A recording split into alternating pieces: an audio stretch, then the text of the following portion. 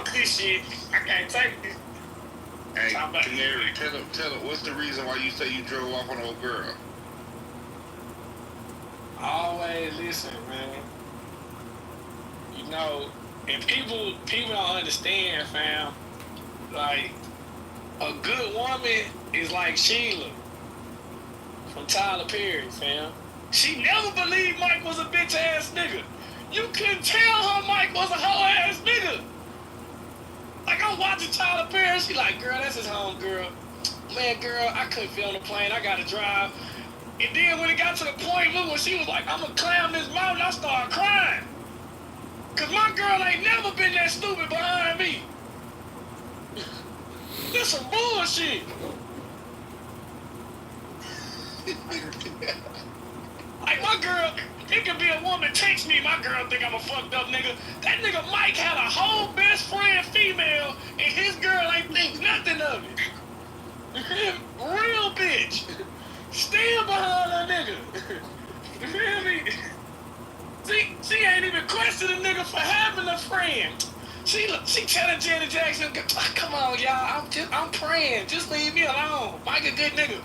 My girl don't never be like that behind me. I text the girl, hey, she down to die. I was like, babe, I went to school with her. It don't matter. You checking on her. Like, why y'all don't love us through delusion no more? Man, this some bullshit. You feel me? I'm not finna be with no hoe that fucked 100 niggas. That's y'all problem. Y'all be go be with the hoe. She fucked everybody. I can't. You feel me? Like, goddamn. Y'all want a nigga to lower his standards. Wouldn't you love that bitch, Charles? Well, listen, ladies, go watch Tyler Perry, fam, and go study Sheila, fam. She never believed Mike was a fucked up nigga. All her homegirls, them single bitches going through shit. And Mike, he's so fucked up, Sheila, you need to leave him. Nah, she was good. She should have stayed with Mike. Mike would have made her lose the weight. But he didn't know. The next nigga she started to fuck got her to lose. Nah, Sheila almost fainted. I was right there with her, cuz. She was like, I'm finna climb this mountain. I was like, come on, Sheila. Cause I done been there before. I'd climb it with you. Fuck it. I know how it is to hurt and be miserable when your partner feeling good all day. Let me climb this meeting with you. Like, that's why I say, though. That's why I've been in my relationship. My people always talk about my relationship, Lou. You not getting treated good over there. I say, I gotta climb the mountain. That's why I ain't getting treated good. You feel me? We gotta start advocating for people to stay with the same person. You feel me? So at the end of the day... Get back with your face first, baby mama, because I only hear you talk about the second one. My first baby mama, everybody know that. Yeah.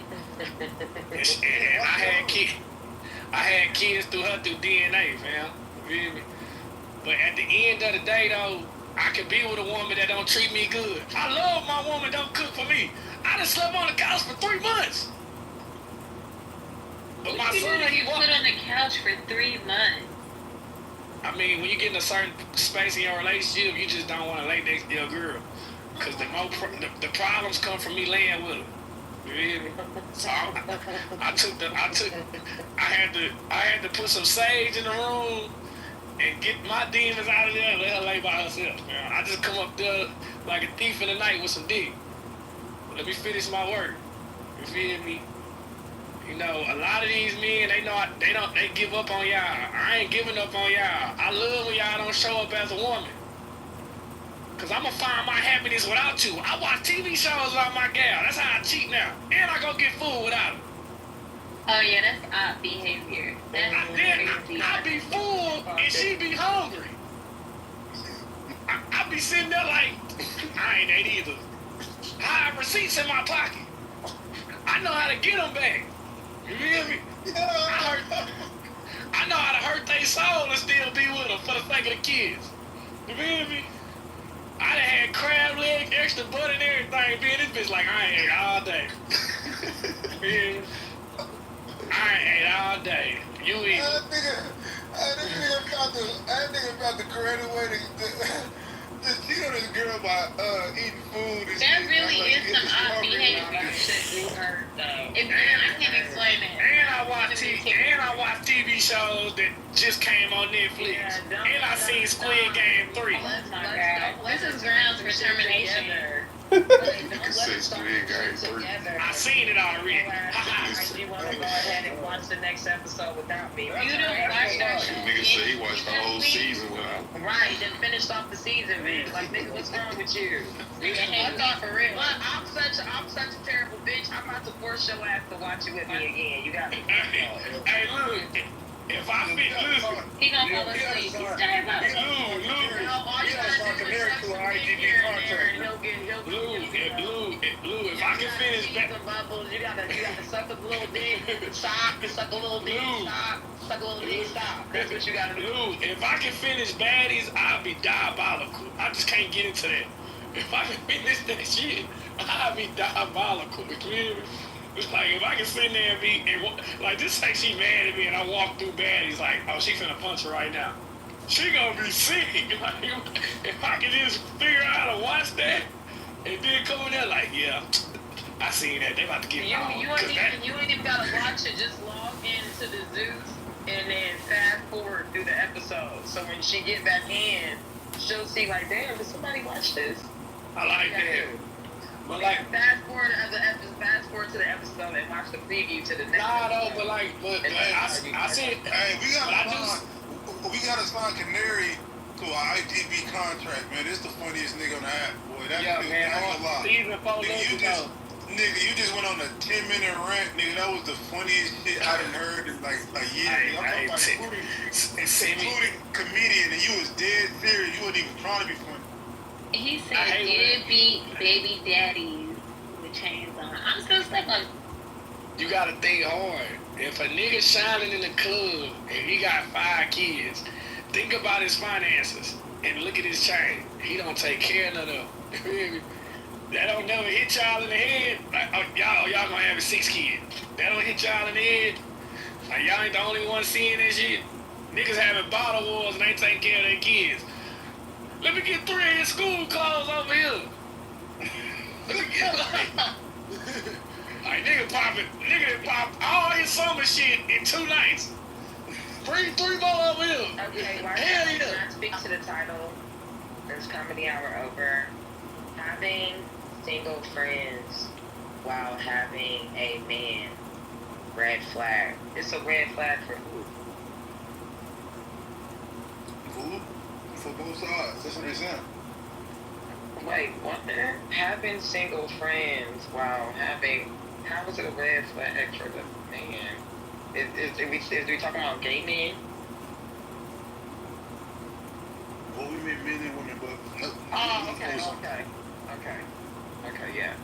I mean, what on top who is it a red flag to, Lou? Because if I got a man and he don't mind that I'm hanging out with my friends, why any other nigga care about what's going on?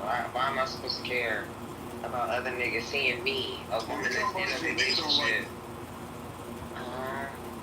We're talking about if your nigga don't like it. I wouldn't date a nigga that's like that, though, so never mind. You is a red flag.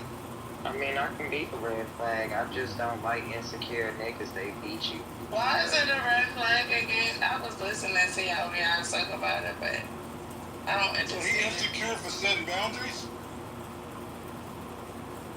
Excuse me. His boundaries is me not having friends. Now, let's really talk about the numbers. No, you didn't say friends. You said single friends. Yeah, but a lot of black women are single. Some by choice, some by default. You talking about your friends. We ain't talking Yeah, about but black a lot of black women are single. Some by choice, some by default. Even if I was to get married today, I still have friends that are single that I've known since my childhood. So am I just supposed to give up on them because my man doesn't want me hanging out with them? Oh yeah, he can go die of 1,000 digs. Well, so you are a red flag. I guess so. Damn. That ain't no red flag. she said I guess so. Guess so. Shit, I ain't. Listen, if I'm a red flag to you, that's all good with me, buddy. That ain't no red fucking flag. That's stupid. Niggas got single friends all the time, and they be hanging out. Men can have single friends. Come on, women. Y'all single friends is worse. Women are easily influenced, not men. Men are not easily influenced. I'm just That is stupid. Y'all niggas pass out dicks like it's fucking. This is actually a scientific. Wait, hold on. This is actually a scientific study that women. There's this thing called social dilemma. So it's a movie they break down how women are more influenced than men. That's a lie. Y'all care about more. This is literally a scientific fact. With the friends. Y'all care about more what people think than men, right? It's facts. Where is the fact? So when you got, nigga, I just told you, I just referenced the movie and how they broke it down from scientific. It's called Social Dilemma. Look it up. Especially social media. Y'all look for more validation than men, right? So when you got friends and shit that you're seeking validation Hold on, wait, from. what did you say, look up? I'm about to do that now. It's called Social Dilemma. And it talks about how social media, how women tend to seek validation more than men.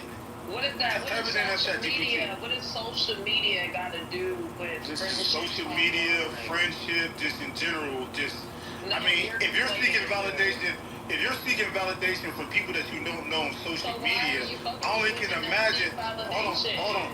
If you're seeking validation for people that you don't know on social media, right? It's common sense, right? What do you think you will do amongst your peers and your friends? It's just common sense. You're seeking validation more with people that you don't know on social media. So what do you think is going to happen to your friend group? Hold on, wait. So Lou, you don't seek validation outside of yourself? I just said women do it more than men. Yeah, but I'm not saying that men don't do it. I'm saying women do it more than men. Humans seek validation, though, bro. That's not the argument, though. We're not talking about because we're talking about how women do it more than men. Lou, do you mind? Do you mind, or you just want to? How you ask me a question and then I answer and you said, do I mind? If you're trying to front run, just let me know. How you ask me a question and then say, do I mind? How you ask me a question and say, do I mind? I mean, I just, because we can sit here and tie these things to so many different other things, but I'm not about to sit here and go back and forth to somebody who's dedicated to a reality. So you can do that, you know what I'm saying? But in reality, women have been more prone to get external validation or accept external validation in general, just based off how they've been programmed before the social media was even a thing.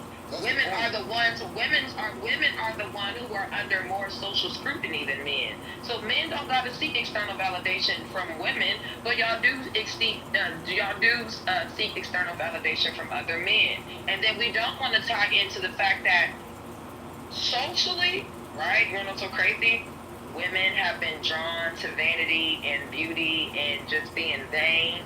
So, looking good, getting revered for your looks, being adored and admired. Come on, do men have beauty pageants?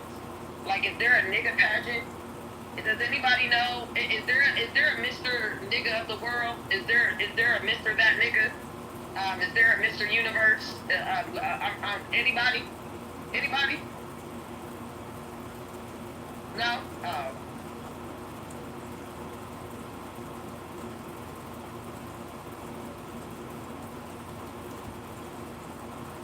Mr. Nigga of the world is crazy. Is there a myth? I understand bodybuilding competitions, but that's still not rooted in vain. That's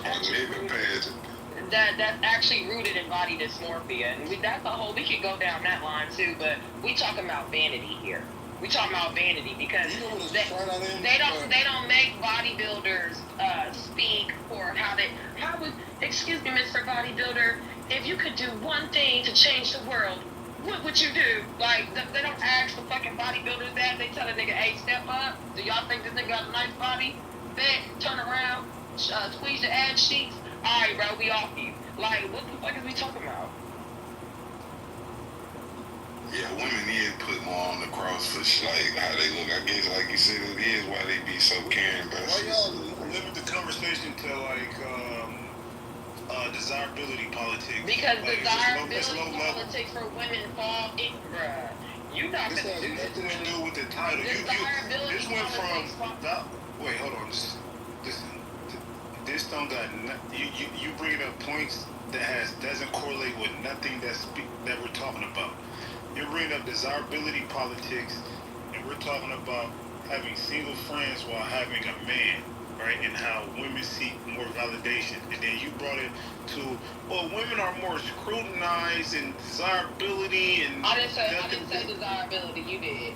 You brought up But desirability. they do go into women seeking validation. But even then, so do y'all watch pageants? Because I could have sworn women are more.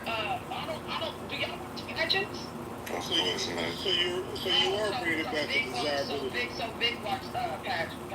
Okay. No, I said of course not. No, because you listen to the audience. Yes, men do watch pageants. It's mostly women. Men, It's mostly men the one that create the pageants. Men the one that finance and create the pageants. I don't know how. Oh, the gender war so bad. Yeah, like I'm good. Now I'm putting the onus on women, and you talking about these niggas. I'm confused. I don't even know the conversation. I don't even understand. You sat there and you tried to say some shit that it kind of implicated, you know what I'm saying, the conversation. To be honest, you fucked What did I say? because you brought up external validation in social media. You the one that told me to go watch The Social Dilemma. You're the one that brought up vanity. Like, what are we... Bro, I asked you what it was, and you said, oh, it's the... You asked me what it was, and I told you I wasn't talking to you. Yeah, but you was talking to the room, and I'm here. It ain't even about winning, bro. It's like, why can't we have the conversation about niggas back? Well, if that's the What I'm talking about is you don't give a fuck. But there's other people listening outside of you.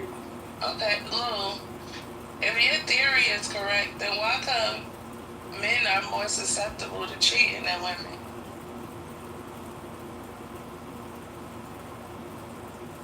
Why you quiet, nigga? Why come niggas cheat more than women if your theory is true, Lou?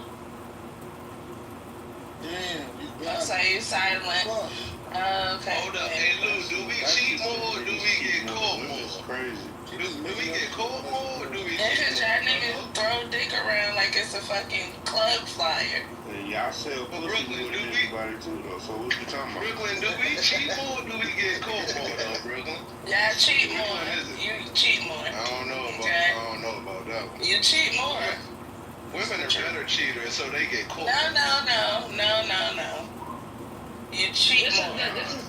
This conversation stupid because we live in a new day and age. The last time I checked, these bitches is most definitely getting caught cheating. That's true. Social media, and niggas. And niggas is telling. You niggas love coming to another nigga as a man in 2000. Niggas be telling they snitching. Because it happened to me. Y'all love. Who can't see a nigga as a man? Y'all sound a little salty over there. Ain't no who can't see a nigga as a man though. Who did that to you? Yeah, ain't no niggas start coming. The niggas is men. That's And you crazy. know what's so crazy, Vic? When it popped off, right? I told my nigga, I was like, niggas no way in hell. I said, nah, niggas ain't coming to niggas as men. And that's because I'm discounting men having feelings. So keep that in mind. I'm like, ain't no way in hell niggas is coming to niggas as men. You sound stupid as fuck. I'm trying to tell you, the woman who you are, a nigga's gonna step to me as a man. And I was like, all right, bet. So this is why he didn't want to have a open relationship. No, man, go look at what happened to Yandy. The nigga ain't No, I snitch. took it upon myself, Brooklyn, to continue. I just took that as the rule is, no nigga needs to come to him as a man. Bro. I'm just trying to see how niggas do it. Like, what nigga message and be like, bro, you fucking my girl, bro. Very first 3 months into my side piece, this nigga was blowing up my phone one night, and he caught me like canceling the call, and he was like, oh, whoever loves you, he's like, whoever's on the other side of that phone, they must really love you. And I said, nigga, don't worry about what's on my phone. I don't know how this nigga found this man's social media or phone number, but I'm getting ratted out. And I was so mad, I just stopped talking to both of them. I said, both of y'all niggas is stupid, that y'all want to talk so much. Why don't y'all talk amongst each other? Why the fuck be coming to me trying to ask me questions? Why don't y'all figure out why the fuck this thing happened in the first place? But yeah, niggas most definitely come to niggas as men. I did not know that. But look at what happened to Yandy. Wait, look at what happened to Yandy. The nigga all the way from England on fucking Tasha K and spilled the beans. Like, niggas be telling, okay? True. You niggas is motherfucking snitches. Did I just hear her say she got mad at the dudes? Yeah, I got mad at both She of toxic, them. bro. That's what y'all do? No, I was young at the time. I was young at the time, and yes, I got upset with both of them because why y'all coming at me if y'all already talk to each other? I think that's counterproductive. Make your decision and either leave me the fuck alone or y'all figure it the fuck out. Like, what we talking about? Yeah, y'all need to figured it out. They should have been brother. They should have been brother husbands instead of worrying about coming to each other. The Gemini fell back, and the Libra, he was more invested, so he stayed. You know, we stayed together. But I was sad because that Gemini, he was really becoming my favorite nigga. Oh, I love that. He toxic, you know. I love them both, though. I'm not toxic because I appreciated both She of was them. just like a nigga. She sounds just like y'all. I love them both. I don't understand what she's saying. Weird. Women should not be sounding like niggas, so. Oh, I don't care. I don't sound like a nigga. We human. She love both of her niggas. True players would have moved differently. She said, we human.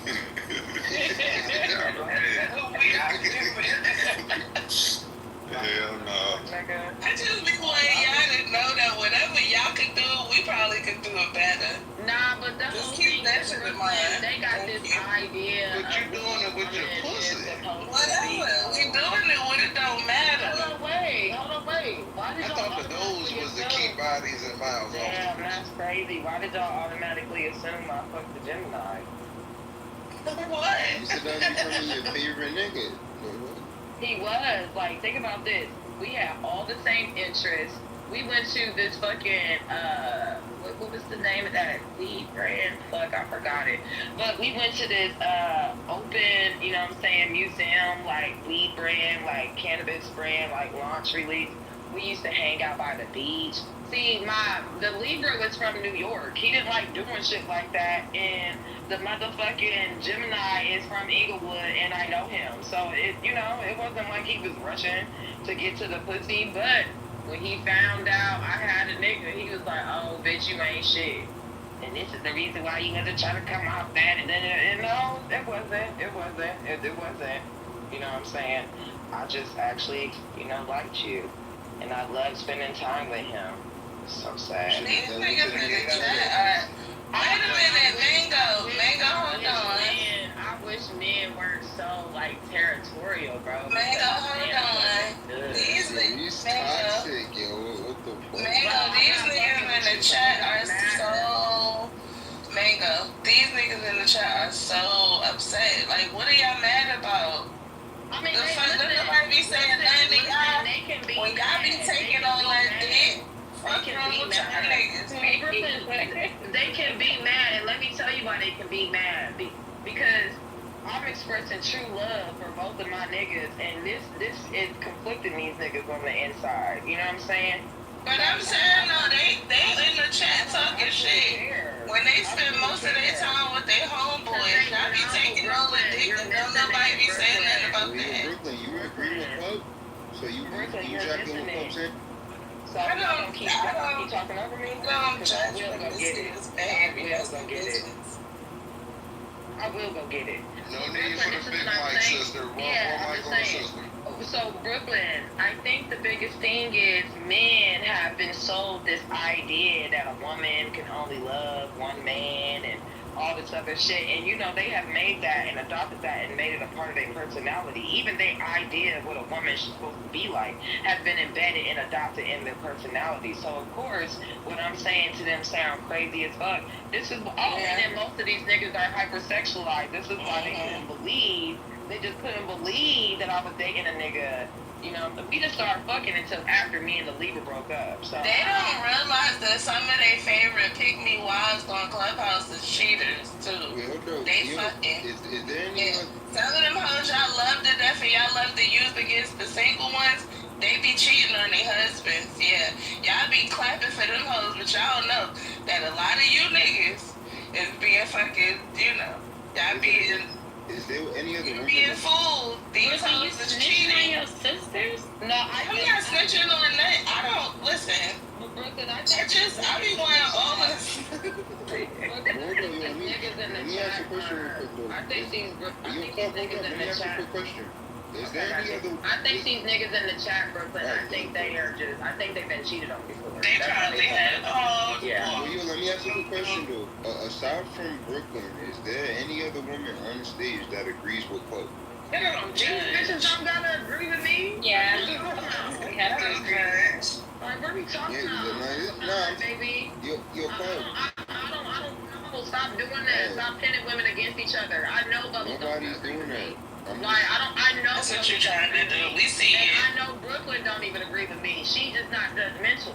But we not about to do that because you niggas feel some type of way about what I'm saying. All I heard her say was may the best nigga win. That's all I heard. And what's wrong with that? Nah, what's wrong with you saying that that's toxic? That's all I'm May the best nigga win is what you're supposed to do. I don't know what you did wrong. It wasn't about winning. It wasn't about winning. Like, nobody was above the other. And this is a common misconception because them niggas embedded a competition in their own head. I love them both. They both were valuable to me. Point blank, period. Y'all trying to make it some shit that is not. Both of these niggas were valuable to me. Stop trying to deny these niggas value because y'all niggas don't value yourself. Both of these niggas, like, wasn't one nigga better than the other. But they both not fucking with you now. What's different from what you did? Hold on, wait. Excuse me, what? I said that they both not fucking with you now. Damn, I'm sorry. That's how you think. Y'all niggas think so small. I swear to God, Yeah, it's like I'm so happy that's how you think. Yo, right now, them niggas got their wobs put up, shorty. Yo, them niggas got wobs right now. Keep it a beat. Well, I'm actually one of the niggas' wives. He ain't letting me go. Oh, shit. Yeah. Yo, you really. Yeah, actually, to be honest, neither one of them niggas is letting me go. So, sorry. Yo, she's different. You got it. What you mean? Like, how y'all mad at me? Because I wish I had another phone. Because I'm like, I could call one of the niggas. I could call the Gemini nigga up on the phone. He was a real nigga because he's the one when he found out, he backed off from me. But the reason, when we talked about it later, like after the fact, he told me like, well, the reason why I backed off because if you fucking with a good nigga, I wasn't gonna let you disrespect that nigga. And I was just like, okay, cool.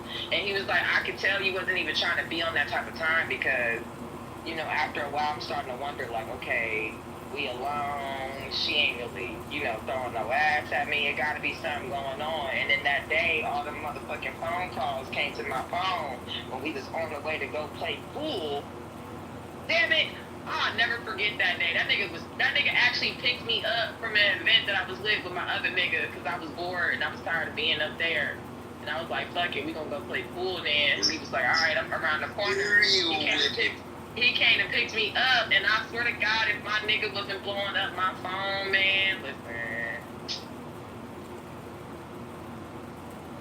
I swear to God, man. I mean, all you niggas disturbed in the chat, I promise you. They wondering if you wifey material. Y'all don't gotta worry about me. I swear you don't. Y'all niggas don't gotta worry about me, okay? They wondering if you wifey material. As far as I'm concerned, you saint ass niggas, y'all are out of my league. You know what I'm saying? Y'all are so out of my league. Like I can never aspire to be with you upstanding black ass niggas in this room who are also single as fuck and who also don't even got results of their own bitch. So I hope may the best nigga in the goo in the chat on the stage win. Because, y'all got all the bitches just falling at y'all's feet. And y'all don't have these problems. And y'all never been cheated on before. You know what I'm saying? Wait, could you agree that men and women are biologically different? Are you just one of those, like... Well, because I fuck bitches too, I don't think so. I think... different. Hold on, wait, because you've asked me a question now. Because we both have, different sets of genitals, okay, cool. You know what I'm saying? If you want to throw that out there. But mentally, oh no, niggas and women are just the same. It's just women be lying to y'all because y'all fragile. So, you know, and listen, y'all got this idea of this perfect good girl that exists, and I promise you these bitches is gonna keep selling you the dream until they lock one of you niggas down. You know what I'm saying? Unfortunately, white women do it better. You know what I'm saying? White women, they lock a nigga down, they lock a man down, because you know how y'all get. White women lock a man down, and then all of a sudden, these niggas turn into cucks. You know what I'm saying? Socially, y'all are already cucks because a lot of y'all be fucking on baby mamas. So y'all, we get in there. We get in there. I just need niggas to be more open about what's really going on in the black community because most of y'all stick your dick in a nigga who busted up another bitch. But if we want to be judgmental to me, somebody who's open and freely living their life with no secrets, then we could do that. We can do that. But if y'all want to continue lying to yourselves and having it in your mind that, oh my God, everybody's perfect, nobody moves like this, keep doing that. That's why a lot of y'all fuck with baby mamas. So, and no offense to the baby mamas, I just needed to put it in perspective for these niggas. Like, what are we talking about here? So you like living life like this? No, I like living life by my own measure. See, I listen to y'all every single day, go back and forth about what needs to be done in life and how it should be done, and that shit sounds stressful. I'm already a black woman in America. I refuse to adopt any other trauma that does not belong to me. So when you niggas is having these conversations of how life should be lived, I know I'm far removed because I don't listen to that shit. So if you can sit here and tell me, oh, well, this is how a woman is supposed to be, I'm sorry. I already know you're having it hard out here because you have adopted philosophies and theoretically some shit that's meant to hold you back. You've adopted that shit and you wear it on your chest. You know what I'm saying? And I feel bad for y'all, but I'm gonna continue doing whatever the fuck I want because I noticed, and this goes for men and women, the people who live by their own rules, they don't have these problems incongruent with the rest of y'all. So you saying y'all always sitting here talking about it, oh, the people be this, the people be that, for hours. So you saying that your moral system is different? Ain't no moral compass, baby. I don't believe in that. What? As long as it ain't got nothing to do with children, old people, and plants, I could give a fuck less about adulthood and they moral compasses because that shit is huge. We ain't even all on the same page when it comes to moral compasses. But outside of children, old people, and fucking plants, I don't really give a fuck about moral compass. That's the only things I have a moral compass for. So the rest of y'all can die on 1,000 dicks, both men and women. Have some morality. Oh, this guy, he took it. Have some morality for you motherfuckers. Y'all are adults, bro. Fuck out of here. What are we talking about? You bet not push an old lady or fucking bitch old lady in line in front of me. I'm gonna beat your ass right there on site. Fuck is we talking about? What are we saying? You bet not be mean to a kid in front of me. I'm gonna fuck you up. You bet not fucking, if I come to your house and your plant are not up to par, bitch, I'm taking them out your house. Cause you an evil person to me. But outside of that, yeah, they get play ball. What? She's an environmentalist.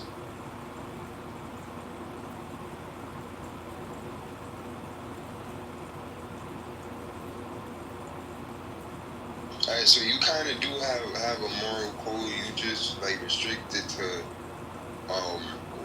children, older people, and plants. Yo, plants is crazy. See, if we see. Nigga, if them leaves turn brown, she gonna fuck you up. I probably would have fucked you up, Bobby. Get them leaves turn brown. So let me get this straight. I would have pinched your nipple if we was sitting at a motherfucking round table. Why the fuck would you say that? If that plant start wilting over, it's over. Let me get He's this an straight. evil bitch. I swear to God, Lex. Well, not right now, Bobby, but I'm just saying.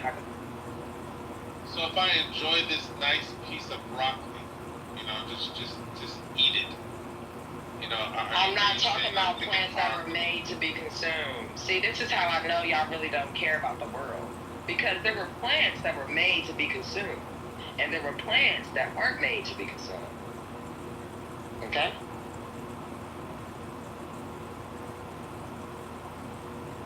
Who gets to decide this? Wait, so you a vegan like polygamist? I'm not vegan.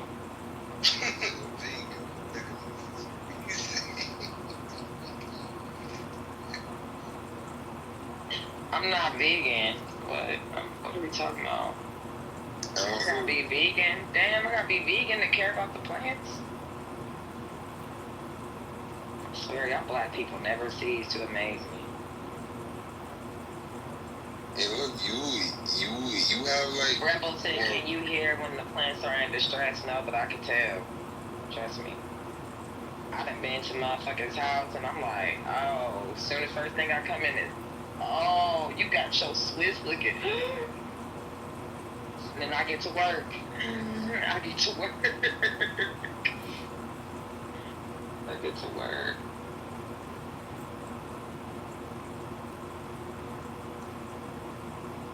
And people usually don't like that. I found that, that makes people feel bad. Like, because I guess they supposed to be real plant lovers. And why you coming in here fucking with my plants? Yeah, bitch, because you got one more time with me, bitch. I'm taking that shit out of here. Especially people who like low maintenance plants. Oh my God, if you kill a low maintenance plant, I'm for sure taking that shit home with me. Like, what? Oh my goodness, that's crazy.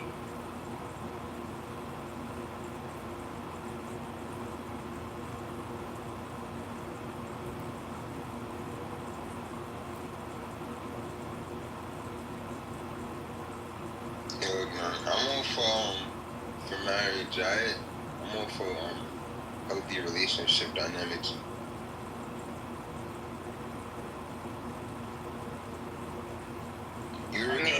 I could ping Canary back in here, but I don't come into rooms to make y'all laugh. Like, if y'all haven't noticed by now, I come into rooms to make people uncomfortable. Because I know, like, my lived experiences make people uncomfortable or make people feel uneasy or make people reject what I'm talking about. I damn sure don't come into rooms to make you niggas laugh. Like, that's hilarious. Like, what? If Lou didn't change the title, I would have made y'all more uncomfortable, but he changed the title. Yeah, make us more uncomfortable. I mean, nah, I'm gonna be nice. They don't want to hear me speak no more.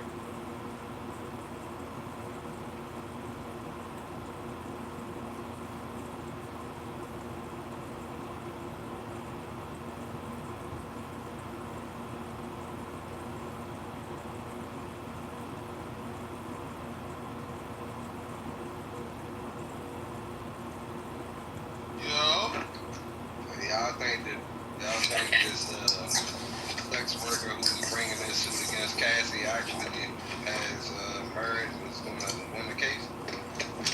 Hold on, wait, the sex worker is Susan, it's Susan Cassie? Yeah. Well, that's what that monkey ass bitch get. Oh my God. Damn. You can't continue to go through life, you know what I'm saying? At some point, you're gonna have to get retribution too.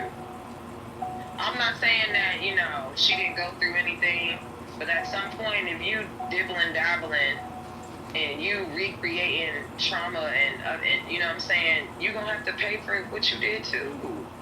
Like, I just want, I ain't even about to do it because then the whole room's gonna hate me, so I'm good. Don't you ain't care about more adults? I really don't, but I ain't got time for the women to be going off on me, so. Castle is a high-end prostitute, man.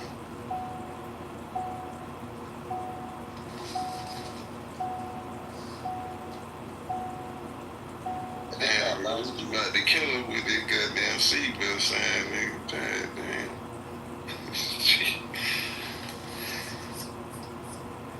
But nah, Cassie got the money now. She got like 30 million or some shit. That welcome to being rich. When you rich, you the one with the money now. Now somebody won't put their hands in your pocket, so that would come with it. No, you posted a link. I ain't gonna lie though. Women like Cassie make the best wives though. Like she been ran through freak offs. The whole world see her get violated, and well, now she got kids. What about the herpes? Oh shit. Well, I don't know about that one. But look, usually chicks they get like public like. Have you ever met the chick in like in high school or like after high school where she get publicly embarrassed for doing some sexual activities, getting flipped by some niggas, and that humiliation fucked them up so bad to where they just become good wives because they don't want to. It's like a nigga that's it's like black men that like try to offset the black male stereotype that they don't take care of their kids. So now you see a bunch of men overcompensating by showing look. So everybody take care of their kids. It's like that's how the hoes is. You want to know so crazy, Lou? I would have to agree with you because in college, I was in a relationship up until like I graduated, right? And I noticed a lot of the women that was fucking around in college. They got it out their system.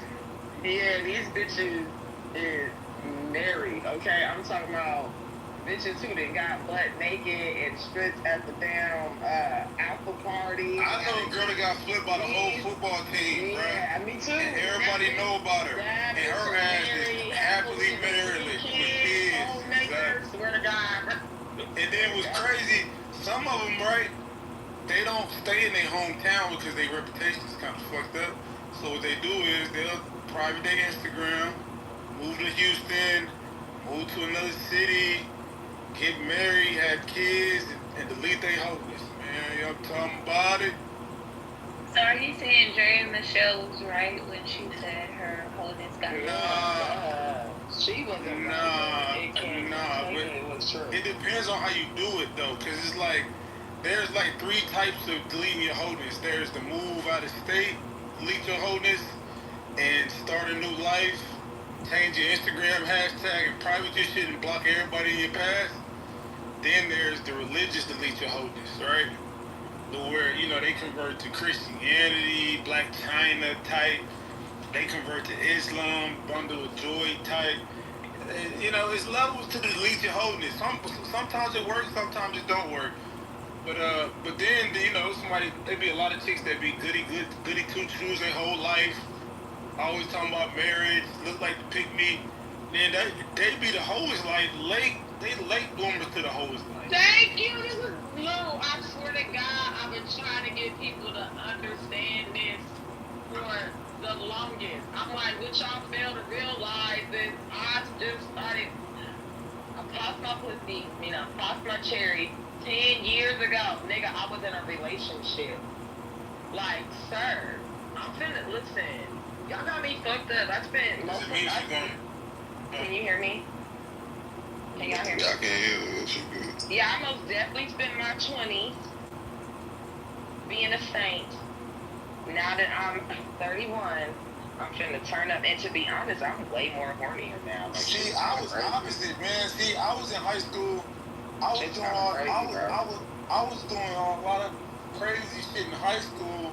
Then I calmed down in my 20s. Like it was this. Then I went to school and I was playing sports. So you with the basketball team, niggas doing their little phases. Then I don't really be tripping about no punani now. You know what I'm saying? It'd be cool, like yeah, all right. But nigga ain't pressed like I was. But then I got homies that wasn't getting no ass in high school, wasn't doing nothing.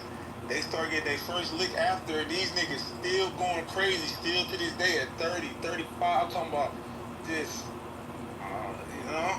I don't know, but you probably gotta get out the system. Men are different though, real shit. I mean, what I can say, women the same way. So I'm saying, like, it be women that be getting flipped early. We already discussed that. Then they like dots early, and then they like, all right, no, this shit ain't me. Then they'll switch it up. Then there's the women that parents. Like, I know a chick, bro, who parents never let them go outside of middle school, high school. She didn't get her first lick of freedom into college, and then they go on a whole rampage, Like they don't know. It is their parents. It's really their parents' fault for trying to confine them their whole life. So once they get some freedom, a little freedom, get on their own, nigga, they be. Yeah, I ain't get my ears pierced till I was 27. You know what I'm saying? And I ain't gonna lie to you, the type of nigga my daddy is, even to this day, like, I low-key, this nigga. I think because I did my best trying to do the right thing when I was younger, he be chilling now. Because, like, boy, if I was doing the shit that I was doing now when I was younger, oh, my God, I don't even think I'd be alive. But he like, I ain't paying for shit no more. You grown, whatever. Just go live your life. Even though he be saying wild shit to me every. Why you wait so late to do this? Like whatever.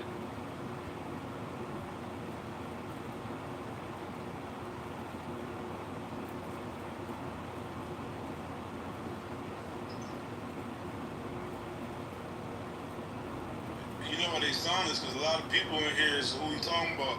Who in here was a dollar box early? When I was in high school, I'm a home. No, she be quiet. But that's why I say it's different for niggas because niggas got a different. You got different type of. My stomach hurts like some fucking sushi. Company around like everybody not the same. But I know like when we play sports and shit like that, we get more access. So it's different. What? I do think it's interesting how men being whores isn't viewed the same as women being whores. I always thought that was interesting. My dad used to explain it to me over and over and over and over and over again. He used to use the cow analogy, like, you can't buy the milk away, who's going to want to buy the cow? But I never understood like why men didn't have the same stigma attached to them as. Because we're conquerors. Women don't conquer shit. When them niggas come invade your country, let me give my number. right, it's niggas that do that. Then they mess with your women and fuck your women and conquer your women. It's a conqueror thing. Women not conquerors. Y'all don't conquer shit. Not no physically. Y'all don't go to countries, invade them, mess with their women. Ain't no nigga in here invaded the country. What are we talking about? Convince them to conform and convert to a certain religion. That's men do this type of shit, man.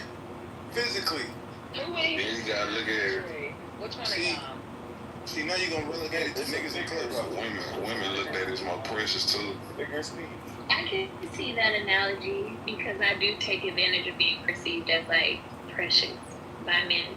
So I guess like if you, let me see, maybe you can help me if I'm wrong. So I guess if I were more accessible, that would take away. Does that take away from that for women? Because based on Lou's analogy, he was saying that women can be whores young and then like redeem themselves. Why this nigga live streaming my room on Twitter, right? I mean on YouTube right now. Ooh. Bitch ass nigga, some nigga named John Kitover. Yeah, you gotta block that bitch. Send me his YouTube so I can get it taken down. I don't stand to the real shit. I'm about to block this bitch ass. Yeah, Just send it to me so I can take it. I can get it taken down. But then, you know, I look What's at his it. name? John, you a bitch. I hope they hear that. Somebody just sent to me back, John. John, you raggedy bitch, you's a raggedy ass bitch boy. Pussy loving, punk ass, pussy, sloop footed ass bitch. Yeah, send it to me and I can get it taken down. Or you were gonna answer the question, but I was just saying, I look at it too, like the college analogy, you know what I'm saying? Like, men we approach women, right? So, it's almost like how you apply to a college. If you want to know college, yeah, we ain't letting everybody in. You know what I'm saying? You look at it to be a prestigious type of college versus you want to college and let everybody in. Your college probably ain't hitting no shit like that, so you know what I'm saying? I'm gonna give you an example, right? Just to answer Butterfly. Women like, especially like look at Whitney Houston and Rihanna, for example, right? they like the nigga that all the women, you know, it's the nigga that run through all the women, and then they want to be the woman that, oh look, he changed for me. Alright, you ever seen that shit where like a nigga that be fucking hella women and shit, and bad, quote unquote, a bad boy, and then this the girl that got the ego, like, yeah, watch he change for me. See, That's what Rihanna be doing. That's what Whitney used to be doing. So women don't give a fuck about that whole shit. They actually like that shit that the nigga changed for them and shit. Versus a nigga be wanting some exclusive shit. When you got a chick that nobody can have, and you know niggas be having pride when it comes to that type of shit. And Lou, I think that's their version of conquer. I see your perspective, Vic. ASAP was running through all the bitches. No, he only fucked with Chanel. No, he wasn't cool. Wait, what? Hold on, Cliff. He admitted to doing orgies. That nigga was running through all the bitches. Don't nobody give a fuck about that nigga doing orgies? What are we talking about? It's weird. Childish asses. I wouldn't talk about orgies. I was talking about like even He's been around. what's the nigga that? No, what I'm saying is he's been around. Bobby Brown was running through all. Bobby Brown was running through all the hoes, man. He wasn't falling in love with every bitch he dated. That's what I'm saying. That's what I'm saying. He running through hoes. I ain't say fall in love. We said running through bitches. So why? Hey Lou, you can't say men want something exclusive because they recycle shit out of these hoes. Like, look at all these celebrities. I mean, y'all baby moms is recycled. Those is low tier niggas though. Baby Those mamas are these recycled. niggas just got some. Like y'all started to Like change Jay-Z. baby mamas being recycled. I mean, they baby mamas is recycled though. Like these niggas started to trend and they baby mamas being recycled. I'm just speaking to what doctors see. And everybody look at a lot of these niggas look at shit from a religious standpoint as well. Too though. So it's more favorable to be polygamous and this. Well, not now. I ain't gonna lie, cause these women got hella niggas now. This shit different. It's a different era. But yeah. That's what I'm saying, because this is a different era, and like, are people still looking at it the same? It's a different era in certain places, but overall, it's still that way. Listen, just because the nigga smashed some bitches, that don't mean he loved them. Y'all do something, and if the nigga was the type of nigga to have his dick tethered to his heart, y'all would be calling this nigga all types of two stupid ass, simp ass niggas. So pick your poison, bro. Like, what are we talking about? Nobody said most men in the Bible had more than one woman. What are you talking about? Y'all be hearing what y'all want to hear, just arguing shit. No, it's very interesting. I always like to ask like my brothers or men like these type of questions, like how they see things. This is why y'all lie. Y'all listen, men can probably be outside and say, hey, I'm fucking everything and be proud of it, right? Y'all be outside and be fucking everything and y'all be discreet about it, cause y'all ashamed of that shit. Right? We not ashamed of shit. Yeah, I don't think it's categorized the same as the way that you described it. Like, it's seen as like you conquer things, like you're, like everybody else has to wait behind you. Oh my God! Oh, how the tables have turned, because not too long ago I was sharing my experience, and you and amongst other people was trying to shame me into being. Y'all was trying to sit there. No. Y'all was trying to denounce my boyfriend number 2. Y'all was sitting there telling me I was confused. Lex wanted to motherfucking read me my rights. He started asking me a million questions, playing this cop, that cop. Like, yes, they did. Wait, do or did? They did. I'm saying. At the time. Oh, they did? I only fuck with one of them. Well, I respect that now. Like, if a motherfucker transparent and they keeping it real on both sides, and the motherfuckers are I ain't gonna lie to you. It wasn't. I mean, they wasn't gonna know about each other until the Gemini came to the Libra as a man. So. Oh, so you lost. And then after that, I had to look the Libra dead in his face and be like, boy, you just gonna have to. I don't know. We already got a life together. I don't know why you want to ruin what we got in front of us over some nigga that I just have a good time with. That's weird to me. Like, I've already made the sacrifice, the investment. Like, when you a woman and you know you got leverage in a relationship, you can most definitely pop your shit. What are we talking about? And that's what ended up happening. So Don't be mad at me. But them niggas damn sure tried to shame me because I just said I was living love with 2 niggas at once. They tried to shame me. Every time somebody trying to be honest and let y'all know how it is, y'all trying to back them into a corner. That's why these bitches be lying to you. And I said this. I literally said this. So it's funny how we get a live demonstration of whatever the fuck I was talking about 20 minutes ago. That's so crazy to me.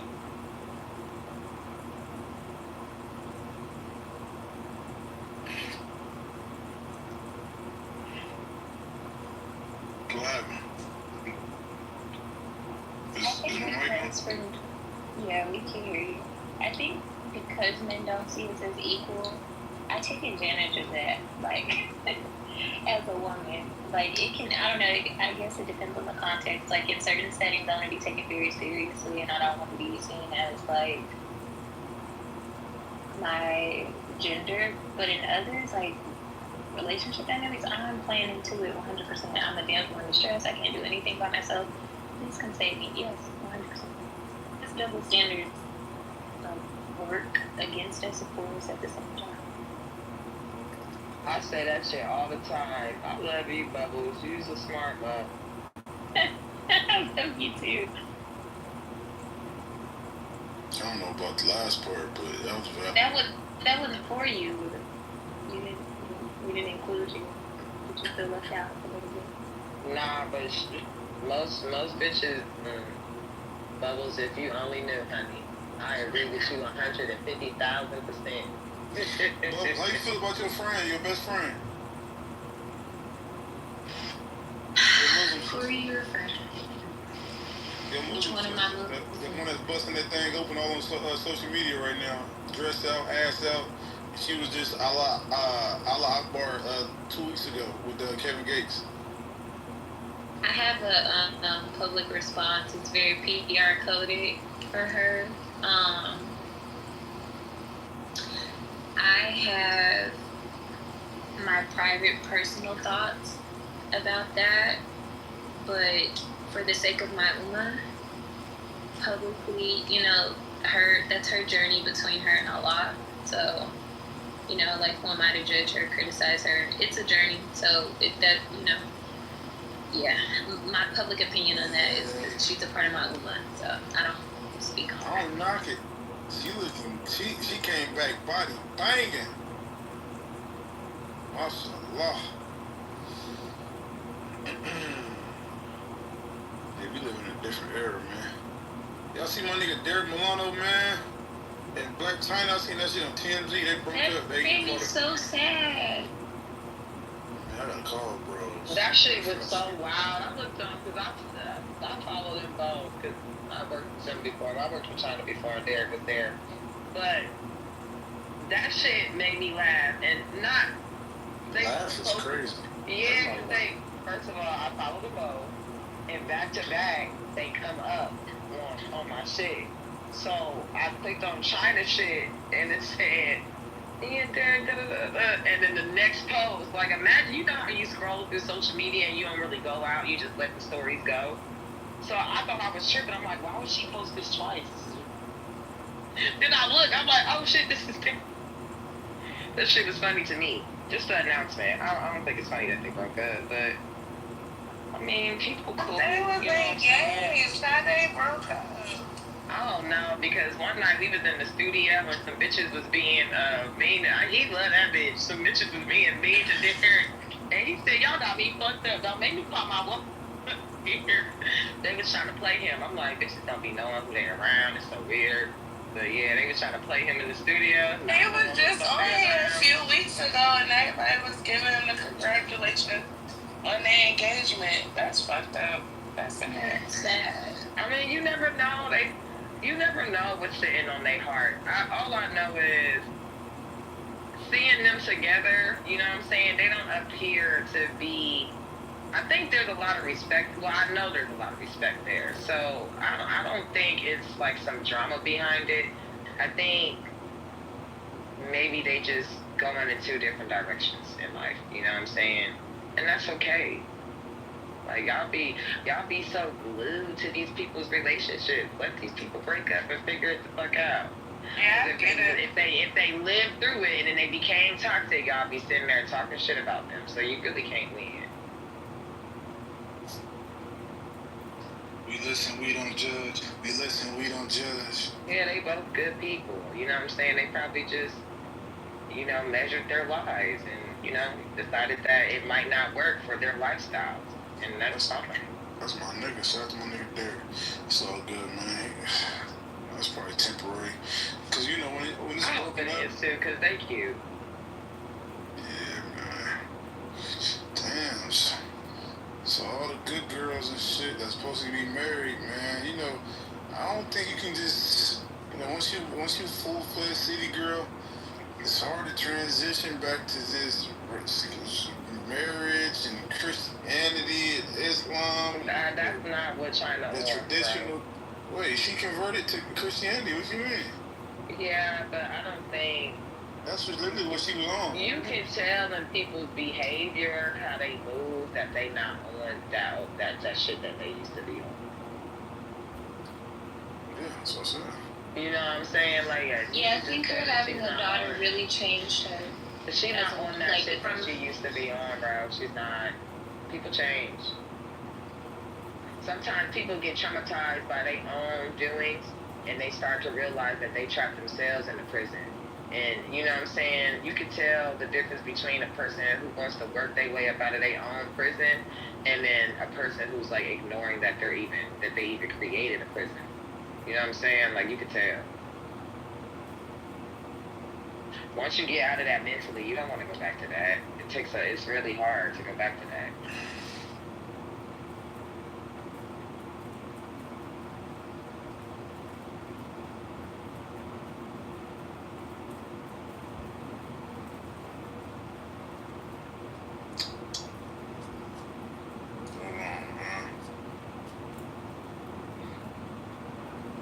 I'm supposed to be in Vegas today. Fuck.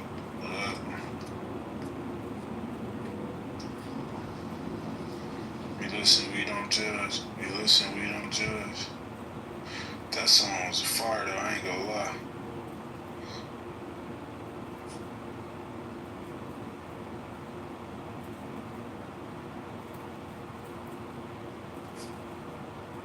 Should I need to sleep? I didn't sleep. I want to be out of entertain me, niggas. Entertain me, niggas. Why you talk like you just took a shit? Because I did. I shitted on you. Now what? Fuck you talking about, nigga. You the Dubai hoe, and I'm shitting on you. Now what?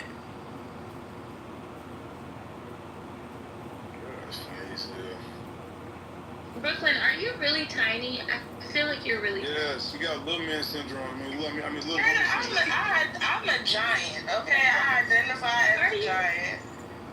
It's and okay, that's what I am. It's okay, sister. I'm 2.5, okay? You give me my half. Click the half. I know. Give me my half. Thank you. I'll be the same height. Big things come in small packages, though. I'm a giant.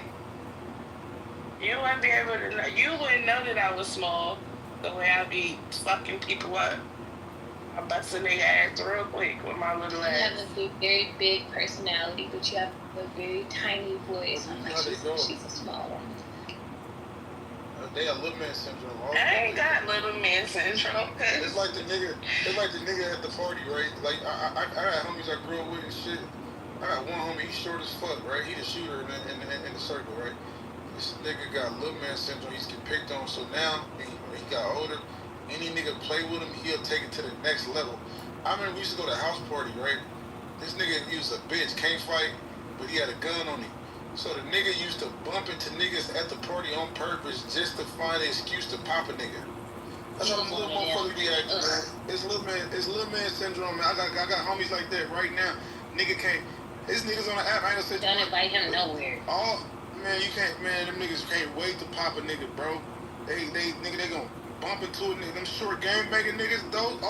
If you look at all the shooters in the hood, Them niggas do not be over 6'5", 6'2". Them niggas all 5'8", 5'3", 5'4". They gonna pop the shit out y'all dumb ass.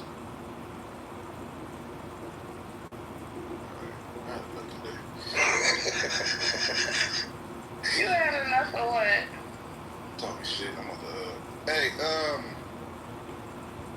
I was supposed to do this thing for Juneteenth, Black History Month. I call it June Black History Month, where I go. So we doing a schedule. We gonna do 2-hour room on Clubhouse, and we're going to a Black-owned app, fan base and chatter. 30 days, not 30 days straight, but. You count Chatter as a Black-owned app? It's African, so it's Black passing. I don't know about that. He ain't really black though. Well, I'm supporting. I'm on a Black extravaganza. All right, we're gonna go Chatter, Chatter, fan base, Chatter fan base. Yeah, all right. So tap in, follow the journey. It is what it is. And what we talk about in these rooms. Same story. Hey, do y'all like that debate we had between my boy Phase One and Dr. Copeland? Y'all, who's in that room? We had like 400 people in that bitch. That shit was crazy. I like debates, like two motherfuckers going back and forth, like on a real topic, not just because when niggas. This is what I don't like. Niggas be trying to call squabbles out when they just disagree with a point. It's like, no, let's ideologically, fundamentally disagree on a specific topic and go back and forth. You know what you missed on Chatter? And I'm not on, well, I'm on Chatter, but I can't get in, but they played the recording. TC got his ass dragged by some man named Malcolm something. I don't know what his name is. But he dragged the shit out of TC. You gotta listen to the record. He dragged TC for filth. You hear me? That shit was terrible. He from he be pro-Israel and shit. I don't know who he is. Black dude, right? He black and he was with the Cohen, the lawyer nigga, the lawyer for Trump, man. Yeah, he dragged his ass for filth. You hear me? That shit was tough. TC was stuttering. You know, Donald Trump and the big, beautiful bill shit, they was debating that. And you know, TC is a Trump dick sucker real hard, so he had his ass. Should be. Tell TC that to his face. Don't matter, he's not in the room. She said, do it then, nigga. I'm just saying. But that shit was good. You gotta hear that shit. It was good. Yeah, we gotta do I wanna do the ITV Got Talent shit. I think that would be good on Chatter. Yeah, Chatter. Cause I ain't gonna lie, we got some talented motherfuckers. You should make me a judge, even though you never want me to be a mod, and I never want to be a mod in your room. But you should make me. I don't have nobody blocked on my shit. I know. I don't block right now, quick. Hold on, let me see if I. It's 11:31. I'm doing it. Hold on, I'm about to show you. The fuck. I didn't get to the black people. Oh yeah, Malcolm Lynch. Yeah, that nigga pro-Israel. I fucked that nigga though. But I criticize Israel. That nigga got blind loyalty. I think he get paid by fucking that nigga different. Malcolm nigga though, but he's smart though. He definitely smart. We seen him on Twitter Spaces. I missed the Twitter Spaces. We had Twitter. I got mad people blocked. Never mind, I got mad people blocked, but they all the fucking scammers. I only block the people that be in the fucking chat scamming people. That's it. I like to argue, so I don't block my enemies. Y'all don't see that bully blocked on my fucking list. You know I don't block. I'm fair, okay? If I would block anybody, it would be him. I won't. I can't wait to meet up with him and cut his fucking tongue out. That shit that was going on earlier, I had to leave the room. I really be leaving. Y'all really think I be playing about an odd person. Niggas, as soon as the shit get dark, I turn my volume down and shit. Y'all be thinking I be You have what to. happened? We did it earlier. Lies. I don't know. That is a strange person. Yeah. He's just a really odd, cute. He's a liar. Real bad. The way people that lie like that scare the hell out of me. Like, just easily lie. This is the type of nigga that used to lie on girlfriends in high school. You know, I used to date her. Nigga! Lou, you ever had homeboys in school that used to lie on girls like that? Or no? You ever knew guys like that? Yeah, bitch ass niggas. Hell yeah. Niggas always. Why do they do that? Why do they do that? Why? Niggas always do that shit. Oh yeah, I used to fuck with her. Or a nigga used to throw salt, man. To me one time and he got jumped because of it. I'm like, you do know I got older brothers, right? You cannot lie on me and think you're gonna get away with it. But I'm happy that nobody believed him because everybody came and told me. It's like, nigga, stop lying. Immediately, what do you mean? You know your social currency is full. One wrong rumor. That's what his movies got crime and they be lying like a motherfucker all the time. I tried to move away from him. But let's go and talk about his big homie. That nigga don't know nobody. He don't know not a person. I don't want to talk about him. I don't want to talk about him. He gonna speak him up and he gonna come in here and he gonna be like, hey, yo, Lou. Hey, yo, Lou. Hey, Lou. Hey, yo, Lou.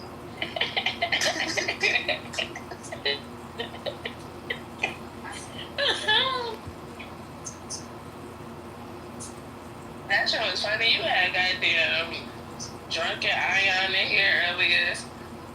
Today was a day. They sobered up so fast. Yeah, that shit not cute, motherfuckers. I hate motherfuckers that smack me. I can't believe I was multitasking. Letting the niggas smack me out ear and shit. I'm weird. I hate a motherfucker smacking my fucking ear. Like, I had headphones, I was irritated as fuck. Lou, you smacking our ear all the time. Right. I was just gonna say, Lou, you have. Nigga, y'all see me. Y'all check me as soon as I did that shit. I hate motherfuckers smacking my ear. That shit crazy. That's how you could do it. You such a Sagittarius. You could do it, but if somebody else do it, it's a problem. That's how I am. I ain't gonna lie. Exactly. I have never heard I am. And let me tell you what I don't appreciate. He's always Now that we in here, and there ain't so many of us on the stage, I'm gonna tell you something about yourself, right? I don't like how you be giving everybody else the glory of being the Sag, but you got the real thing. I'm a December Sag, nigga, December 14th. Yes. I'm a December Sagittarius. December 14th is my birthday. And why would I lie about my birthday? Who does that? I'm not a liar. And you give everybody else the glory, even crackheads the glory. But I never lied on the South, nigga. I live in the South. You gonna never let that go. I live in the South. I live in the South. If you would have agreed to it and we moved on and one thing you had to act like you Niggas is slower in the country. What's wrong with that? That's not a bad thing. It ain't a bad. I'm not saying they slow like retarded. I'm just saying they move a little slow. And I did not say they were slow like retarded. I said they were slower. Like it's cool. Like you know what I'm saying? More laid back. Yeah, like y'all move slower. Shit. Exactly, Vic. You know what it is. Like, this nigga Lou ain't even from the South. It's getting fucking upset because I said something. You have not, nigga. You have not been in the South more than me. So there's that. For like 20 years. Stop lying. I've been here for like since 2005. I've been here for like 20 years. Nigga, you wasn't born. I was raised in the South, nigga. I went to high school at Stop lying. I spent 6 months of junior high school here and 6 months of high school here. And I came back and went to college here. So, nigga. I lived in South Carolina for 7 years and I loved it. It's beautiful.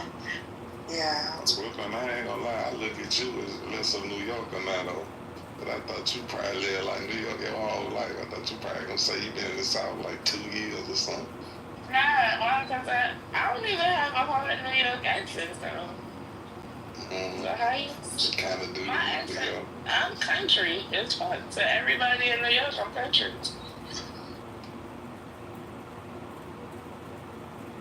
You don't sound like an LA nigga. I do sound like LA. But the funny part about it is, Bubbles, I always sounded like this because my grandmother is from Griffin, Georgia, and she is a country bumpkin her whole life. So I grew up listening to an old lady that was country as I talk. So I talk more like her than anything. You definitely still sound like you're from New York. You just have like a little twang, a little seasoning. Just a little bit. Brooklyn. Yeah. Y'all don't understand how grimy. Y'all don't understand how grimy Brooklyn is. I know for a fact she grimy as fuck. I'm not grimy. I'm a good person. Brownsville, Brooklyn. What that mean? I never fit in my neighborhood. That's why them hoes always hated me. So have you ever seen her? So what? Yes, in the head. Yeah. Have you ever seen it? Wait, hold on, wait. I seen a nigga. Yeah, I seen a nigga get his head blown off in front of me. Yes. I went to Brownsville one time. It was rough as fuck over there. It is. It's still New York was the most traumatizing experience of my life. I was in what grade was I in? I lived in New York when I was younger, so I was in the first grade. I remember walking home. We lived in Harlem. This man was smashing this lady's head against a brick wall, like over and over and over. This is just walking to school. I'm like, this is not the real world. There's no way this is the real world. This is in the 90s. Yeah. It's not. I'm like, this is not. It's like a video game. It ain't a real place. I love New York though. That might be my favorite city. I love it too, child. My favorite. I ain't seen nobody here get New York in smashed short intervals. I done seen a nigga get his head blown up. I done seen somebody get cut with a machete. I done seen all kinds of shit growing up. That's why I'm desensitized to a lot of shit, child. It's a lot that just I don't need to be bothered with. It don't need bother me. Same. Yeah, same.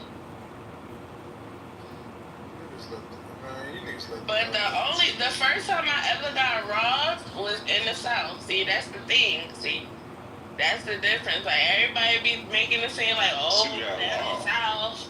I got robbed and kidnapped down South. So sorry, how did you get? Somebody like me.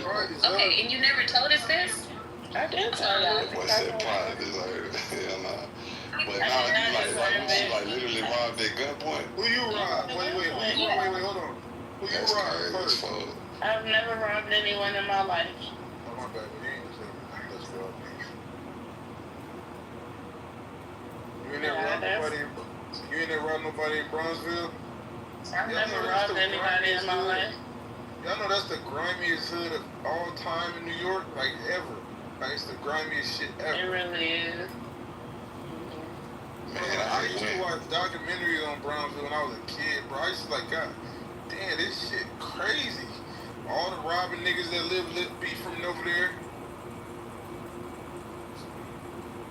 What made you go from Brownsville to Atlanta? Because my family from here, original. My grandmother is from Griffin, Georgia, in Atlanta. So we always had houses in Atlanta. My dad was born in South Carolina, nigga. I'm a Southern girl. Nigga, that was born in New York. Everybody black say they from the South. My folks my daddy was born in South Carolina. Okay, I am a Southern girl. I've been coming to the South my whole life. Every summer, like niggas. It made me think of something hella funny. So my ex-husband was from Savannah, and he used to every time I married before. Oh yeah, girl, you know I keep one by the side or whatever. Okay. But he used to make fun of my dad, like he would mock him or my uncle anytime they would talk to him because their accents were so proper but so hood. So they would be like, I'm trying to think. They'll be like, yeah, so when you get to the light, you gonna make a left. Yes, I was like, people from LA, I so proper as You fuck. talking about LA folk? Oh yeah. They so crazy. They really good at pronunciating it. Ain't it big? They get proper.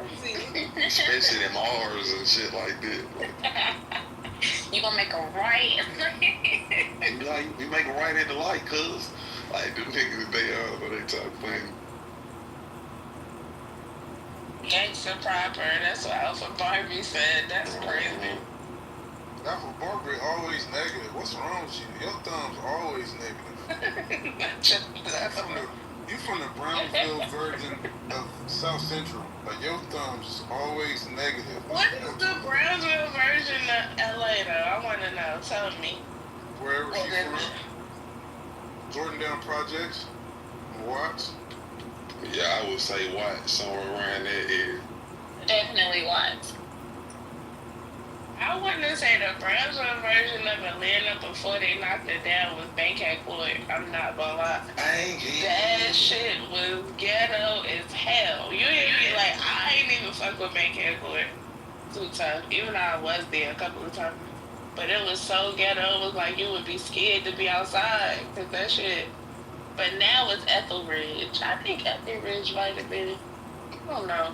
This shit down here is different.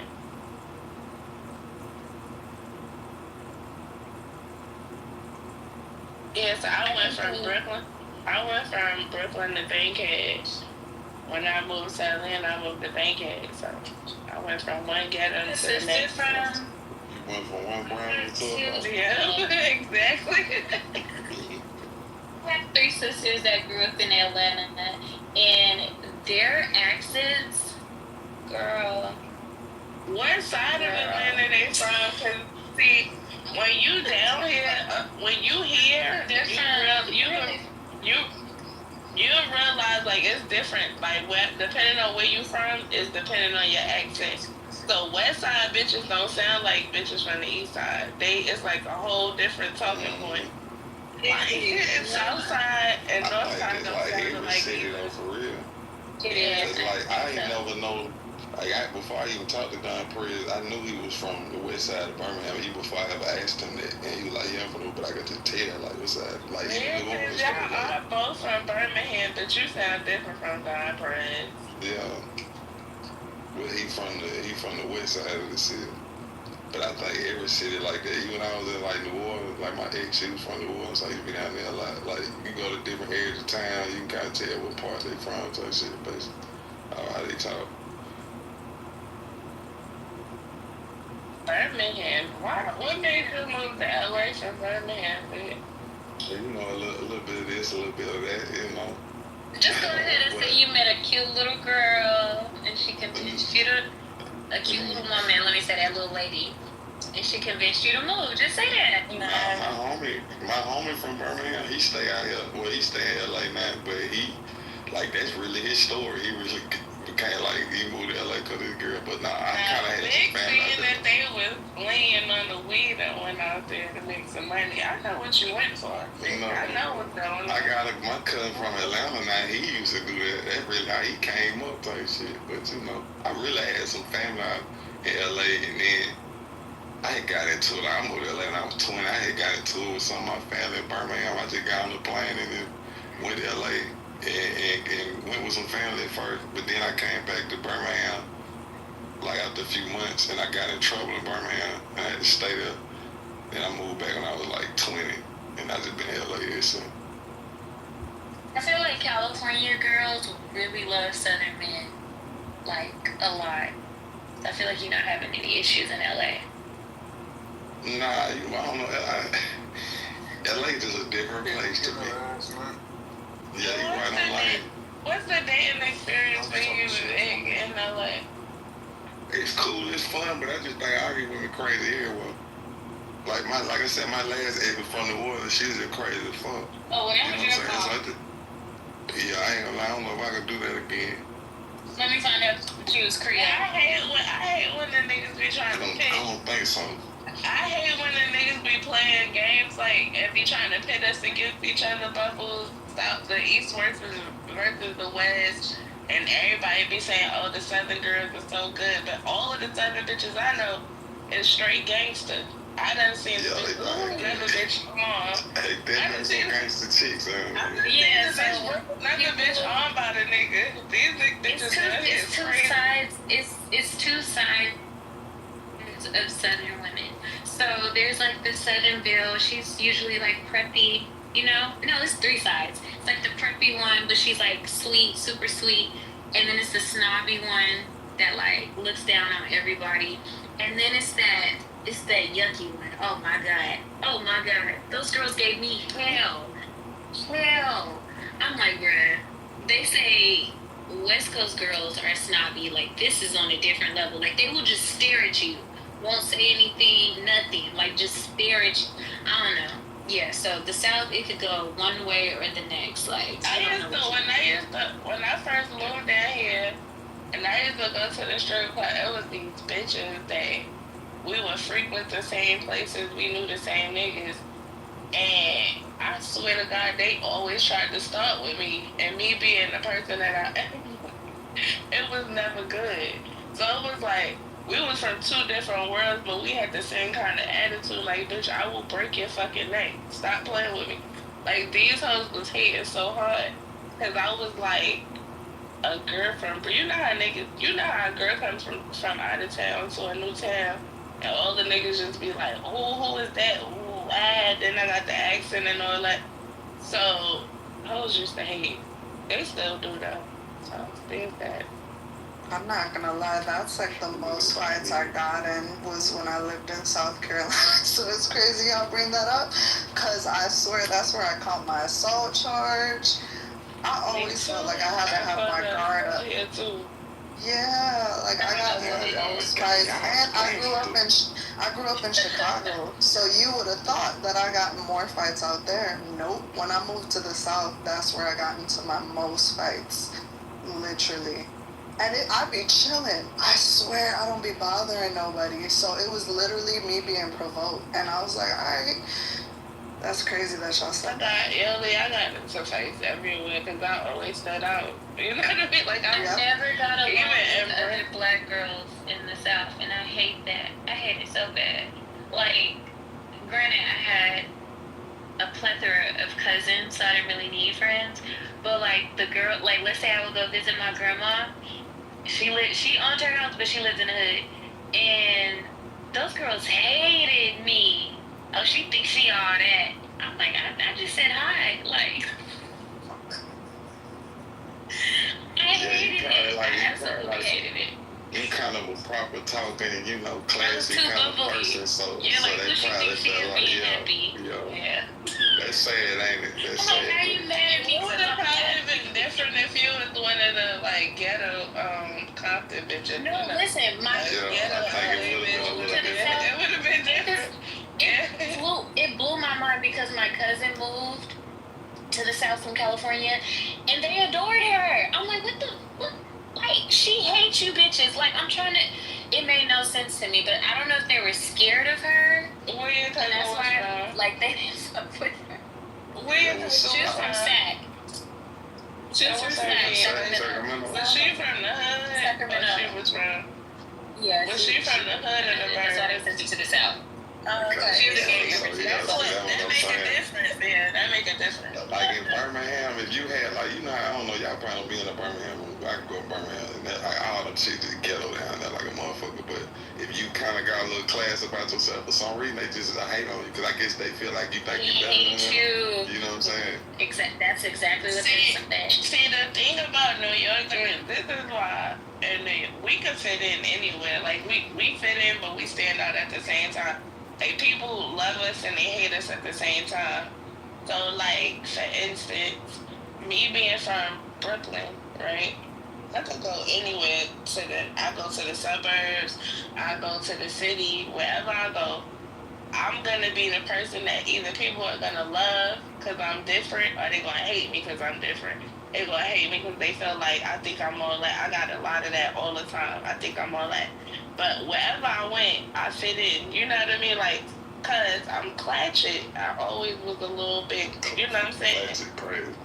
Like bougetto, like I've always been bougie as fuck, but I can get down and dirty, and that's basically like everybody from New York. The whole city is ghetto. The whole, like, even the nice quiet pockets of the city is still ghetto. It don't matter. Like, so the richest of the richest people there are still could get as low as the niggas from the hood. That's how, you know what I mean. So it's just, that's the beauty of growing up in New York. You could fit in anywhere and still be in New York. You gonna be in New York regardless. New York, New York, one of along the with people New like York that. girls, always. Yeah, I Never love had New any York issues. people. I was kicking with this chick from New York last. I'm in Miami right now. I'm finna go back to LA tomorrow, but I was kicking with this chick from New York last night. Though I ain't gonna lie, she was finna get on my nerve, which I don't know, she was talking too much, but for the most part, I love New York people. Now, people that I just don't hate me, y'all. People that I don't seem to have a palate for are people from the DMV. DMV, I don't know what it is. I don't like their accent. I don't like their accent. Doctor right there, he right there. If he ever starts speaking, look, Doctor up there, he might start speaking, but when you speak, listen to him talk, I hate his accent. Like, his accent make me want to fight. It's like, I just don't know what the fuck it is to my ear. Their accent, like, I hate their accent.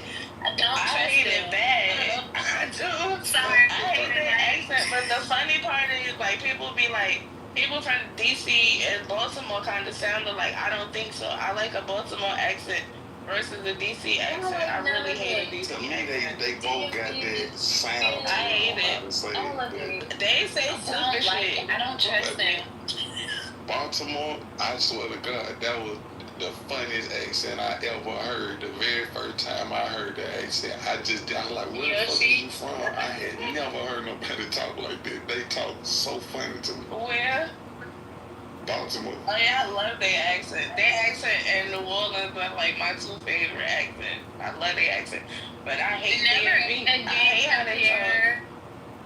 Never again compare a Louisiana accent to a Baltimore accent. That's crazy. I'm not comparing. I'm just saying that those are my favorite two accents. Like a Southern Louisiana accent and a Baltimore accent I like it. I like those. I feel like with people from Louisiana, I love that they have their own language. Like, in a sense, they'll be like, I ain't never do you none. Like, I just yeah. They get me. They get me every time. Yeah, I just want to be around. They got their own language too now. That's how my sister talks. It's like you ain't never been there in the Geechee. It's like a whole other language. Literally, how my sister talks. Yeah, you can't. Yeah, Geechees. You can't understand. I'm Geechee by blood and lineage, but I don't understand what they be talking about because I'm far removed. I grew up in there. Nah. I can't even, I would have to curse. She'd be like, nah, fuck that, I'm from Atlanta. Like, I'm like, girl, what? No, Atlanta, I get that. Listen, Bubbles, when I first moved here, I used to tell niggas they sounded like slaves. Hey, you could imagine over the heat I got from that, but I used to think that they sounded like slaves. That's why you were fighting down there. That's insane. That's crazy. Especially telling somebody from the South that, that's the thing about me. I always say inappropriate shit. I don't mean nothing by it, but I just say it anyway. But anyway, at first it was like, I used to really try so hard to understand what the fuck they say. But now I get it. Like, I can hear a story from a nigga from either side of town, no matter what side of town they from, and listen to it and understand exactly what they say. But at first it was like they were speaking a whole nother language. Isn't that crazy? I was just explaining that to someone earlier today, like how Africa has different countries and they speak different languages. It's how America is. Depending on where you are, you'll have a completely different experience. It is. That's true. That's why when people be like, black people don't got no culture, we do. And then we have subcultures within the culture. You know, people say that now. Bubble, You know, a lot of the Caribbeans and Africans and stuff would say something like that.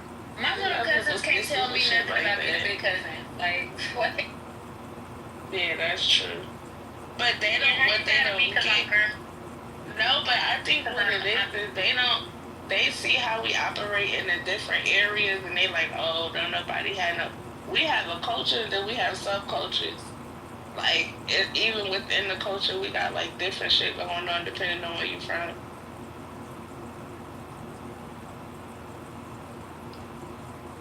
Yeah, it's interesting being black. It's fun though. Would you want to be anything but black, guys? Yeah, and then like it. If I had a choice, you would be something else. The only thing I would ever, if I had to be. Yeah, that's crazy word right there. Do not let these pro-black niggas in here. You say that shit on no regular daytime. We can say this at nighttime. You can't say it in the daytime. Yeah, good thing this room is small time, because they gonna be like, you wanted to be what? You know what? This ain't Lou ain't here, because he ain't I going was to just about to say, you might have took the green bean for that one. It's okay. Brooklyn asked the question, I'm just answering it. I would probably be Japanese, because I feel like they have a very rich culture. Yeah. I feel like they have a really rich culture. Whoever making the most money. See? So you would be an Asian, got it. Probably that or white one now, because you Asian, you gonna be short. But you still could be fucked up and being Asian and fucked up and being white, though.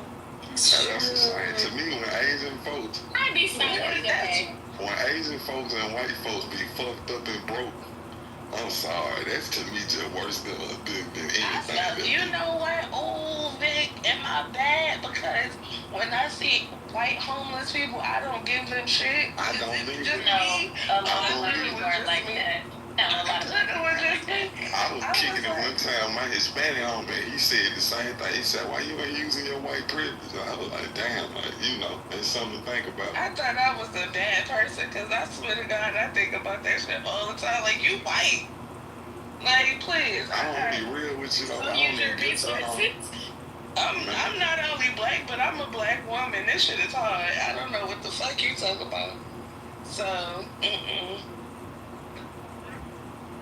That's the thing. If you white, even if you white, trailer trash white, you can still go put on a suit or something and go get in certain spaces I can't even get in. You know what I mean? Like, yeah. Exactly.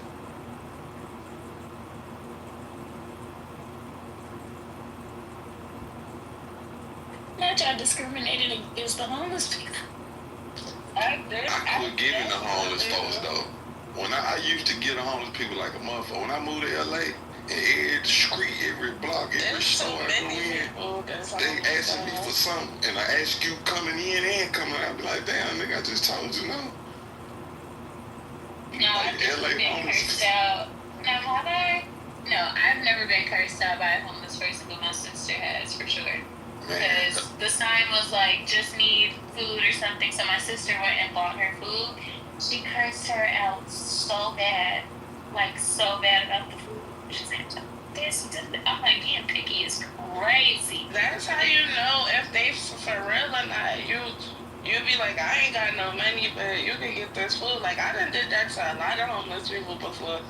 Like, I be like, you can get this food, or I'll get you something to eat. Like, cause I don't got, I don't carry cash anyway, so I just be like.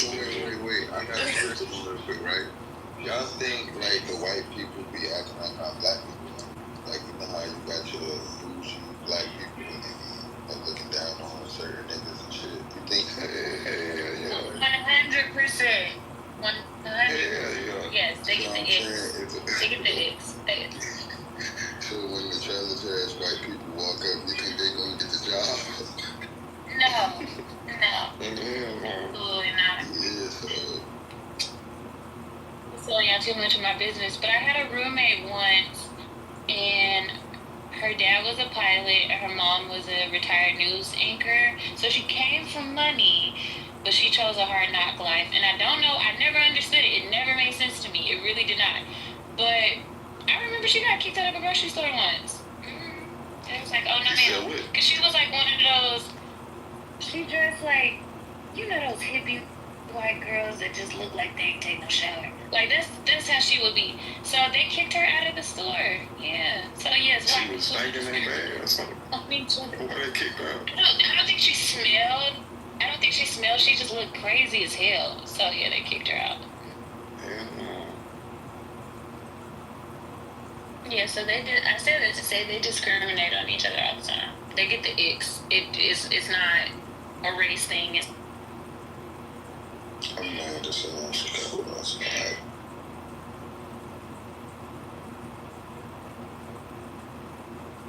Yeah, that's crazy. A white girl come from money and wanna. Oh, look. I know this white boy, right? He used to be my neighbor. You can look him up, right? I'm gonna tell you his name. Matter of fact, I ain't even gonna tell you his name because it's kind of fucked up. But my neighbor, right? This nigga dad, right? No bullshit. This nigga father was the top DEA agent in Florida, right? He retired, whatever. This nigga's son used to work for the NYPD. He fucking drunk, right?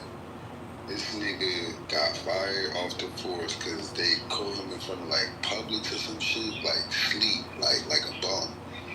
And then his dad, like shit crazy, like his dad like be buying him pizza every night. That shit was crazy. Like he be yelling at him, like, Dad, don't talk to me like that. I'm like, yo, this shit wild. She used to yell at her mama like that too. I used to be so shocked. I'm like, this is real. This is a real thing. They really talk to their parents. That's crazy. That nigga was 45, bro. I'm talking about. He was like mentally ill or something. No, that nigga ain't ill. That nigga be buying prostitutes and popping mollies and calling his parents for dinner. Just living on the edge. Have you guys ever heard of that? Like, it's gonna sound horrible. This is the recording room.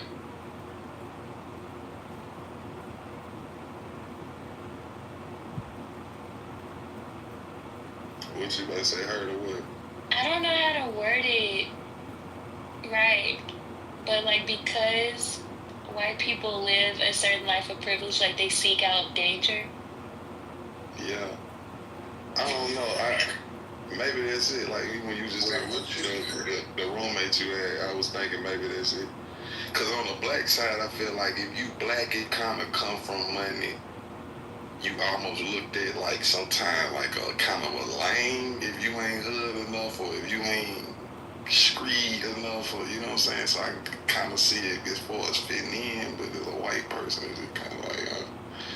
She just, I think, really loved black men and wanted to be accepted by black men real bad. And it's the same girl that was the roommate? Yes, and I just couldn't. Her parents are so sweet, I just couldn't. That makes sense now. Wasn't it a girl on here the other day when we was interviewing, when I was interviewing white folks that had a story like that? Yes. And then Ayana, she had me weak as fuck. And it was Topanga. Yeah, Topanga. Ayana was so mean. I was like, Ayana said she threw away her white privilege to chase black dick. I said, hell no. That shit was funny as hell. I was frozen. I couldn't even come off mic. I was like, that is so mean. Wait. I got a question, right? Y'all think is really some white people that's attracted to black people, or are they attracted to lifestyle, like fetish models? I think some of them physically be attracted to black people. Yeah, I think it'd be both. But I think some of them physically attracted to like black people, black features, black skin, you know what I'm saying? But then I think like a lot of times it's a swag to go with it too that they like too, so yeah. I don't really believe it because I don't know. It's like people, we some good looking motherfuckers, so I can like that makes sense to me, you know? Right? I wouldn't fuck with an Asian bitch. Like they look weird, like Asians. Like so, like white people in that borderline too. Like, so it's like I don't know if they feel like that about us. It could just be. I'm just saying that's why I say I feel like. Stop cutting off your mic so soon. I feel like it cuts off like the tail end of what you're saying. I be done. I feel like as a black person, and I don't like I said, I don't know if it's just because I'm black, but I be like looking at other races, and sometimes I find someone maybe attractive, but across the board, just not nearly as black women. You know, so I don't know. I kind of it kind of makes sense to me why other races would want a black person. You know what I'm saying? Because I feel like out of all races, I truly feel like we just have a look. You know what I'm saying? Not to say everybody good looking, but I just feel like a good looking black person is just like, you know what I mean? You can just see, it stands out. You know what I mean? So I don't know. Asians look like they got Down syndrome, and then there's like a lot of white people be looking crazy too. Like their face be looking like mask. Like what's that movie? Like 28 Weeks Later, or what's the vampire movie? 28 days later, yeah, something like that. 28 days later, is it that one? Maybe it come out recently, kind of. Nah, not that one. It's the one where, matter of fact, it's 28 Days of Night, where the sun go down and all the little vampires and shit come out. I feel like, you know, like white people really look like that, like Count Dracula and shit. That nigga said Count Dracula. But nah, man, I don't know. I think you know, it'd be a mix of both. It'd be a both. Nah, they all look like Pookie or some shit, but we all like Whoopi Goldberg. Just, you know, black people. I don't see what y'all be seeing, and I ain't gonna say it. I'm gonna just PTR it. It's, yeah, be on a recorded wax. I'm thinking. I don't see what y'all be seeing in there. Like, white people. Yeah, like, yes. I only see them cute, like, pup, like, in a dog. Like, oh, this cute little dog. Yeah. I don't see them, like, in a romantic way. I don't get it. Who are you talking about, my boobs? PTRD, because I didn't want it. Talking about the white folks. You're talking about white men? Oh, yeah. I like that. There's so much out there. Like, why do you stop there? Especially if you're American. White people smell funny to me. I don't know what it is. It's not like it's it's just a smell about them that I just don't. I don't know what it is. Having clean shoes for. My little cousin said they smell like mildew or coins or wet dogs. What I did what it is, but they have a smell. What I did think was interesting, I don't know if it's still true to this day, but when I ran cross country and track, I was a very observant teenager. In our shower caddies, they would have all of the shampoos, all of the conditioners, no body wash. No body wash. And they'd be like, oh, the soap for my hair would just run down. I'm like, what? All of them. I was the only one on my team. No body wash.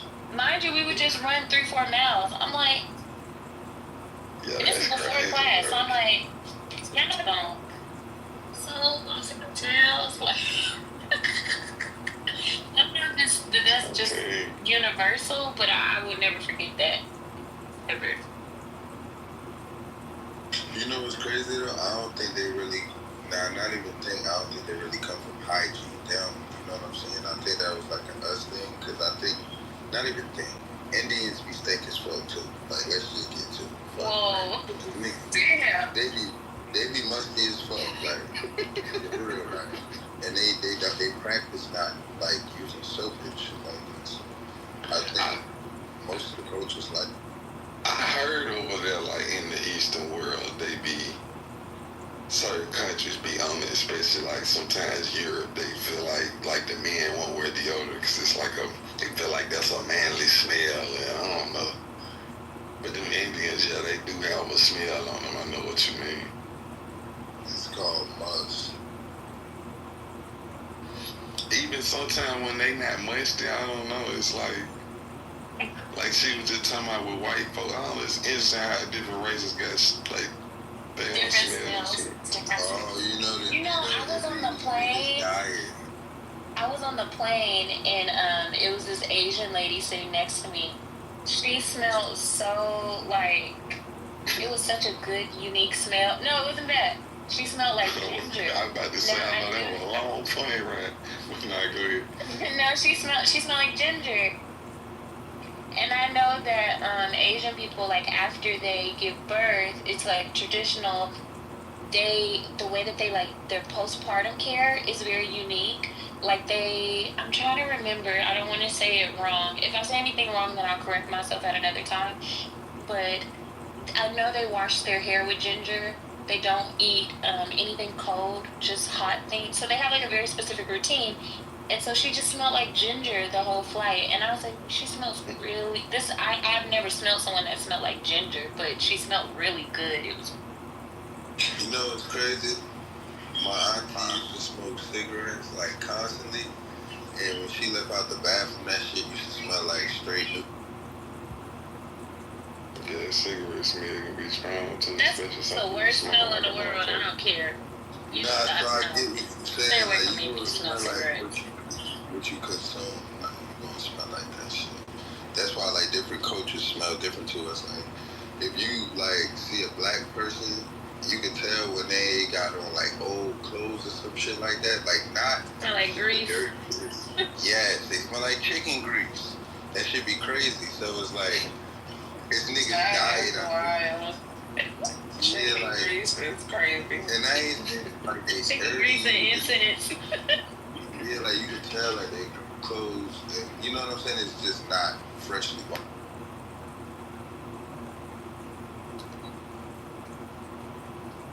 Okay, that's funny. So we acknowledge that everybody has the potential to have this smell. I don't know, like how that will work. Like being with a white person, I always wonder how that would like. How does that? It's just like it's so much shit that be going on. How the fuck do you even navigate that shit? Like how do you navigate all the shit that be going on socially, and you got a relationship with the enemy damn near? Like how the fuck? What are you doing? Like how do you do that? I guess it's like a movie, like an adventure, and then you just waiting for the climax. Cause you don't know what you're gonna get. You might die. But you mean just like getting into something different, fucking something different. Yeah, like you don't know what this shit about. Like you fuck around that nigga about come home drunk, like wild the fuck out here, a whole different person and shit like that. Like you just never know. Like they fuck around and put you in a ritual on some get out shit. You know what though? I was in a conversation with somebody the other day, and they were talking about like the dynamics of being like in a relationship with a white person or whatever. And they were saying how this generation, like some people that's like in their 20s or whatever, they didn't experience racism. Like they grew up in a different time, right? But I think that's why it was so important to like watch the movies. And like people be complaining about slave movies and shit, but it's important to see that shit because you get to see how they, you know what I'm saying, how they was and how your ancestors feel, and you just can't really do it. Like Mississippi Burning is the reason why I would never I would never fuck with a person. I don't give a fuck. Like that is the movie that made me be like, oh hell no, I can't fuck with him. No, I can't do it. And I know a lot of people They don't like to watch it, but you gotta watch it. You gotta see it. Mississippi Burning. That would never fuck with a cracker. You hear me ever in my life? Never. Shit. Just because I seen that shit on my mama, I swear. It sound like they crazy, like, especially like growing up in Birmingham, it was like, you know, just so much of that civil rights fight happening and just the history. I mean, I was watching one movie, Selma, Lord Selma, I don't know, but it was like it was black folks, they was down there trying to vote, and they telling them you gotta guess how many gumballs in this thing for you to be able to vote. Here, and I'm like, damn, that's crazy. Like, and I be like growing up with my grandmama and shit, and they really lived through that. I be like, damn, can you really just imagine that? Like, that's crazy. It wasn't even that long ago. So yeah, you definitely gotta see this shit. I'm sorry. I just, you know, and it's crazy because I'm around white people a lot, but I look at people for what they are. They're people. But because I know the history of these niggas, you would never catch me trusting these niggas. That's what I'm saying, man. But like, and I got a best friend that's white. I don't even trust that bitch. And I told her, I said, yeah, you right. Know what? So one day it might backfire on me, bro. And she was like, what? What are you talking about? Like the fact that you don't even know tells me everything I need to know. Me too. That's how I am. Like, you might be cool with shit. Like, even crackers that's small as fuck. Like, I get along with them. We kick it, you know what I'm saying? I've been to their house, you know, broke rent. I still keep them at an arm's length. I don't trust people. But I don't trust people. Yeah, I don't trust people, but I really don't. I don't trust the double. I don't give a fuck with nobody. Yeah, it's somebody, even if I'm really cool with a white person, I just can't trust them like that. I don't know what it is. Even they ain't saying it's like I think they're really crossly, but that's cool because I'm gonna be honest with you, they can't trust you either. Exactly, I get it. They can't wait to don't trust me.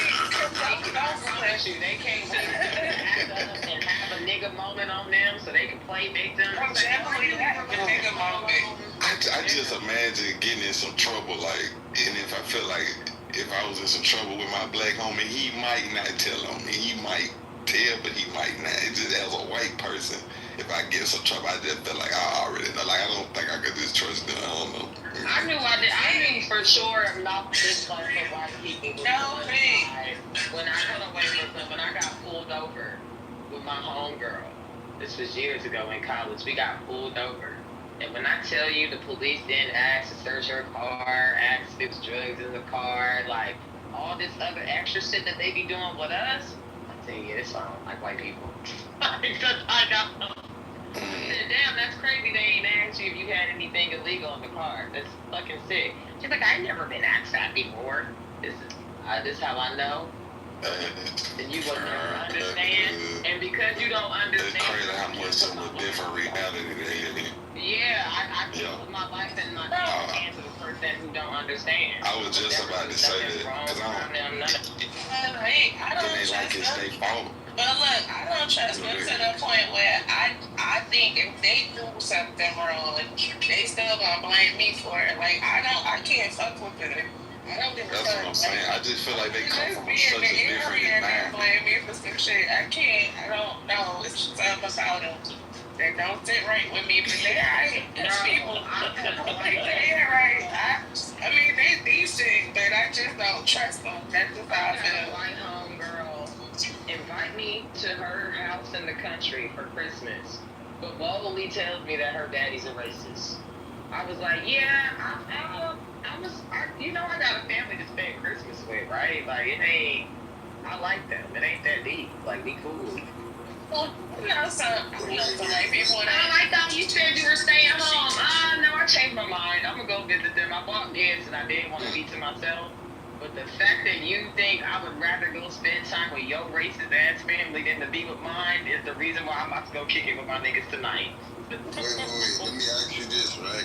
So you know how like the generation of crackheads left, and there's like so many crackheads left. Like, you think the generation of like super duper racist patriot white people gonna die off, and then the other ones gonna be like just dwindling, and they ain't really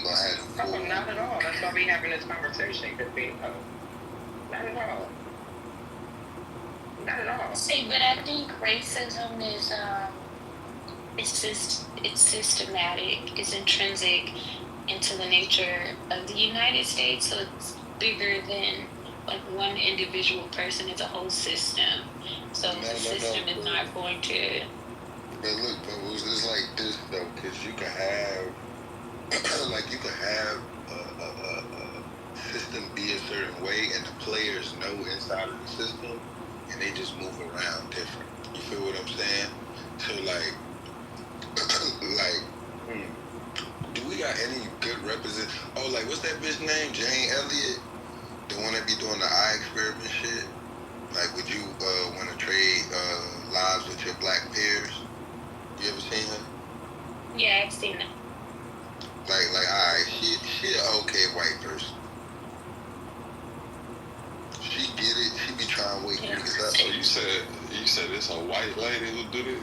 Hell yeah, the white lady Jane Elliott or whatever. And she got something that's like, do you want to trade places with or your lives with your black kids? Yeah, that sounds like a fuck nigga fantasy to me. That's what they be doing. What? They niggas dressing up in blackface trying to steal. No. She be like slapping the white people in their own face with their own like logic. Cause she be like, oh, they'll lie to her in her face and be like, yeah, we ain't racist or we don't practice prejudice and none of that shit. But it's like, well, would you ever trade lives with any black person or any of your black peers? And they like, hell, like, no. And they like, well, why? You know, that's a like, bold show for a white person to make. They first answer be, oh, well, I don't like how they treat it. And it's like, oh, so you know how they treat it. And, you know, she just be cooking it. Yeah, I ain't gonna lie, I was on mute, but I just don't. Niggas love a white woman savior. Y'all love a white woman savior. Why you hating on a white lady? Why you hating on a white lady? Because I can. Alright, just think. Because I can. You love a white woman savior. God, you know.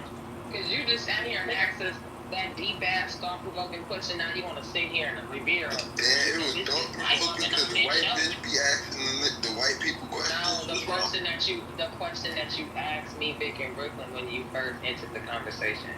Oh, I said, can the white people fall off? Like, the mentalities. I'm saying, can mentalities die at a certain time? That's not the question you asked, honey. What I asked?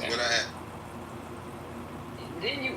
I can't say it verbatim, but I remember my answer. You did ask about like trusting and the generational shit. I got you. You asked. Yeah, I was just like crackhead. Yeah, so.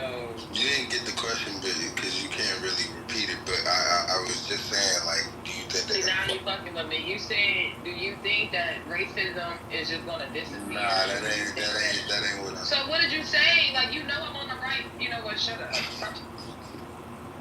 He was just like, you feel like the super racist white folks gonna die off like the crackhead. Yeah, like you said basically like. I ain't saying that don't mean nothing. But crackheads didn't die off. I said they dwindle. Crackheads is. Are they dwindling? Yeah. But like she said, like it's systematic. That's what I really truly always believe. Like I feel like the super racist white people that built America, they built it for that. I think one day they knew this might die off, like this racist mindset. So we gonna make sure we create a system to where it don't die, even if y'all ain't racist. You know what I'm saying? Why y'all making this like the system is like AI? Like it's people that operate the system. I think that alcoholics. I want to compare them. Can y'all hear me? Yeah. Can y'all hear me? Yeah. Oh, that's so odd. Okay. How about white people, right? White people and them being able to do whatever the fuck they want in this country. How about that's really their reparations for real? How about that's the reparations America gave to them? Because you got to think, you solidified a promise to motherfuckers that they would have a fighting chance, and you based it off of the system of like slavery and racism. And then you just up and changed your motherfucking ways and said that these niggas was gonna be free, and then you sent niggas off to war, and then they came back poor as fuck, and the niggas that you just had enslaved got they shit popping. Yeah, I think that's their reparations, being allowed to do whatever the fuck they want to do without any consequences. Yeah, but look, you gotta understand when you say that who you talking about, because not all like white people are the same people. Like it's I'm not gonna watch TV. I mean, if you think all white people got the same plight, then I don't know. I never said that. Alright, so that's what I'm saying. Plight when they automatically come to with an advantage. That's you niggas' problems. Y'all you talking about no. You talking about advantage and shit. And again, you gotta understand who the fuck colonized this shit. So not even everybody motherfucking got the same agenda. Yeah, niggas walk into benefits, cool. I got a green card. Whenever the fuck I go to Jamaica, all the motherfucking Jamaicans bow to their knees like, oh, this nigga got a green card. He got an LLC. He could get me a work. So we got the advantages too. Like, niggas gotta take advantage of that shit. Like, we definitely in a fucked up system and all of that shit. But them niggas fucked up and didn't know they fucked up. Because they set us right next to all the benefits and shit that they had. Like, we can't go nowhere. The fuck, them Europeans, them niggas is from Europe. Them niggas is not Americans. This is what I'm trying to say. Like, we're Americans. So you're talking about the European crackers. Of course, the European crackers is different from the generationally white man. The patriot American white man, yeah. Like, I get that part, but even European crackers is racist, though. I ain't saying nobody wasn't racist. They have a plight. They have their plight, but they still feel like they above black people. It don't even matter. Even the poorest of the poor, right? The middle of fucking, I don't know where they be from, but the fuck they from over there in Europe. Yeah, but look, they still be racist, though, and they think that they better than anything that's browner than them, for the most part. It don't matter how fucked up they are. Yeah, that's rhetorical, though. I get all of that. I get that completely. I ain't even really talking about that. Like, white people innately racist to me. I just feel like that. But at the end of the day, like, I'm talking about, we don't be understanding that these crackers don't really fuck with each other like that. You feel what I'm saying? The system just fuck with us. Like, it don't, like, you know what I'm saying? That shit made to break us. So, they just get benefits, but again, we get the benefits. Yeah, they don't fuck with each other, but they don't fuck with us more. Yeah, like you were saying about the system, though. Like you were saying, like you were saying, though, Connect. As far as like the system, not to cut you off, but you were saying, what'd you say? It's like AI. We act like it's AI as if it ain't people controlling the system, but like it kind of is AI in a way. Like, give me a situation where you feel like things can change, but as a whole, like, give me a situation in America, the way America work, it just really work off classism, which is just like racism embedded into that shit. You know what I'm saying? Like, what do you feel like is a situation to where this system in America, maybe we can change some things, but in America, like, where do you feel like it wouldn't be on autopilot? Like, racism wouldn't be on autopilot with this system, like. I'm not trying to take it off autopilot because that shit is just, that's what it is. Like, that wasn't my, you feel me? I get that it's on. That's what I'm saying, but there's like AI. Like this, no. Look, it's like the laws is on autopilot to be racist, right? To crack down on us. But it's a judge that got to sit and motherfucking, judge your fate. You feel what I'm saying? So again, yeah, the words and the way that the system is set up is definitely for us to fail, but it still take humans to operate the system. So if it's humans that ain't working on with the system, it's always a fucking loophole. It ain't like it's on AI and it's just command, result. That's not how this shit works. I don't know. In some regard, I agree, but even when I'm trying to think of a situation, like, I'm thinking of like almost like redlining with real estate, or like it's almost like even if somebody don't think that they racist and you stay in like an all white neighborhood, right, and then like all these black folks just come running in and shit, like, even though it's almost like it's systematic for them to almost initially think like, what's going on? I pay for this school system and that school system, and a lot of these people, they go into these neighborhoods and live in these spots, so they kind of ain't got, I don't want to say they ain't got to deal with black people, but they want to deal with like upper class people. I don't know, it's such a class behind just how deal with poor black problems. Like it's such a class system. Even we talk about capitalism, it's so like automatic to a point where it triggers. It can damn near just trigger the racism within any race of a person. But listen, bro, look, you still talking about how people are operating the system again. So even with the capitalism shit, right? It's for the capitalism system to work, it has to be capitalist. You feel me? It's people. So like if niggas was operating different with they shit, it just wouldn't hold up the system that they already got in place. So it's just like fucking what's his name? The Byron the billionaire nigga. I think he just won Byron Allen or something. Yeah, Byron Allen, yeah. He just sued fucking like Comcast or one of the crazy ass networks. Like, so it's like it's niggas like, you know what I'm saying? It's different ways. It's about how you operate the system. The system was set up by racist people to, you know, fuck us over, but at the end of the day, people still have to operate the system. You know what I'm saying? It's like it's black motherfuckers in the system that do shit on the loopholes. And, you know what I'm saying? Black bankers, niggas will let you know, hey, your name Texas. Is niggas do shit for niggas and shit like that. You know what I'm saying? It depends on who operating in the system. That's all I'm saying. We could that system could work for us. It just depends on who the fuck the player. It can, but that's what they I can see it changing. That's where they fucked up. Don't change nothing, because the same way it operate for you, it can operate for me. You feel me?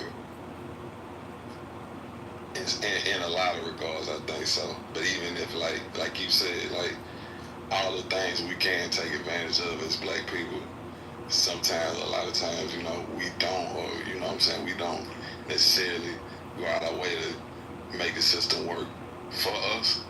But at the same time, I still feel like, you know, just me being a black person, even if I did all the right things and took advantage of everything, it's still like, you know what I mean? I just off of look wise, it's like it just, I can't go as I can't go as far, but I still feel like it's just certain parameters I'ma always be in, just being black, even if I pay my taxes, even if I stay out of trouble. Like, I ain't a nigga that really be getting in trouble like that or nothing like that, you know what I mean? But it's still like, if I'm riding through certain neighborhoods, I get pulled over, and I know they'll tell me like, it's off a tail light, or I ain't put my blinker on, but I know the game, you know what I mean? It's just, I don't know, this shit just systematic. Even this is like, I go through Culver City in LA a lot, it's like a racist part of the time, and I just feel like,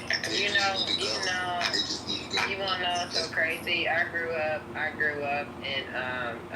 near Culver City, and I be trying to tell people all the time, especially on this app, I'm like, bro, as a suburban kid, you also face discrimination. Like, stop sitting here trying to make it seem like assimilating with white people was always the answer, because I remember getting stopped when we would get out of school. You know what I'm saying? Oh, where are you kids going from? Nigga, we live in this neighborhood. Why are you asking us where we coming from?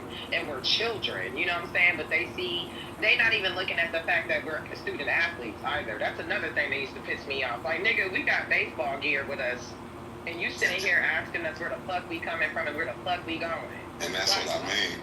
Like especially like Coach, every time I'm in Coach, they don't never want to do nothing to me. They always I grew up in like Palm Mar Vista, so they never really do nothing to me. They never even give me a ticket, but they always ask me, "What you doing? So what brings you over here? What you doing over here?" Like, it's almost like, nigga, what you doing? We just want to get in your business. We just want to see what you doing over there. You don't look like the type that need to be over there, so we gonna police you.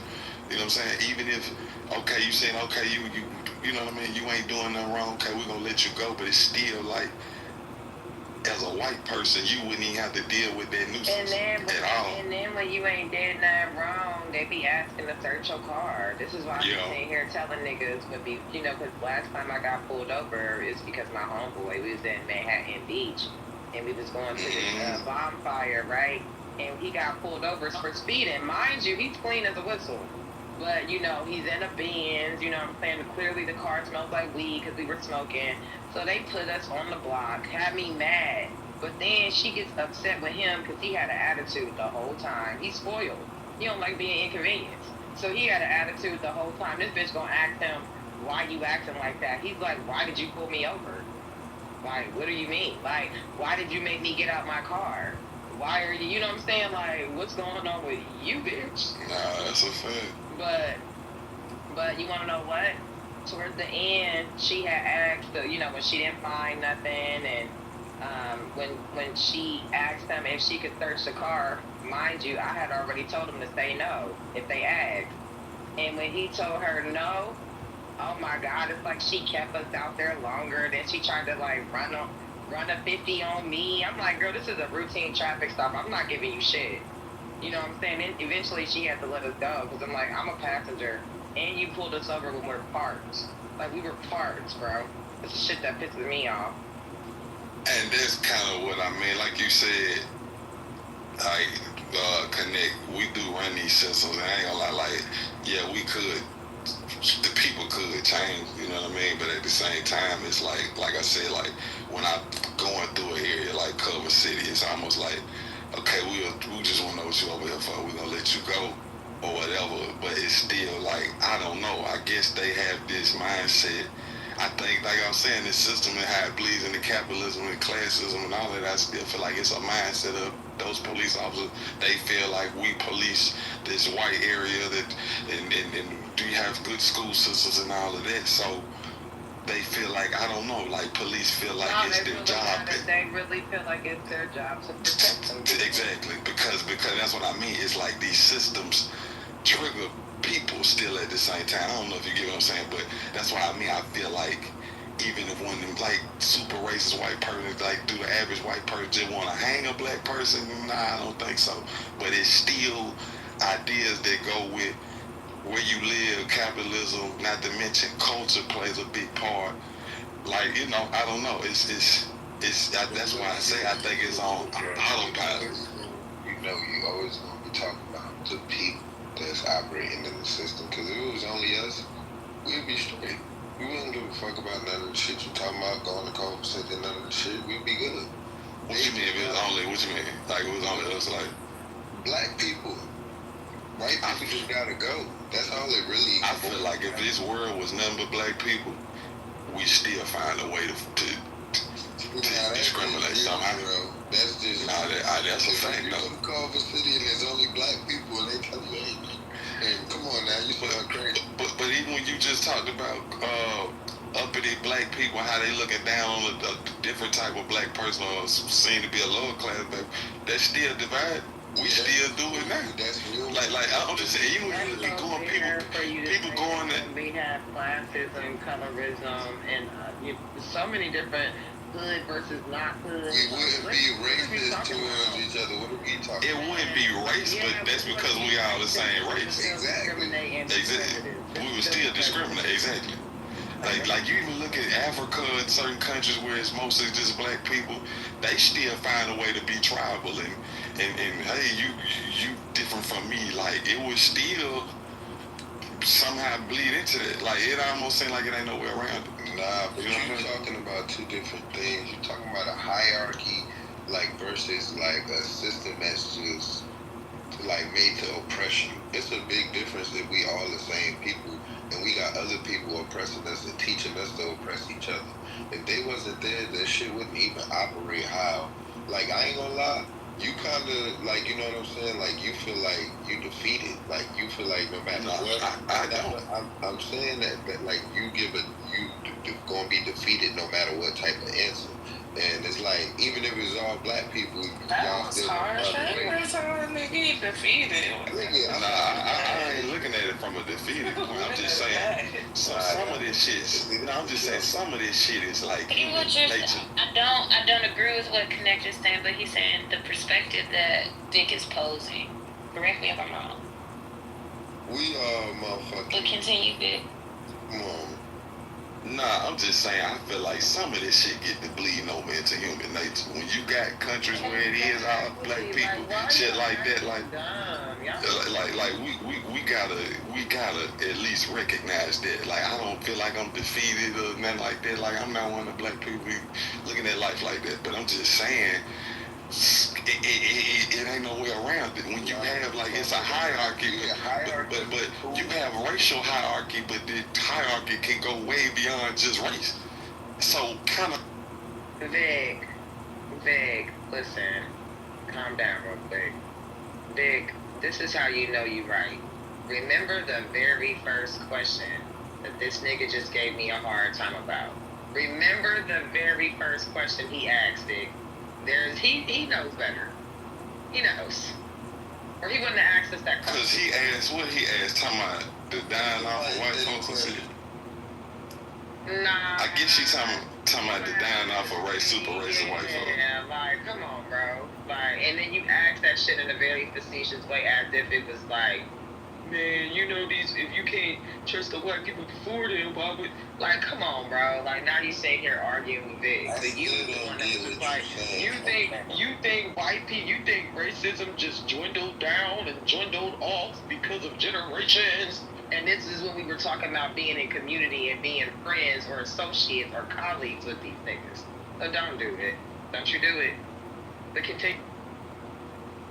Nah, that's it. I was about to ask you something though, Connect. That's what I was about to ask. So, I don't know. I guess you feel like if it was just all black people, we'd just have hierarchies. We'd have niggas that do different shit, that handle different jobs, that like play different roles and positions, and other people just probably gonna feel like their position more important. Like niggas probably power trip. I can see that. I can see all the wild, weird, extra shit niggas be doing and people be doing to each other. Yeah. But it's not gonna be, damn, when I get in my car, I don't think I could go in this neighborhood because it's too many white people, or I'm the only black person, or like that shit. That's a major problem. You don't role in everything. Bro, what have you ever been through Fredericksville, Texas? You most definitely get that feeling like, oh shit. I don't think you listening to what we saying. I get what you're saying, Connect, but I guess I feel like, what's the difference? Let me say this really quickly. I'll use the Fulani tribe and Igbo, right? Like, even though they're both African, they're from different tribes. So if I go into a territory that's not a part of my tribe, I will still have that same anxious feeling. It just won't be race-based, but it's still tribal. You get what I'm saying? So black people experience that even in America with like gang territories. Like you go from the 60s and then you go somewhere else, like you're gonna have a different, and you know you don't belong there, that's not your hood. You're gonna have this same anxious feeling like I need to hurry up and get from around here. Yeah, you're gonna feel anxious. White people too. Like, what are we?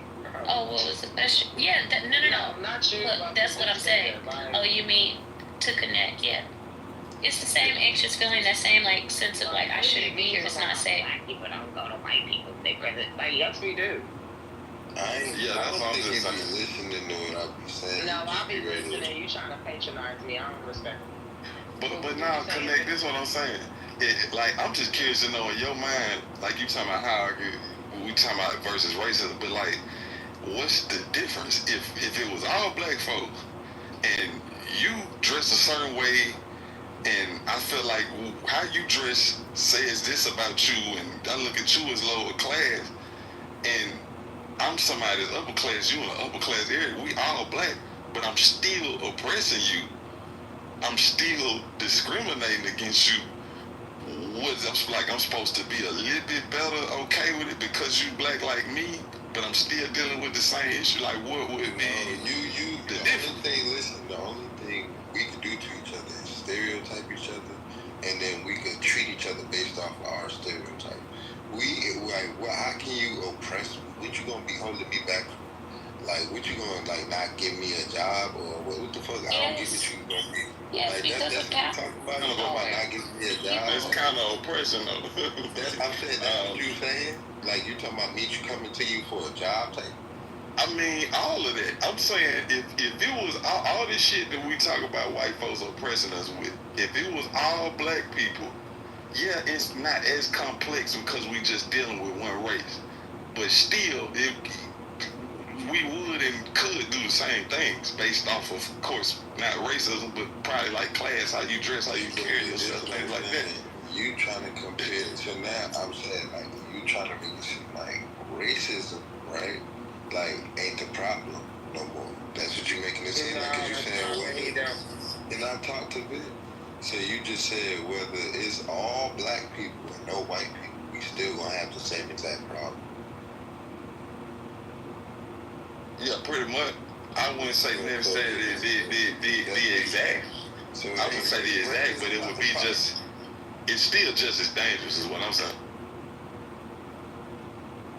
Like discrimination, oppression, racism, slavery, like it's still just as dangerous. So I don't know why it'd be like, you know, some of the, I don't know, this is complex, but yeah.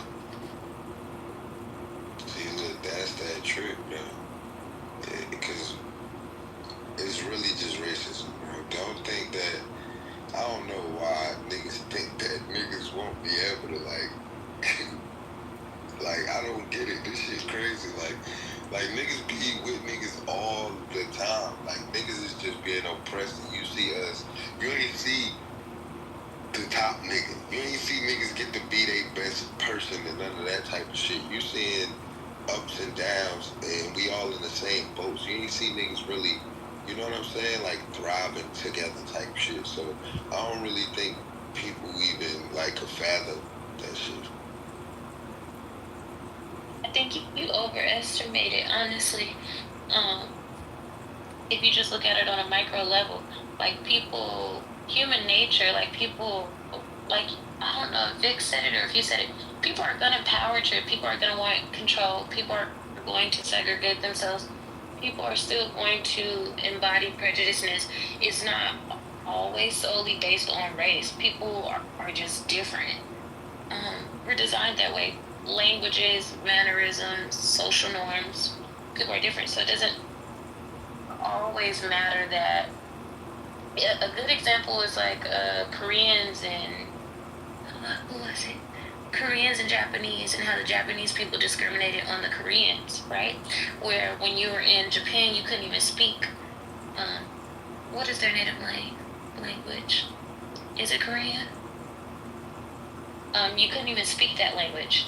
And they were heavily critical. Although they look the same, right? There's still intrinsic differences, cultural differences, language differences. So, yeah, I don't think...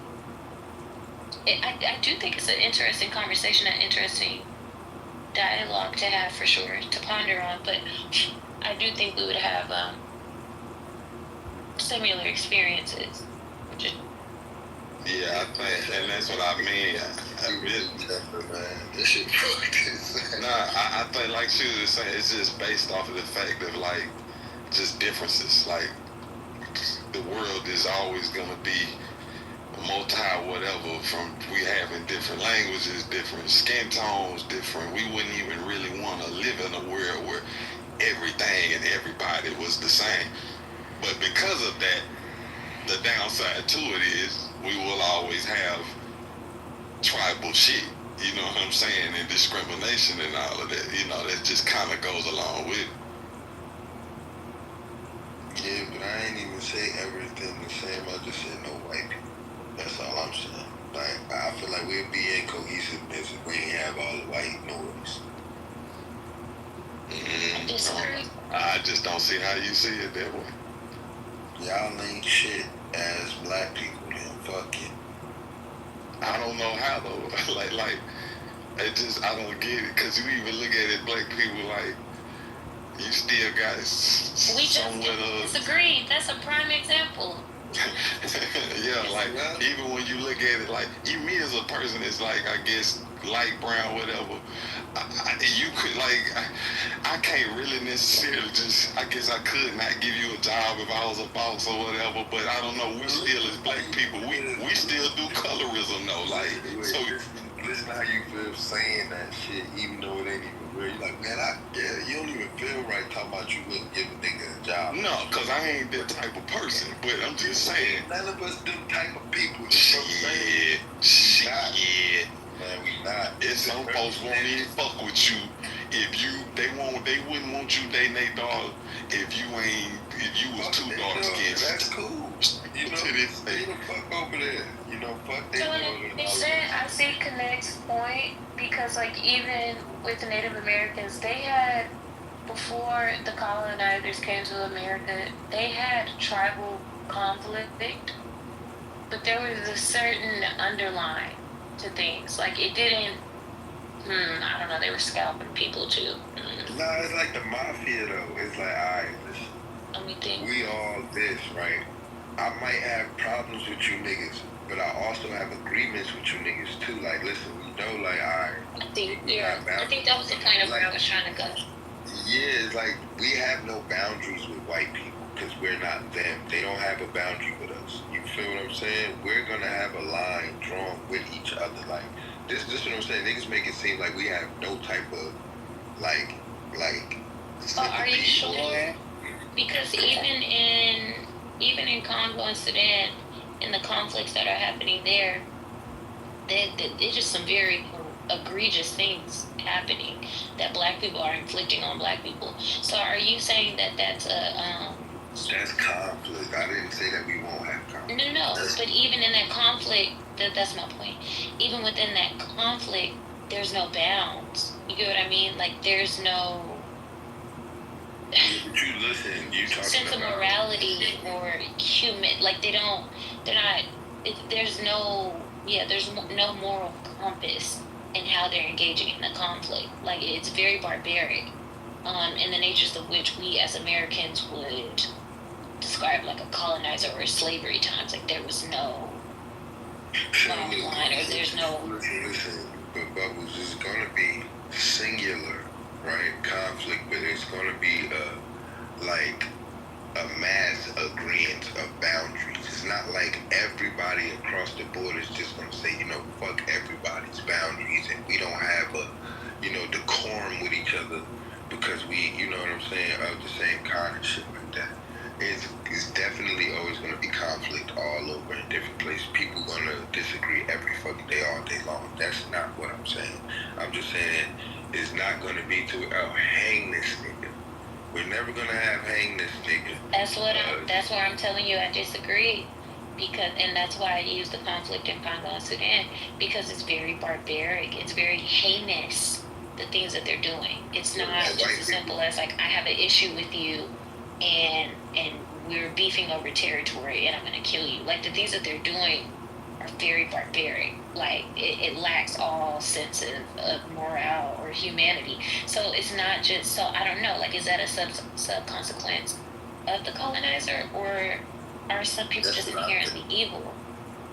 It's something to ponder on for sure. I've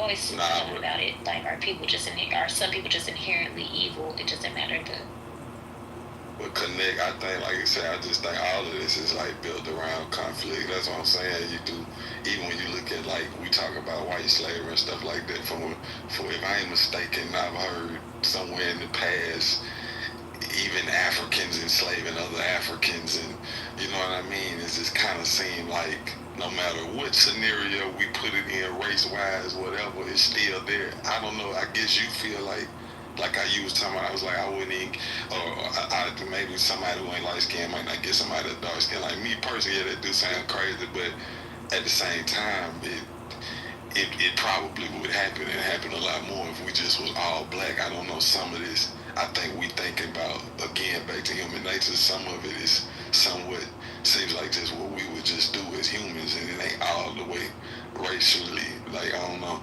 But I don't know, and sometimes I think if it was all black people in America, especially, like, if you took all the black folks right now in America, we just went and got our own country, I don't know, I think this shit'll still be like a mess. Like because we already still be up against each other and shit, then we just go to a world where ain't nothing but us and we running everything.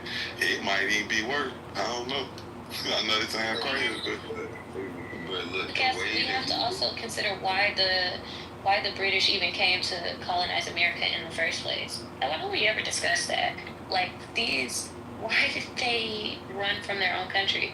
Like, why did they need to separate themselves from the British? Like, how were they being treated in Britain to need to delineate in such a way?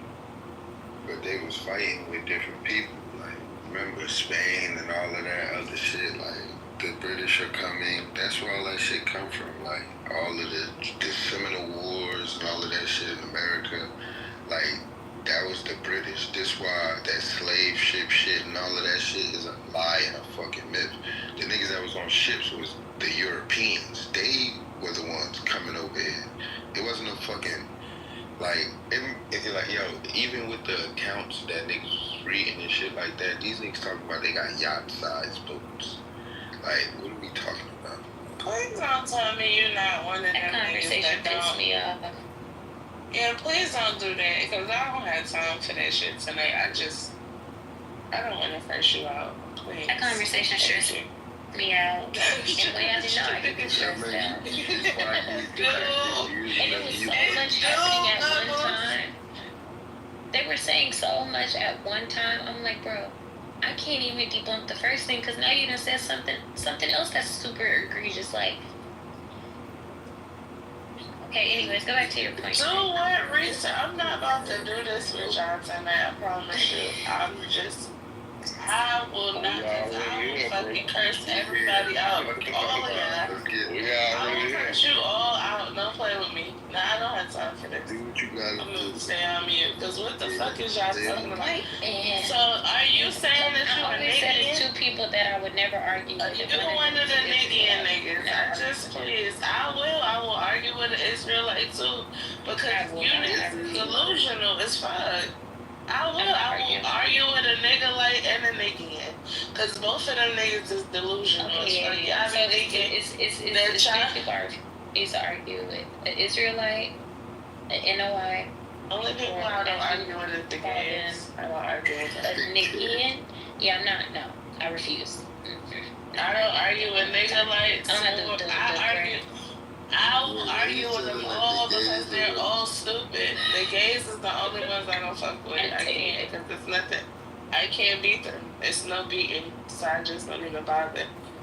But everybody else can get it because y'all stupid, and I'm just gonna keep explaining the stupidity that comes out of your mouths. Like, what the? Y'all are the equivalent to flat earthers, just ridiculously retarded. Like, y'all just came up with a scenario that better suits whatever you felt like it being, and that's what it's gonna be. Slavery existed whether you fucking wanted it to or not. And it wasn't the same kind of slavery as the ones in Europe or the ones in Africa, wherever the fuck. It's different. And yes, people did come over here on boats. How the fuck do you think the goddamn pilgrims got here? Y'all are ridiculous, okay? Just mute the fuck up. Don't say nothing else. Thank you. No, we're not going there. What I was gonna say is fuck our pilgrims. The conversation. Think I'm gonna let us. Oh, so you don't know what pilgrims are? Yes, we're gonna get access. We're getting Yeah, I can't. I'm not about to argue with you about this. What the fuck you talking about? Who are pilgrims? Okay. The way you think white people just no, because doubles, you know that shit pisses me off. Why do they do this? Came on boat. What the fuck? I can't. Okay. Alright. Let's not do that. But no, I don't see anything wrong with the conversation that we're having now. Fuck all that. Is this another segment of your high thoughts? Yes, it's about to be. I ain't gonna lie though. Okay. All right. You know, I didn't think you was a nigga. I thought, you know, I ain't gonna lie though, Brooklyn. Indoctrinated you on Clubhouse. And Vic, please don't tell me you want to, because you. No. But I am. I can't. I have lately been more so wanting Oh, to. see, No. I've been more so looking into. I really think it was something I said. Talking about these votes and how we got over here and shit like that. I've been wanting to look into. You gonna have because do it. It's something Ion had said that had me thinking. So I don't know. Some of us might have already been over. I don't know. I know that part is true. So. There were people here. That's a fact. I say no shit. What you think? What's the Columbus game? Nigga, I'm not about to argue with what is wrong with you. I just got one question. It's too late and too early in the morning at the same time. But guess what? I got time. Because I slept. I went to sleep and I slept till I couldn't sleep no more. So I'm up. And I want to know one thing. How is it? This don't have nothing to do with the nigga conversation because I'm over that. But how is it that adults, grown people, get on the internet, and not the internet, as my Californian proper speaking people would say, the internet, and all of a sudden you discovered some new shit that you ain't never because this nigga on YouTube said that, you know, because the white man ain't tell you the truth. You believe that shit? Like, I done seen so many adults, males especially. Let's start the fuck there, because it's really a problem amongst you all, the males, right? I done seen so many adult males get indoctrinated by internet babble that I don't believe. What the fuck is wrong with y'all? Like what happened? You're trying to say we go. What kind of disconnect is this? Like, y'all don't have no kind of standing on nothing. Y'all motherfuckers just switch up when soon as the next new thing come along. What the hell is going on? I do agree, because it do be sometimes be like, come on now, you know, folks just be looking for anything and looking at anything. But I don't know, since the internet and these podcasts and all this shit that came out, Clubhouse, all that, I don't know, it has been information that has triggered my mind to make me want to go and look into things. And sometimes it might change your mind. I do think sometimes these niggas just be a little too out there where they just get swayed. Whatever season, whatever they just watched, you know what I'm saying? But I don't know. I guess because it's so much. Sometimes when I hear people talk, I go through an experience called the imposter syndrome. It's like, I know what I know. But you're making me question the fact that I know what I know, and I don't like that. And it starts to piss me off after a while. Because then I go and do the research, and it's like, you already knew this. Like, and it just sounded so convincing to the point where it made me question myself. And I looked it up, and they're still going to argue the fact that I'm wrong. I'm like, just because a nigga wrote a book don't mean he was telling the truth in it. Like, that's what I said. Like, these niggas get one source, and they be like, yeah, but the nigga that wrote The Hands of Time told the whole story. What? And that's what he said. Just like you was talking about the flat earth. One nigga that said it, so he the truth teller. Nigga, get the fuck away from me. I don't want to hear nothing else, okay, ever again. Just like you was talking about the flat earthers. I ain't gonna lie, at one point I had heard so many folks talk about their theory on the earth being flat. Even though I know it's round, I ain't gonna lie, I had to go look into it. I had to go just look into it. You know. I mean, it's fair. Like, it's fair. Because a lot of shit that people bring up, like, especially when it pertains to, like, religion and, like, history of any sort, I'll look up. I know the original story. I know the story that I know. But this person is telling me a whole different story. So I'm going to look it up. And I'm going to, find something to see if I could kind of get their story But if I don't get it, I don't care. And you can tell me whatever you want to about the white man, and the white man give us the books and all of that. But what y'all fail to realize is, we got stories too. Like, the white man ain't the only man with fucking history. Y'all niggas be fucking doubting y'all own ancestors for real. Like, y'all get on my nerves. I swear to God, I can't stand you niggas. I swear. I can't. That make me sick. Another nigga tell me in the goddamn chat, look it up. I'ma look you the fuck up. I'm telling you that right now.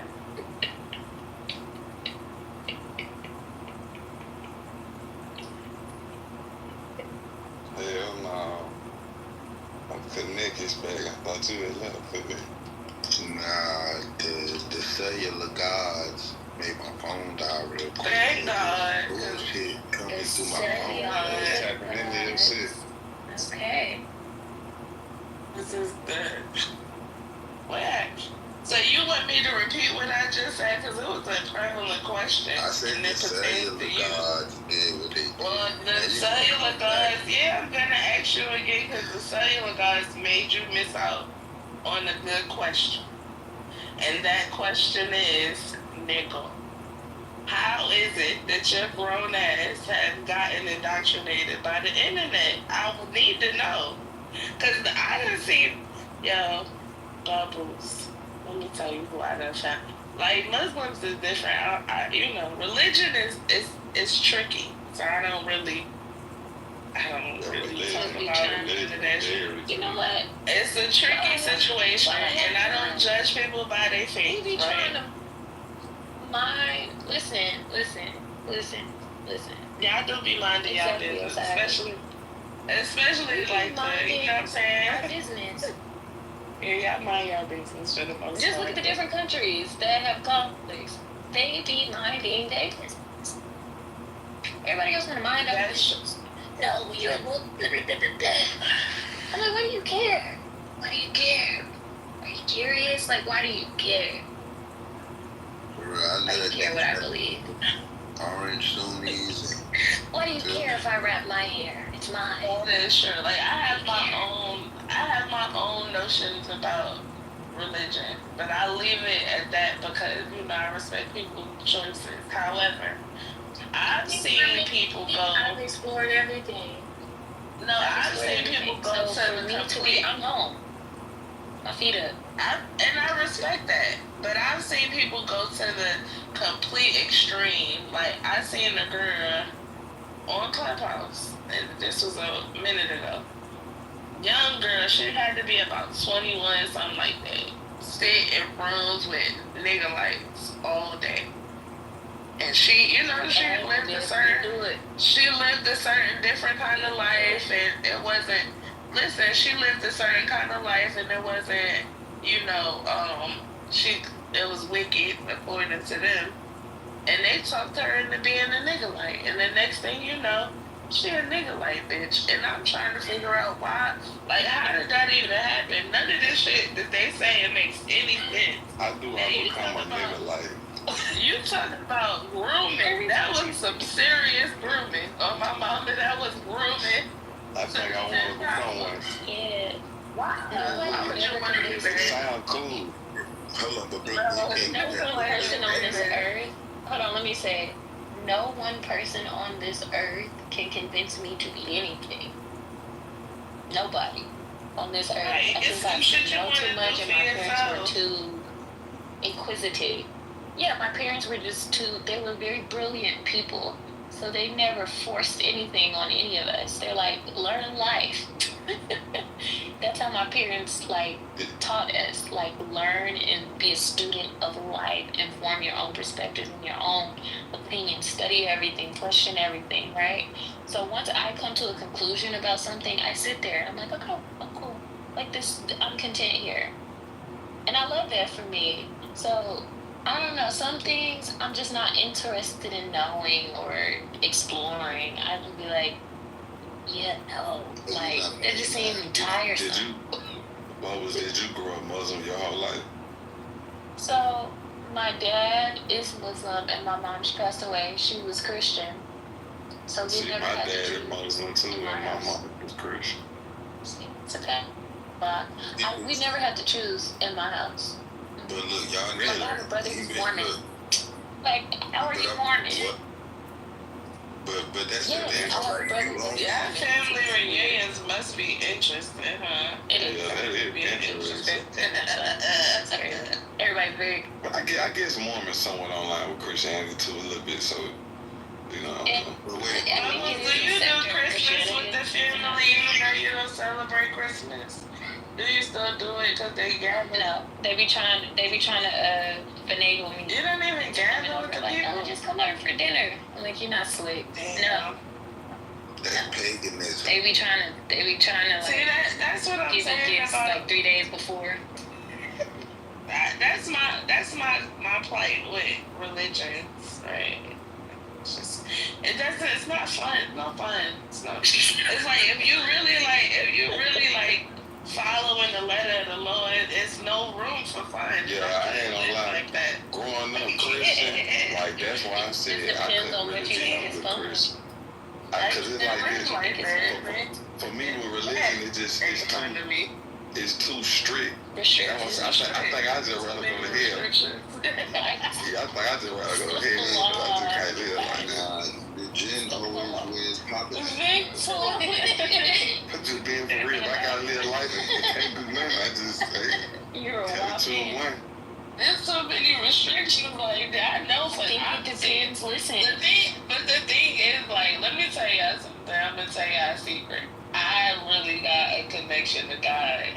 Y'all don't even understand what is happening here. All of these things are distractions. However, God told me that the people need something to hold on to, so I just let them hold on to it.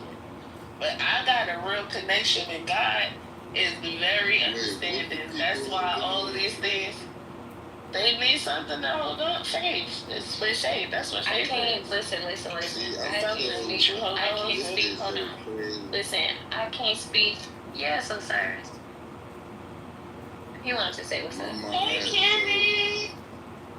Hey. Anyway. Okay. He done came closer. You know So wait, what was the secret? Okay. Anyway, this is what I was about to say. I can't speak. Hold on. I can't speak for nobody else. Listen, my religion. Go in, make your prayers. Ain't no images, ain't no paintings, ain't no pictures, ain't no nothing. You do your prayers. You go about your business. As someone that is sober, right? That's why I say it just depends on what you describe, what you think is fun. You know what I mean? Weed or nothing? Nope. So I think it's just, but again, remember I told you about my parents. They were very like hippie, like that. You gotta remember how I prefaced this conversation, Brooklyn. I can't speak for nobody else. Right. I can't speak for nobody else. But I also said that my parents were very free spirited in the sense of like you explore, learn life. You know what I mean? And find a path. Just know that there's something beyond yourself that's rooting you. Whatever that is for you, figure it out. That's how my parents were. So with that said, it's how you perceive fun. For me, having daily structure, like a routine, being grounded in a routine, that level of stability is very peaceful. Because right before Islam, I was really close to a Japanese family. I worked with them for years, and they were Buddhist. They had my cousin is Buddhist. They had a level of like pureness over their family, calmness, right, that I didn't experience anywhere else with anybody else. I'm like, bro, this is like the happiest group of people I've ever met in my life. Yeah, like, you think just you're so happier peaceful. than us? That's what you. No. I didn't say that. I can't speak for nobody else. I'm only speaking about my lived experience. But those were like the happiest people, and they explained to me that when you see any Buddhist people put up like their index finger pointing up, they're saying we're all one, right? They have an interesting belief, but I'm not gonna get into it unless you ask me. but they were so calm, and I would ask the elder of the family every day. I'd be like, "How are you?" And he would be like, "I'm not in a state of suffering." Every single day for like 2 years straight, he would say this: "I'm not in a state of suffering." I'm like, what does he mean by that, right? But he's like, "I'm not suffering in life." So for me, when it comes to beliefs, whatever grounds you, brings peace to you, helps you understand other people better, I'm for it. I'm with that. And for me, that just happens to be Islam. Like, I have a routine, I got a structure, it's all written for me, it's very simple. So for me, how you may perceive it as being strict, and that's okay, because there's Rastafarians. You see what I'm saying? Like, whatever roots you and keeps you as a peaceful, calm person, it helps you see in diplomacy. I know Muslims, but here's the thing: like, it's strict, but it also depends on how you practice too. That's what I know Muslims that's not right. You really can't say that it's strict, but I'm like, I'm the type of person, if it's rules that I must abide by, I'd rather abide by the rules or don't. And if I don't abide by the rules, it's because I don't want to be a part of it. And I'm not going to be a part of something that I can't follow the rules to. That's just how I am. Now, being a good person, I can do. But I don't need to do, like, my morality isn't based on a theory. That's just how I look at it. It's not based on a theory. It's based on, actual good and evil. Like, I understand good and evil without religion, so I don't need it. All the time. I understand the difference. I don't need it. That's how I feel. I'm saying, what if we find out all of this sinning that we've been doing on Earth, and your ass really go to hell? It's so deep. I just told you that what I know for a fact that God is not that strict. Hey, bro, you want, and I say the same thing, Brooklyn. And I said, if I really serve the God that's strict, I wouldn't, me personally, I wouldn't want to serve a God that's strict. Like, in a Christian belief, if you, no matter what you do, if you don't believe Jesus died for your sins, no matter how good you were, you're still going to hell. So I just feel like, what kind of God is that? Like, y'all don't fuck with God. But here, and then that's the other thing. I don't fuck with other people's God. I fuck with my own God. You know what I'm saying? I don't fuck with people's concept of God, but I fuck with the creator of all things. Yeah. What think of as God. Oh, that's who you know what I'm saying? I don't listen. I ain't gone too far. But what I'm saying to you is, I understand that there's a super conscious being that is in control of it all. I do know that. So that's what you see when you look up at the sky. Hold up. You saying I'm not like an atheist. You saying it's a nigga playing GTA and saving the game, like PlayStation 2. Remember, if you ain't have a memory card, you couldn't cut the game off. Like, nigga had to go to school and leave the game on and tuck it under the dresser so a nigga would touch it and know it's on still. Until that game used to be hella hot. That shit, it worked. Like Resident Evil, ain't no not saving that shit when you playing it. I'm not saying that it's a nigga that's playing a video game with our lives connect. Now you're going. I told you you was going too far, and I meant it. Listen, you a pro. Let him be free, bro. Like, I'm smoking right now too. Like, what are you talking about? Y'all just up in here blazing. What are you saying? I don't understand. Why are you saying that? It's not a nigga playing GTA. First of all, it's more complex. It's more complex than that. Definitely. However the case may be, it is not. You ain't about to tell me the motherfucking fabric of life. I don't want to hear this shit. You about to... Religion is a man... Listen, religion is a man-made concept. I don't care. Religion religion is a man-made concept. Belief is what you know, is different, but So religion? you believe we living in a simulation? No, I don't believe we live in life. What We're is just life? talking about what we live in. So you don't believe in quantum physics and none of that? Straight there? Y'all need to put the blunt out. Physics? It's time. It's time to put the blunt out. Nah, because I'm trying. He didn't even put the blunt out. Y'all making me happy. I'm saying, like, you never high people and you ain't high, it's like they try, like you down there on their levels. Y'all talking about some real shit. I am talking about some real shit like string theory. You never heard of string theory? Quantum physics? I ain't gonna lie, Nick, I do think we live in a simulation. Okay, so look, slow down. Glad you brought that up. Because Buddhists believe that. I know they do. Buddhists believe in string theory. What is string theory? I don't know nothing about it. Let me not quote another religion wrong. Give me a second. Look, it's about how particles react without an observer. So it's like the magic trick with the fucking bunny in the hat. Everything you could fathom and imagine is in that hat until an observer pulls out whatever the fuck they make matter. You know what I'm saying? Like, matter ain't real until we create it in our brain. Like, and it's for us to be able to fathom with reality. So, like, the movie, I forgot what movie it was, where they explained it, but they ain't say it.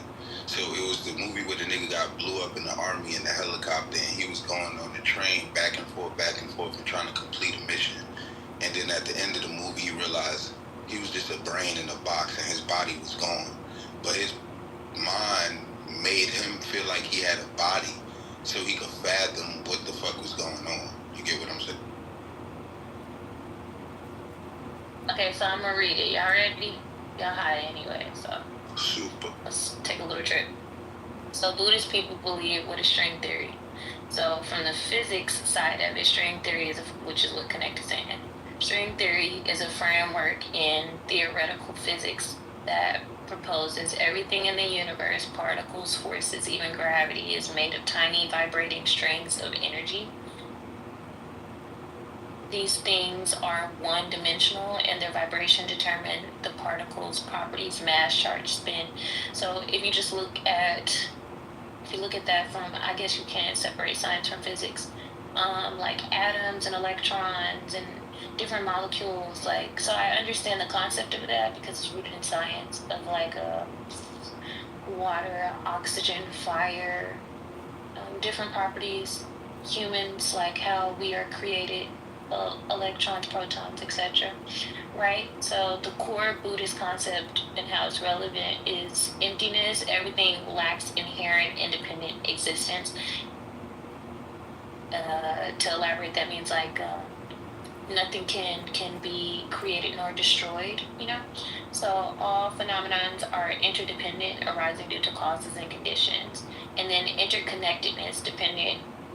Sorry if these are a lot of words, try to follow me. So it means this mirrors how string theory describes the cosmos. All particles are vibrations of the same string in different states.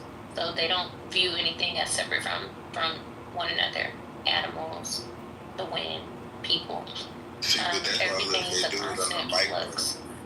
They do it from a micro. That's and they believe that there's a no-self theory. Hold on, almost done. They believe in a no-self theory.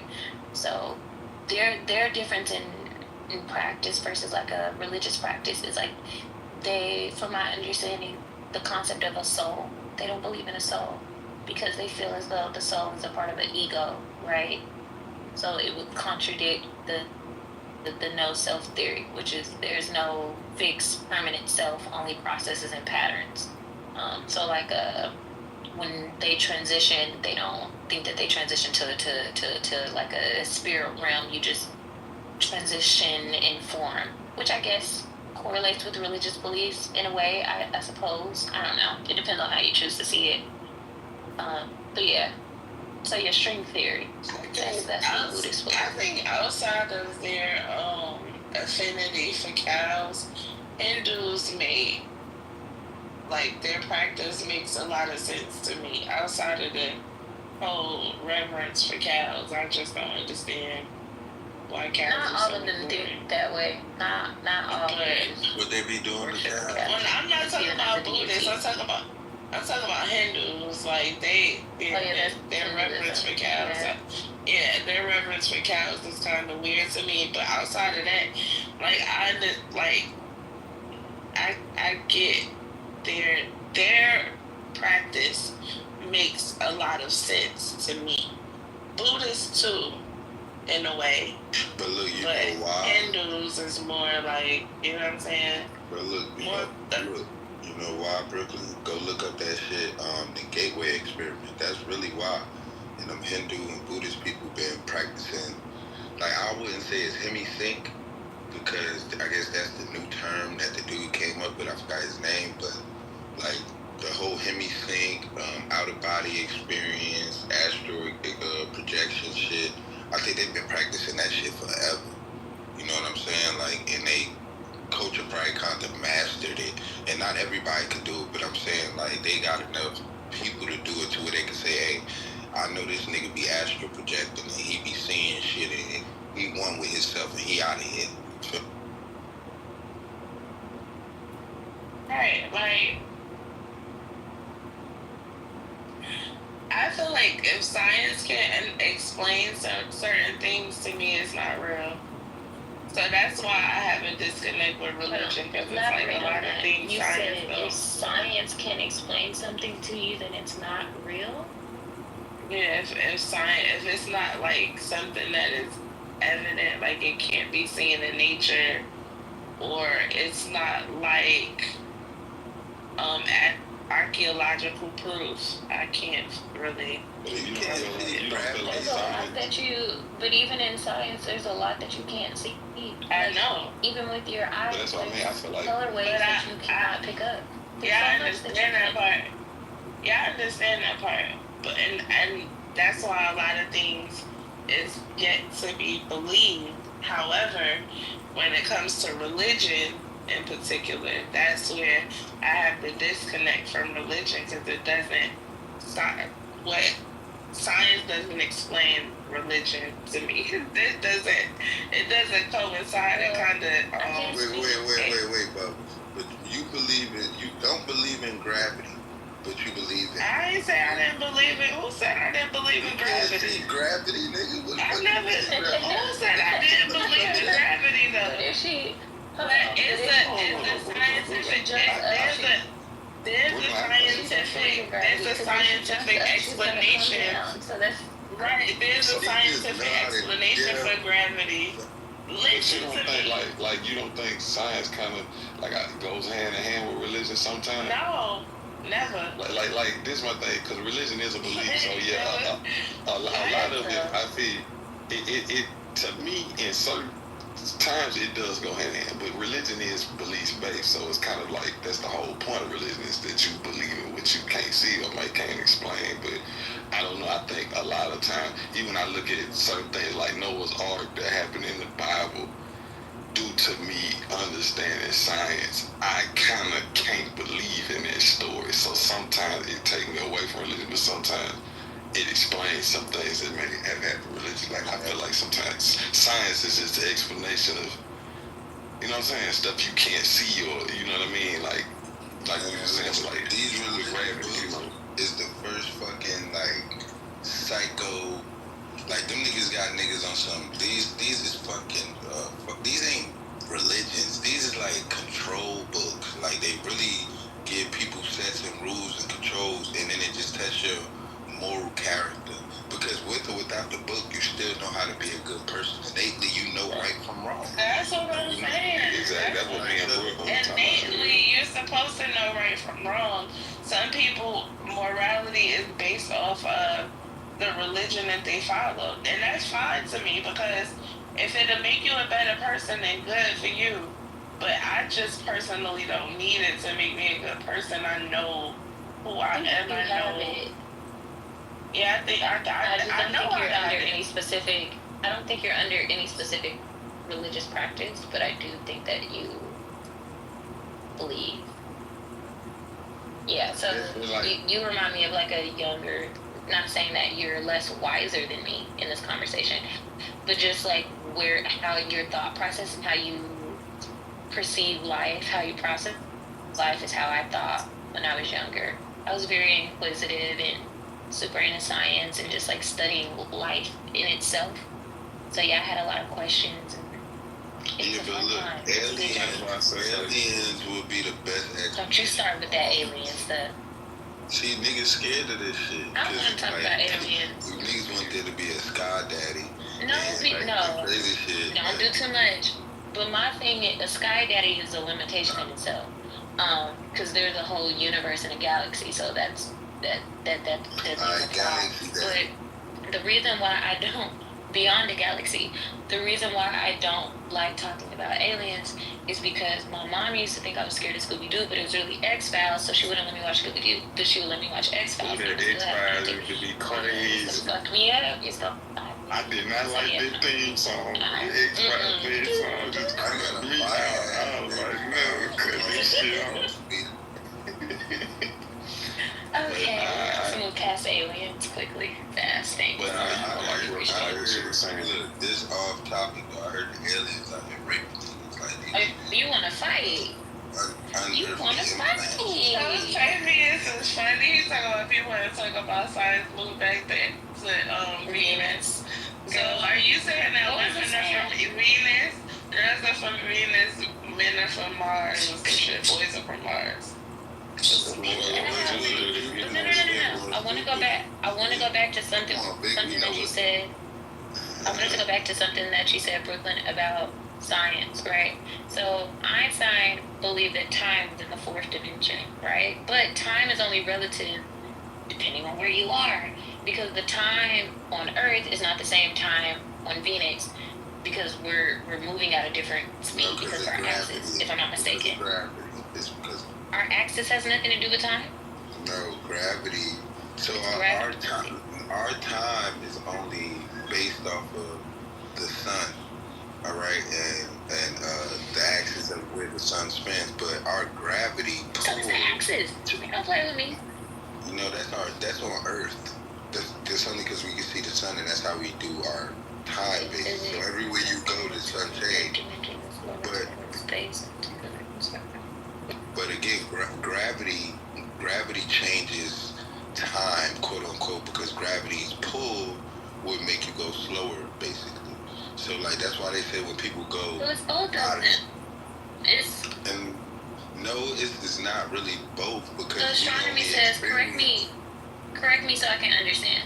So it says astronomy, our human timekeeping is historically based on the day is one rotation of Earth on its axis, the year one orbit of Earth around the sun, the month roughly based on the moon cycle, weeks are ultra-religious systems, hours, division of the day.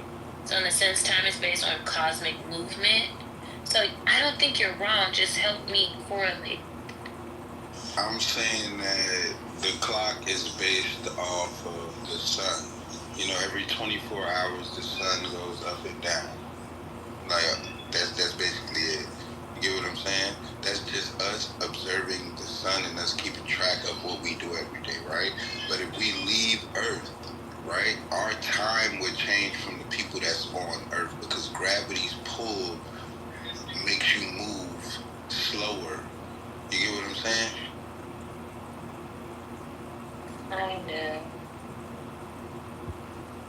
I know you're not wrong. I just can't process it, and maybe it's because it's 1:30 in the morning. But the basis of what I was saying is that time is only relative to us on Earth, and even that is subjective depending on where you are on Earth. Because if I were to travel to Japan right now, I would be time traveling to the future. Because right now in Japan, it's already Monday. You know what I'm saying? Japan. So look, alright, wait. I'm about to move here. I've been to Tokyo before. This shit was. I can't wait. Wait, I want to go right? too. Yeah, that shit is. I'm trying to go again. Okay, Connect, what were you saying? Don't make them lose a stop. Nah, about to say, cause like the shit that you just said about like, all right, so time only relevant relative to us. I think on a mass scale, if we understood that time don't exist, right? Time, some shit that we made up. No. Don't exist. Because, alright, so if a clock didn't exist on Earth, then what would time be? You know what it would be to me? If I Now you talking about to you. Go ahead. Okay, but let me just say this to me, right? Like, who is there to be kicking with us in King Room, Brooklyn? We always measure. Hold on, wait. Time is fundamental to our human experience. More so for a woman than it is a man. We've always measured time, always. And this is what I'm saying. It's like because a woman's body is in synchronicity with the moon cycle. Like it literally is. So we've always measured time before we understood. Connect, this is what I'm saying. When I look at time, we can say sometimes through entertainment, people say like time ain't a real thing. But if I look at you today, and then I come back and look at you 10 years from now, you ain't gonna look the same. I don't know. You get what I'm talking about? Like time does exist. You know what I'm saying? Because it's just gravity.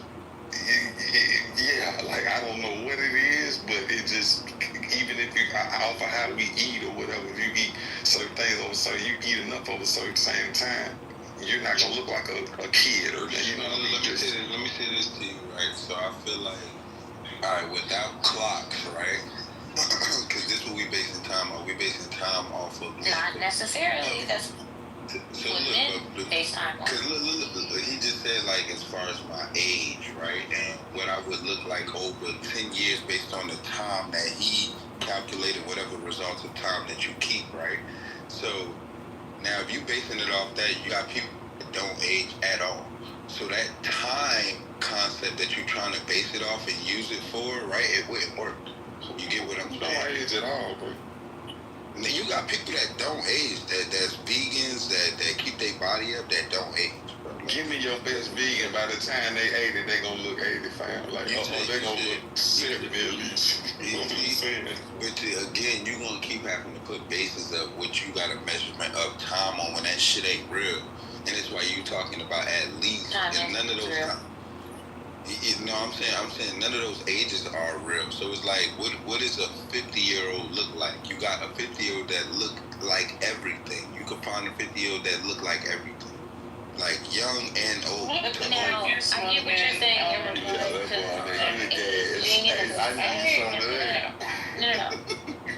I get what you're saying in regards to the appearance. Hold on. I get what you're saying in regards to the appearance of aging, because depending on how you choose to depending on how you choose to live your life can slow down the aging of your cells, which is true. We see Asian people do that very well. Korean people do that very well. Japanese people do that very well. Just for example. So you can slow down the process of aging your cells, but time is still relative. Like you're going to age. See, but look, I get what you're saying, Poe. So it may not. But I think, listen. You may be able to function at a high. No, I think we're using the wrong word. Alright, so because time ain't the thing. Yeah, I don't want to use obviously. Like human aging. I think time exists, but I don't think time is the concept. I think we just don't understand the concept of what gravity is and what it really do. Because I think like what you said from the beginning, where he was like, time only exists in the fourth dimension? That's what he said, Einstein? Yes, because time is relative. So like I said, how we perceive and process time on Earth is not the same way that time is being processed on. Let me actually give you some real examples. Give me a second. I'll use Uranus and Venus. Give me 2 seconds to pull it up for you. So on Uranus, Earth hours, let's see, one day on Uranus, a full rotation is only 17 hours. So it spins on its axis at a 98-degree angle, so it's spinning faster, right?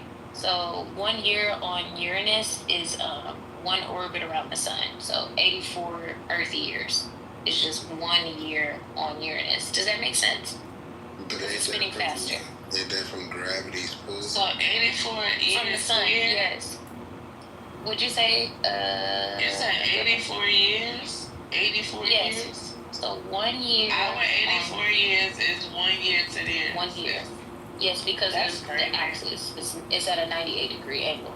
So, but on Venus, a full rotation is 243 Earth days. So, to make that make sense, 1 year on Venus is 225 Earth days. So it's actually rotating slower on Venus than it is on Earth. Does that make sense? Because of the gravitational pull of the sun and where we are positioned from the sun.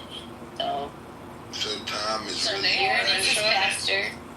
And Venus is slow. Venus is slower, and it's also spinning backwards. It's spinning at a different rotation than Earth. I wonder what know that's it's a lot to like. grasp. It's cool, right? I mean, you couldn't live there because it's too fucking hot. It's extremely hot. But look, this is why I keep saying that. Where I think, we the concept of time that we got, it ain't based off gravity at all. We don't even add gravity in our time. Right, what's your theory? No, I'm just saying that gravity is the key to everything. So like the nigga Bob Lazar, right? When he said, you know the nigga that, you know who he is, right? Dude that worked, quote unquote, at Area 51. He said, very familiar. I'm a face person. Let me Google him. So he the white dude. His name his name Bob Lazar. He was supposed to be working in Area 51 as a reverse engineer. He's an engineer, and he was going in there to do like reverse engineering. Yes. Yeah, ships and shit. So long story short, he said when he seen one of the ships hover, right? He said that gravity bends light, right? So he said when the ship hovered and went over top of his head, he couldn't see it. He was like, yeah, that shit was like invisible. So when I looked Remember up, what I told you about the human eye and how we can't pick up all colors, Brooklyn? And that's what I was just saying. He was like, gravity bend light. He said, so the way the ship hovers is gravity, like it's bending time, basically. You know what I'm saying? It's bending light, time, and gravity. So like that's why I said the way that we that's why it moved the way it moved, and that's why it could. You know what I'm saying? You talking about ships. So that's why I think they ain't even give us the concept of gravity included with time, because I think we just all started exploring that shit on a mass level. We'd just be on some old next. Well, it's true. Like, it's very. I always tell people to watch the series that Will Smith narrated with NASA. It's called What the Earth. The stuff that they talk about on a scientific level like really blew my mind. And at the same time, I was taking astronomy in college, so it was like so much information, but like how intricate and detailed and nuanced the entire universe is really complex. Like I said, but the main thing that like fascinates me is just time, like, and even the position of the Earth from the sun in comparison to other planets, and how the limited information that we understand about like light and how the speed of light determines so much of our existence, like all of that nuance. I'm like, bro, it's divinely strategic. So I'm like, you don't have to believe in one set thing, but you gotta know that there's something beyond you that's like creating all of this, because the Earth is. If the Earth was just one position off, like we wouldn't even exist. We wouldn't exist. I ain't gonna lie. I think we were 1 degree different.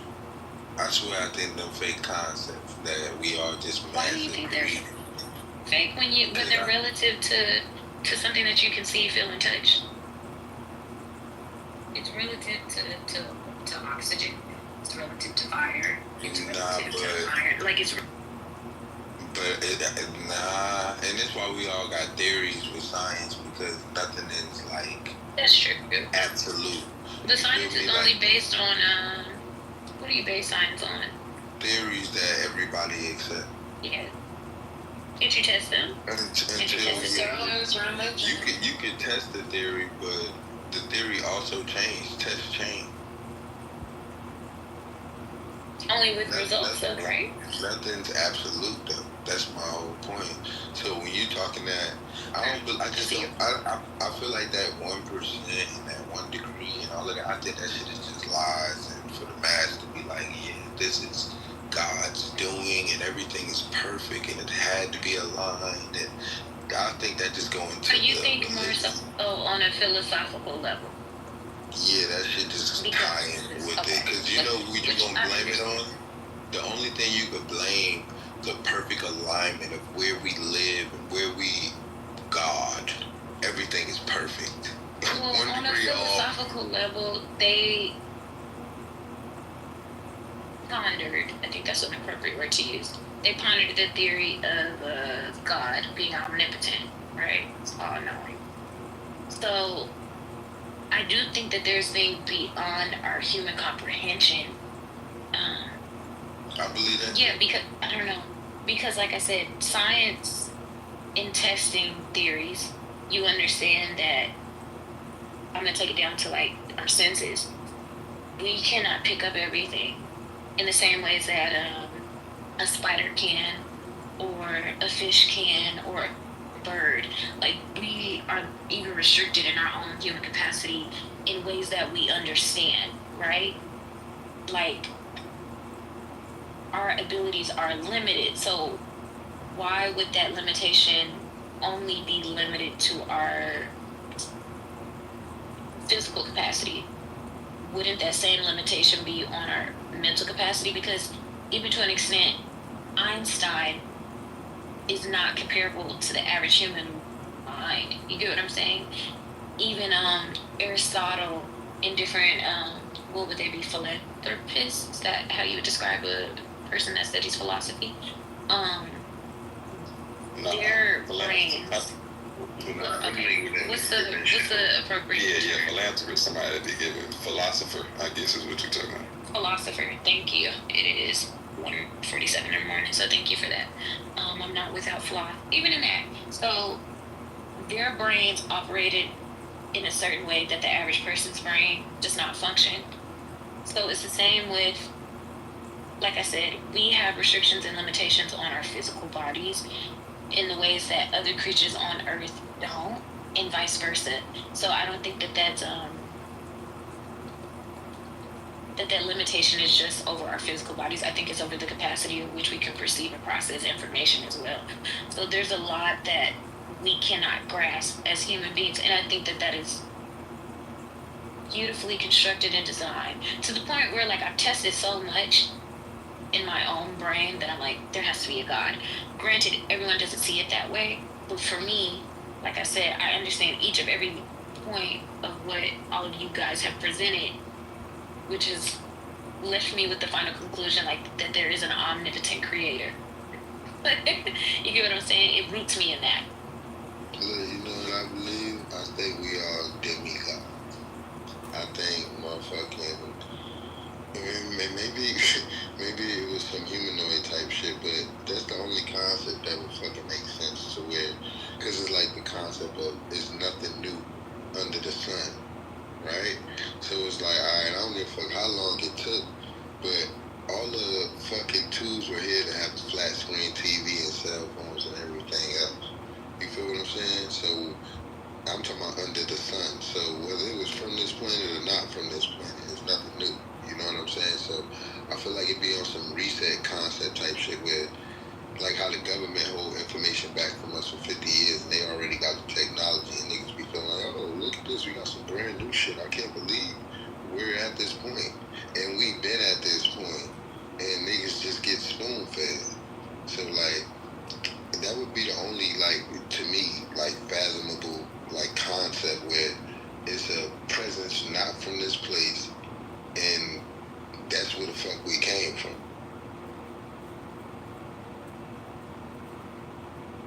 I'll respond to that. Look, I'm saying, if you believe birth, I just see how. If you believe every baby gotta come out of pussy, or you believe Virgin Mary, that's what you believe. I don't believe Virgin I Mary. don't believe. Even in your Every baby has to come out of a vagina. slow down. So even in your belief of humans being demigods, that's still in correlation with the belief of religious people, because religious people, Judaism, Christians, Islam, believe that the creator of all things breathed, is that how you say it? I'm sleepy, y'all. Yeah, breathe. Blew life into humans, yeah, right? So, like, what we're breathing is God blew that into us, right? Like the air that we breathe.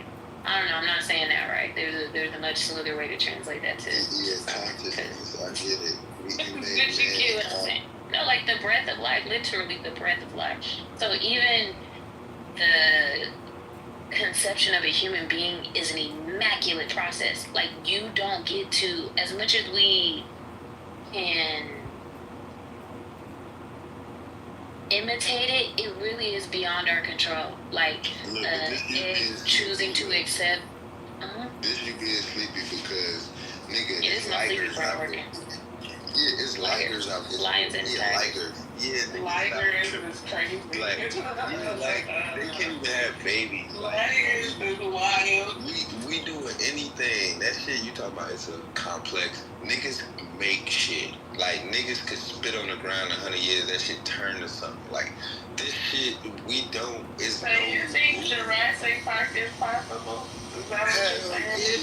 Yeah, I'm saying if niggas I wasn't think fucking. Jurassic Park is possible too. I'm saying if niggas wasn't fucking with alligators, who killing them? You know what I'm saying? If you ain't killing snakes and shit like that, you know what they do? They overpopulate. Who the fuck? They don't stop. You know what I'm saying? It's not like shit is just killing shit. Shit be living for hundreds of thousands of years and shit like that. It's 98% of the earth we ain't explored yet.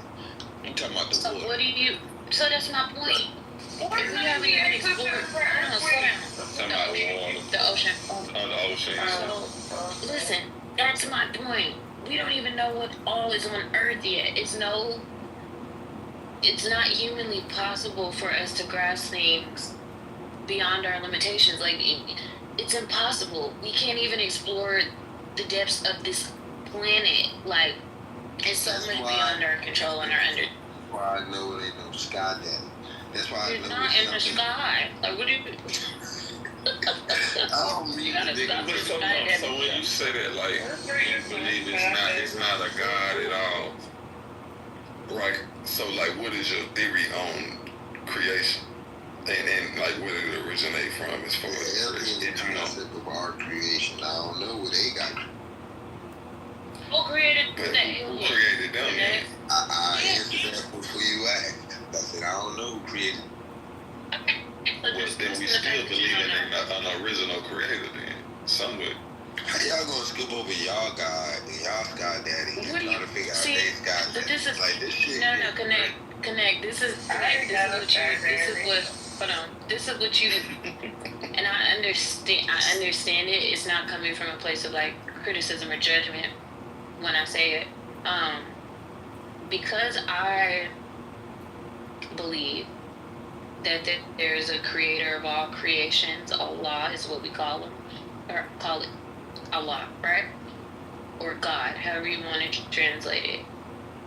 That's beyond my human. That's beyond my human comprehension. Even when I try to think of Allah, like, and materialize it in my brain, I can't, because it's beyond my comprehension. Where I'm like, okay, I understand that there's an Earth, there's a universe, galaxies. Well, who created that? What created that? What created that? What that created that? Like, it's beyond what I'm able to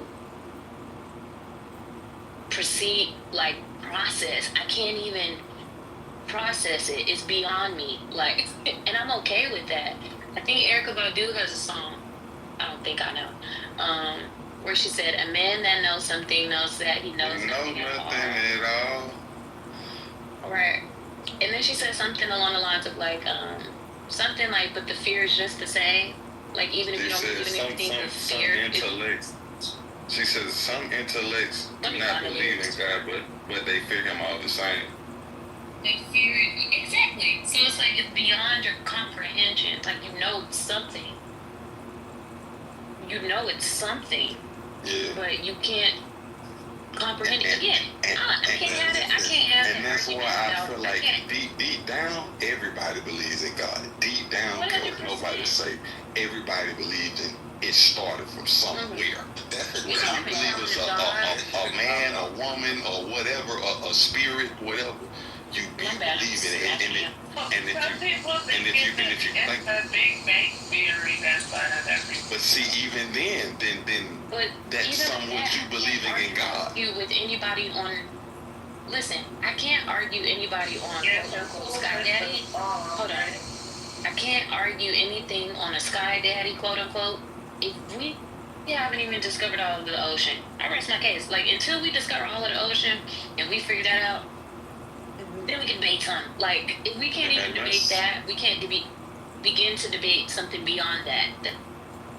And that's why I say I think even when we look at it as all this technology that we done had in the world, and we done made great technological advances, right? But it's like with all this technology we have, we as humans really still can't get to the depths of the ocean as much as we really want to, or even the depths of space. You know what I'm saying? So it even just go to show you it's certain things we wasn't supposed to know. It's impossible. It's certain things we weren't supposed to know. Like that's just how God set it up. This is shit out of just accept it. Like no, this is shit that I'm not. This is shit that I just said to y'all. This is like you talking about all these technological advances and this in the same person, but we still can. And this is the shit that I'm saying. It ain't nothing new under the sun. We can. Niggas is just spoon-fed knowledge and what the fuck is really going on. So it's like niggas gonna feel like we can't because they told us we can't until they say we can, and then it's like, all right, we could. We listen. I get you. We physically cannot get below the ocean, like to a certain extent, like the pressure just would make us explode. Human bodies can't even handle the pressure. We physically can't do it. Now I ain't gonna lie, maybe there's some technology they can make one day where they can send a machine down there to do niggas in that submarine.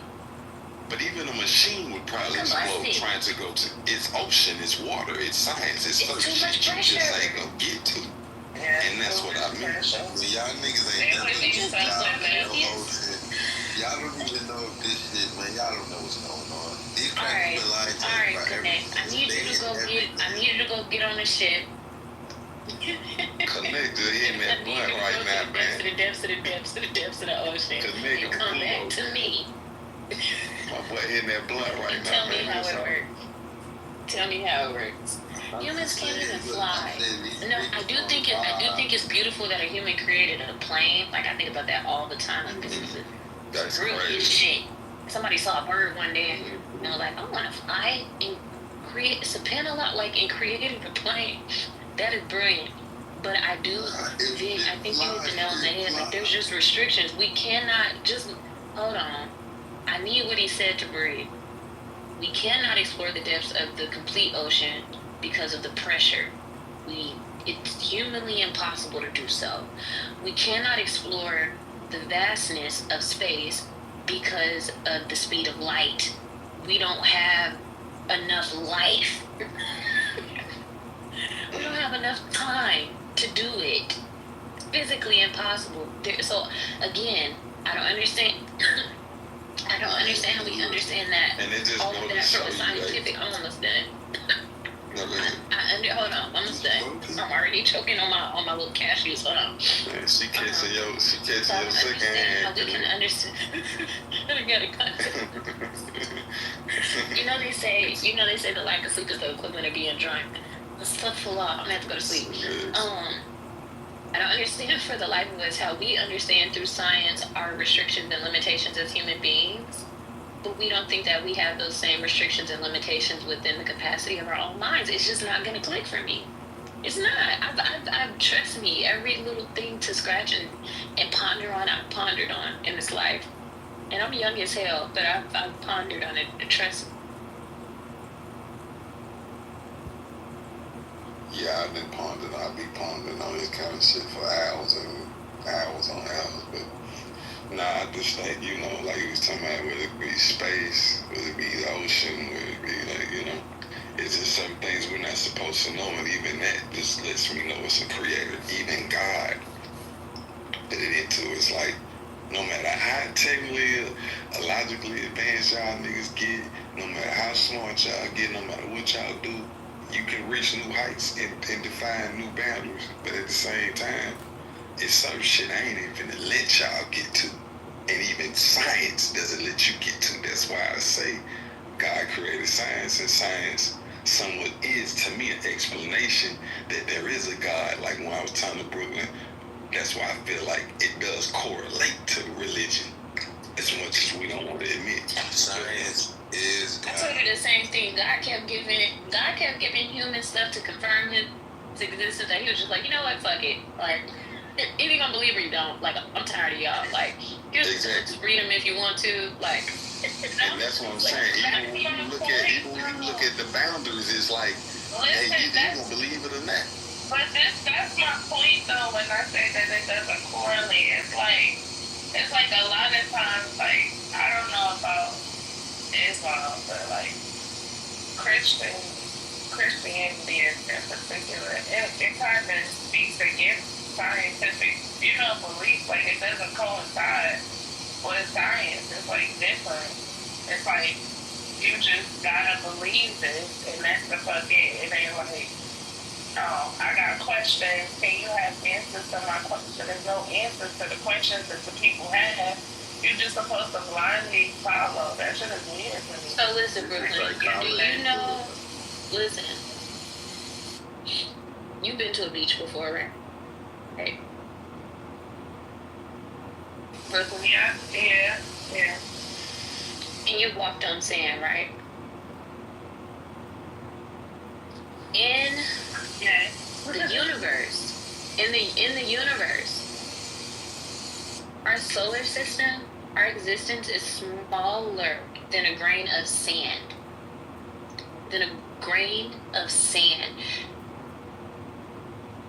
Our galaxy is a blip.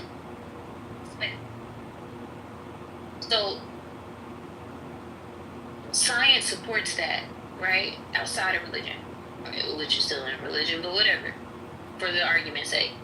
So in understanding that we're smaller than a grain of sand in the grand scheme of things, I don't know, I guess it's back to the Buddhists and humans and their egos, and like, it's impossible for, like, we can't even cheat death. Like, people don't live forever. Right. You know what I mean? We ain't even figured that shit out yet. That's another boundary that God just said, I'm never gonna let y'all get to that level. Exactly. That's why that's why I was like, it gotta be a God. Come on, bro. Now we blaming God. Yeah, come on. But to be fair, Connect, we've tested technically all of your theories. And we continue to conclude on ours. But we've tested it. It's not that, like, we're saying we're right and you're wrong. Like, it's a comparison in a sense. Like, I'm willing to ponder and walk with you on this journey. I'm just telling you the process of when I decided to walk. And like you were saying, Connect, as far as it being like us being demigods, I don't know. I mean, I guess I'm kind of agreeing. I feel like, in my mind, I feel like God made this world, God made us, and he kind of made us gods over this world. That's why we've been able to conquer shit, make inventions, do this, do that, you know what I mean? But at the same time, when we talking about cheating death, nobody can do that. Not really. At least nobody's gonna live forever. You know what I'm saying? But then you got oceans, and you got oceans even on Earth that the depths that we can't get to, places in space we can't get to, not to mention the other galaxies, and we just live in the Milky Way. It just seems very obvious that there is some force, something that put parameters on us, even though we have exceeded a lot of things. And that's why I kind of feel like it's interesting how somebody can't believe in God when it's you look up his eyes. Religion talks about that too.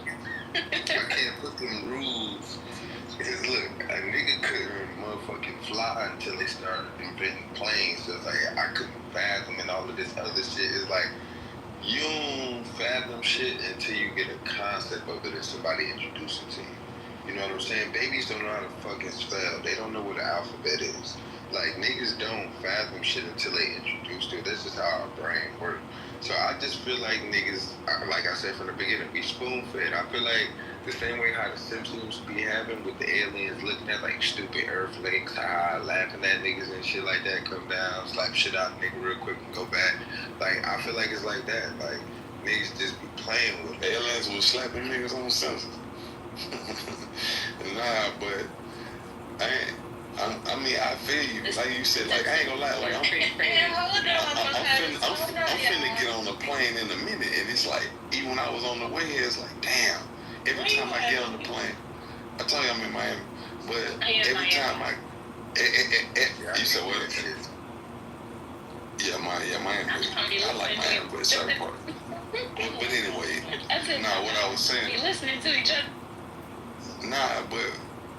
What I was saying, I had to get back on train of thought, but yeah, I'm just saying, like, every time I be on a plane, I've been on a plane a million times, like, it's like, damn, somebody invented this. How the fuck can we do this? Like, every time I go from the LA to the East Coast, it's like I got here in like 4 hours. It's a 3-hour time, but I got here in 4 hours. You know, I'm actually really... And even when you get jet lagged, right? It's like it almost is a feeling in your body. You get jet lagged because it's almost like, nigga, you know this wasn't supposed to really happen like that. You weren't supposed to travel that far that quick. You kind of in your body feel it. So but I'm gonna say, talking about cheating death, but let me say this too, Connect. I get what you're saying, but in a way we kind of have cheated death a little bit because I guess the life expectancy now is way more than it used to be. However, you're still never gonna live forever, and I feel like God. So, they do say, I think back in the day what they was. I don't know, like people in the Bible is to like 700 years old. But see, that's probably their measurement of time in the Bible. Depends on maybe that's the thing. That's the other thing about seasons. You know what? Hold on. A year might have been a day, baby. Am I in the Matrix? Yeah. No, go ahead. I think so. You're talking and everybody else talking. Yeah, we just all have conversations. It's all good, but go ahead. Where you go? She go. Oh, there you go. Yeah, she back. Was I in the Matrix? I guess you was. You're not no more though. Can you hear us? Yeah, I'm back. That was trippy. I time traveled. Okay, I'm back. So, no, even, it was something I was going to say. Oh, yeah, when people say that the earth was created in what does the Bible say? 7 days? 7 days. Right. And when people always say, like, we're living in the end times, I always thought that people don't understand, they don't have a grasp of what time really is, especially not to God. You know what I mean? Like what we perceive as 7 days on Earth year, that could have been similar to what I said about Uranus, right? That could have been 7 seconds. What we think is 1,000 years could have been 1 minute. You get what I mean? You know what I mean? Because they still say like you think that riddles in the Bible. Do you think that time evolved? Like it was just a different. Yeah. Like. It definitely did. A lot of people don't believe. A lot of people, Christian people especially, don't believe in evolution, right? But I do. That's another reason why I have a hard time being religious. But do you think that time evolved? Like over time, it changed. Because I think time is gravity, so I definitely think gravity is changing on Earth. Yeah, so I think gravity changing on Earth and we feel it. So that's why people be like, damn, time feel like it's sped up. But I feel like gravity change on us and we see it, you know what I'm saying, and feel it through our body. I think somewhat is that. And I think it's somewhat like how you living. Like, I remember when I used to be in school, coming up, it just felt like the whole school year seemed like it took forever. And it seemed like when we got out for the summertime, we went out for like 2 months, but it felt like, I don't know, it felt like a minute. So long, And it's like, as an adult, it's different. It's different, and I don't know, because we didn't experience time as You much. don't get that type of time off, though. Like, yeah, that's what I'm saying. I think time is relative to your experience and how you spend it. You know maybe what I'm that's saying? what it is. Yes. But I don't know, because But this life goes that way. Think about the years time. and shit is going by faster. No. Or are you just not present? Think about it this way. Maybe I'm not. Yeah. Everybody can think about this collectively. Do you remember being 3? Because I remember like being extremely young, and I found out that it's really rare. So I remember being really young. I just don't know how young I was. So I don't know how old you guys are, but I'm in my 30s. So the time between me being 3 and being 30 feels like a week. It does not feel like an extremely long time ago. Like, the process of my life, the evolution of my life, feels very fast, very quick. Like, what we perceive as like it's been 2 decades, it's been, I don't know why I use an old person's voice to say that. But anyways, like how we process and perceive life is like, we think like we have so much time, like it's been so long, but it's really relative, and how you're experiencing life. Life comes by and goes really, really quickly. And that's why I say, like I remember being 3. I ain't gonna lie to you though. I was thinking about this the other day. I still feel like it's been a lifetime. Like what they say, like, you know how when you go to jail or whatever, they say like they'll give you 20 years, it's like life, because I don't know, like 20 years really is a lifetime. 20 years ago, I'm 31, so 20 years ago I was like, by the time you 20 years ago I was 11. So sometimes I think back on stuff, I don't know, in my experience, I feel like it has been a long time, even though at the same time I still feel like it's been short. I don't know, I guess I say all that to say that it is somewhat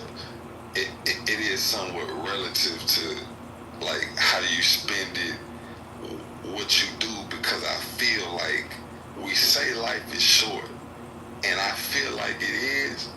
However, I think that Are y'all looking at see if anybody trying to come up? I'm sorry, Vic. Dog wanting to come up. Yeah, I was gonna say Clayvon fire in the chat. Yeah, Clayvon came in here for a minute, but I ain't know if I ain't know if he wanted to come up now. But I just said, let me just finish this. Let me just finish real quick. We say, okay, you continue. Hold on. We say life is short, and it is, but at the same time, we say like life, it seems like it ain't enough hours in a day, or life ain't got no time. I feel like we do have enough time. However, we waste a lot of it. We waste a lot of time. I think damn near all of us can relate to that. So I think that's why I say time is relative to how you spend it. Remember when I told you about that Buddhist family that I worked with? They was living in a different time. Like, yeah. I cannot explain to y'all that experience. Oh, smoke. Got to be hitting that gas. Got to be hitting that gas. I'm eating. It's called. Don't give me that. It's called Tex-Mex, and it's spicy peanuts. It has chili bites. Okay, so yeah. Not But look, you know how I know this time shit fake? And it's like a perception of the brain thing, because they got this new shit out, right? Where they doing with where they studying prisoners. Jesus. Look, well, our concept of time. Cause look, they got this new shit with these prisoners where they making them. Well, they was testing it. They said they got some shit where they'll be able to serve their whole prison term, like 30 years, in a few hours on a machine where their body gonna feel like they've been there for 30 years. Black mirror shit. Go. This nigga smoking.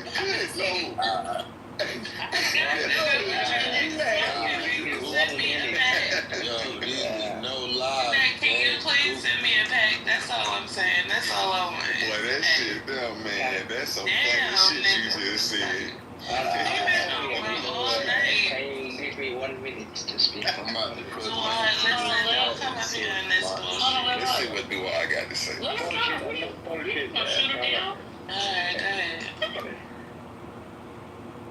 I said, I feel very sorry for you because I feel you're alone. Why you feel sorry for me? You gotta get it out first.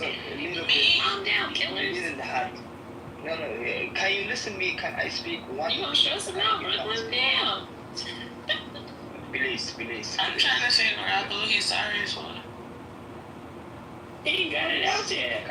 I'm trying to figure out who he's sorry for. You gotta be specific, man. Can I speak, please? And you can reply. Can I speak, please? Nigga, speak. Brother, you have the floor, brother, please. Hold on. I write it. Wait, first of all, how do you pronounce your name?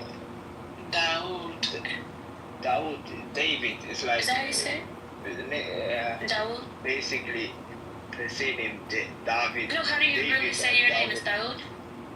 Dawood, yeah. He just Dawood. basically said English from Israel, Prophet Dawood. David. It's just. I say it right. Like, what's your native language? You did. What's your native language? I'm from. What do you think about American accent is very hard, please.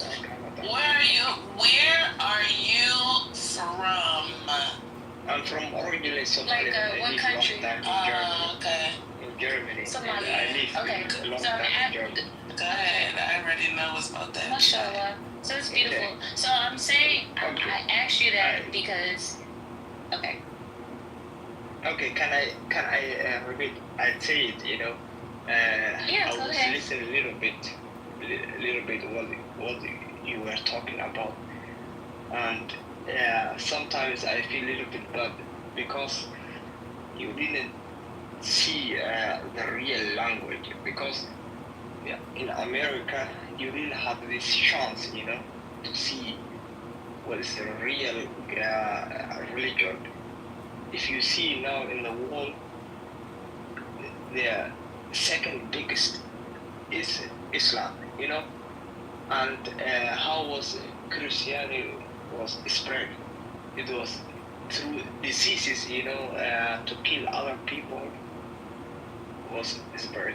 But Islam was peacefully spread around the world, and you can see it every year. Islam is growing more and more. Let me tell you something, right? So it's a room on Clubhouse called Learn How to Speak English. Like, I think before you get on these stages amongst us, because this is hard.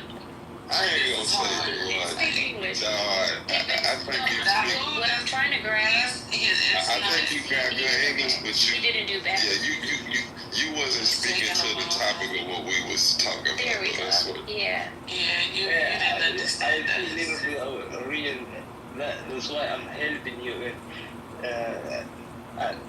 to give one chance to Islam. To see, you have to open your eyes. One time you can see what Islam says and what Christian says, and your own value. You can compare all of this. One time to open your head. It's like what I mean. So, Dawood, do you think that it's bad to be without religion? I think it's bad to be without religion. You think it's bad? Because God created you, It's not bad, if you can do all that, it's good. Please, wait me a little bit, wait me a little bit. At least, No, he said please. Please. Hey, I said, without God, if you have like a bad days or that, it's difficult to compete these bad days without God, But if you believe in a God and you have your you are believing is it will be for you easier to copy everything that you get. That's why I'm saying to have a goal is better. I think, that's from your experience, yeah. Okay. So, yeah, I have to be more patient. On the topic y'all was just on, right? I think I asked this question in another room not too long ago. But what age do y'all feel like time starts speeding up for y'all? For me, it was when I turned 26. I'm 34 now. But I feel like when I turned 26, time just started tripling on my ass. Like, man, I'm 26. My thoughts are I don't even remember I feel like when it sped up on me, when I graduated high school, and I had to go to school every day, and when I got grown, I feel like after 18, 19, 20, I'm like, damn, these years going by fast. Like, wait, how old? I don't even remember. How old are you, B? I'm 31. So look, the crazy shit is, right? I think we all experience the time speed up at the same time. I think we all just was like different ages. So it's like I'm 35. You feel me? So I feel like Marco though. I feel like when I turned like 26, this shit was just gone. That shit was just gone. Like shit, so much shit happened. I feel like when I turned 10, my shit just.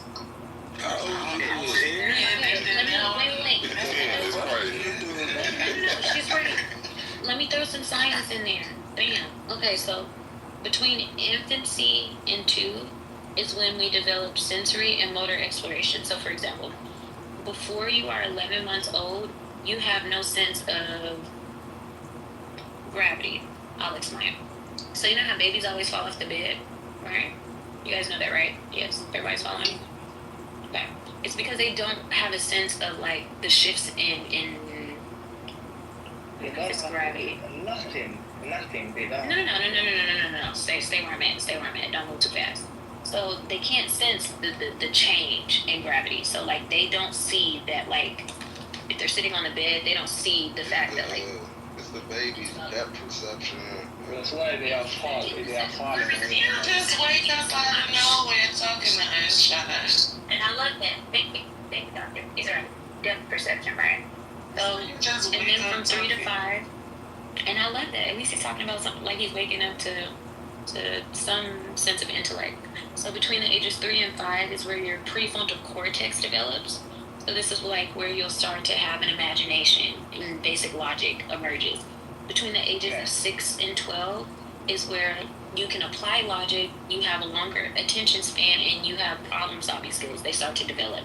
Between the age 12 and 18 is when where you have like your emotions emerge and is hyperactive, but judgment isn't fully matured yet. And then between the ages of 18, let me finish.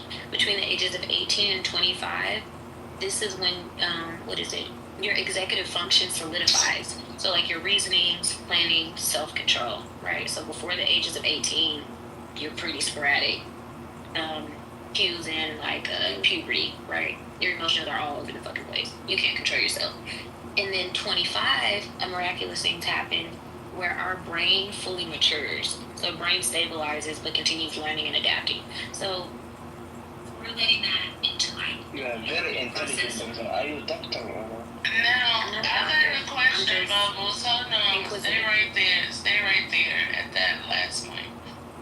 Do you think that over the years we developed into that that cycle of development and what you explained? Because if you look at our grandparents, like their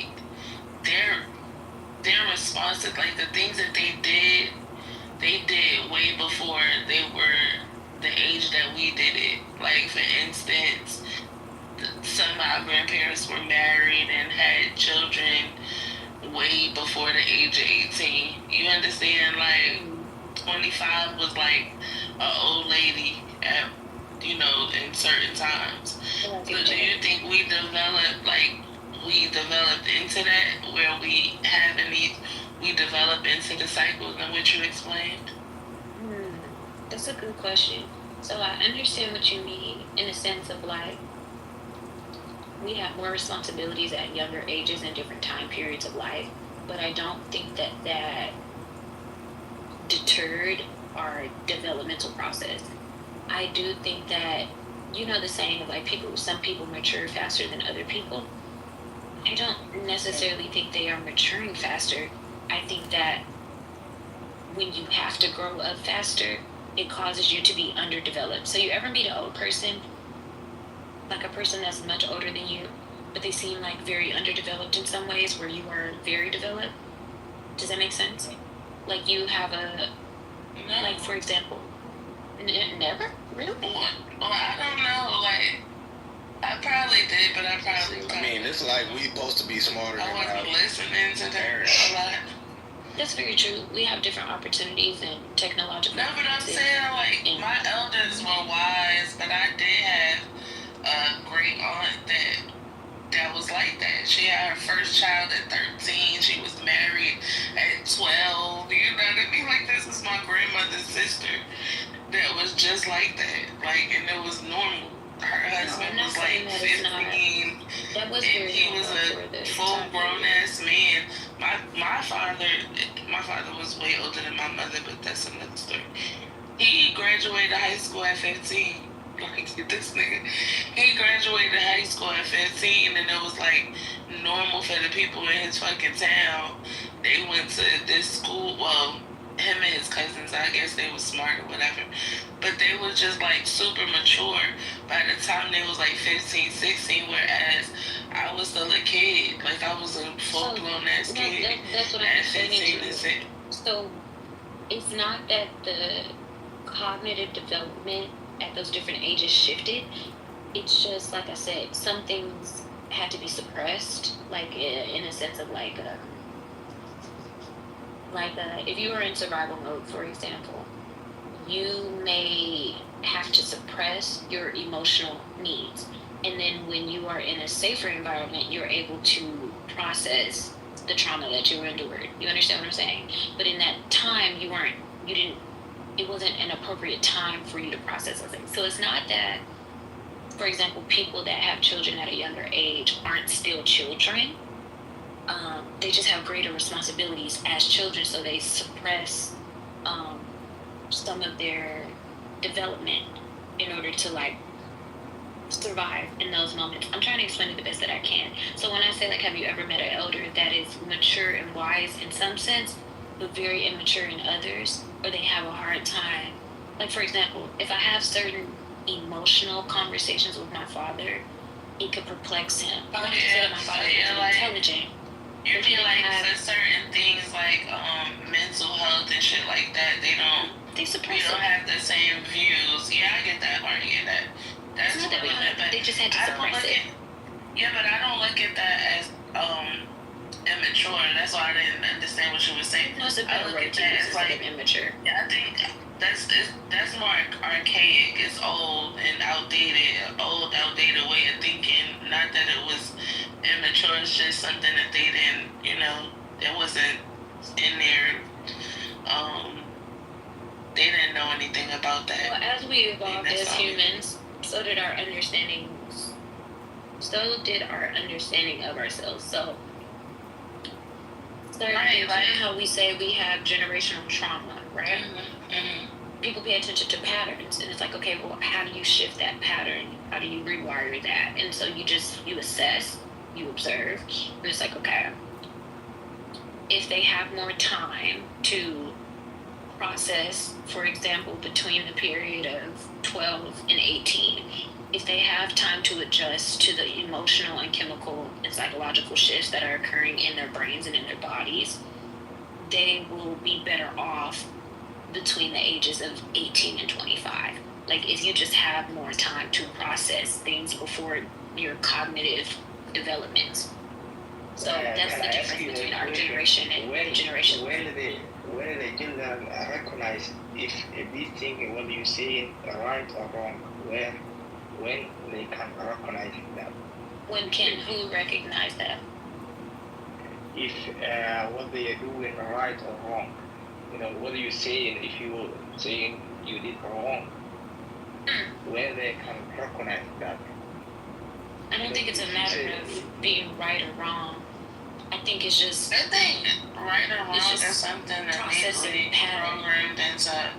I think the concept of right and wrong, good and evil, all of that is something that is programmed into the human psyche. Like I think it's just like you. If you tell your daughter, for example, something wrong, he cannot recognize like some ages. What you say, if you mean to him, like if you personally, or if you're just saying what he did is wrong, when he can recognize that, I mean. Wait. Sorry, you lost me a little bit. Not gonna lie.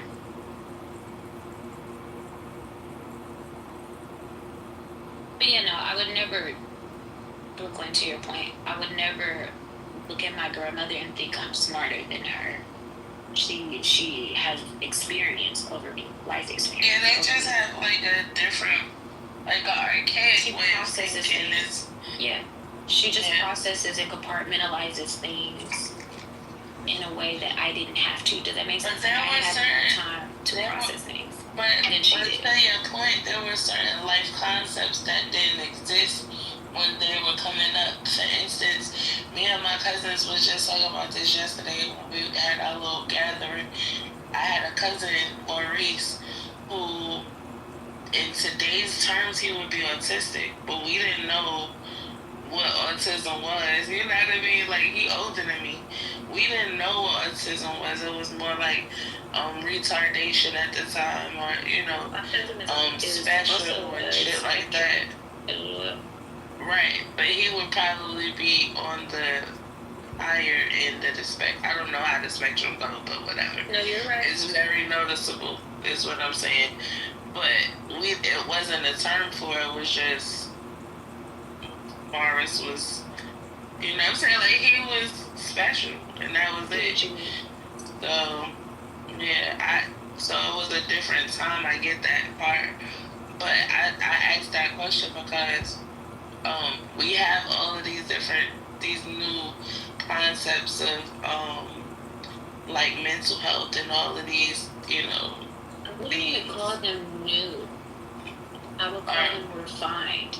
Because from the beginning of human existence, they've looked into all of these details. Like, even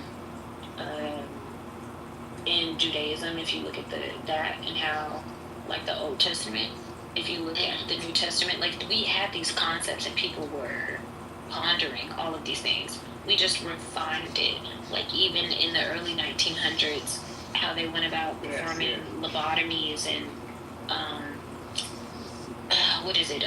electrical shocks on the brain. Like, we refined the way that we know things, but we've always known these things. Does that make sense?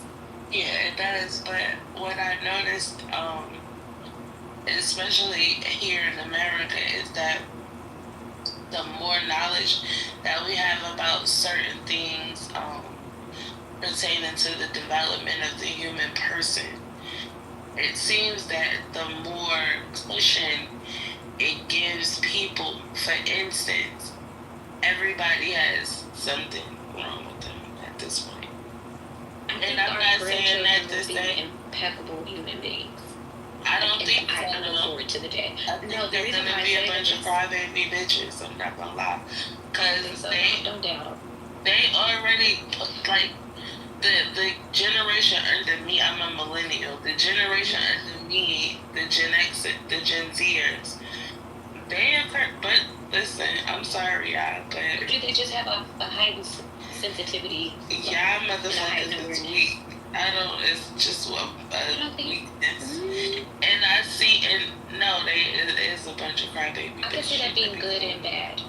I can see that being good and bad. It can be good and bad. It's like a slippery slope, because you want people to be expressive of themselves, but fuck if everything ain't a fucking problem and it gets on my nerves.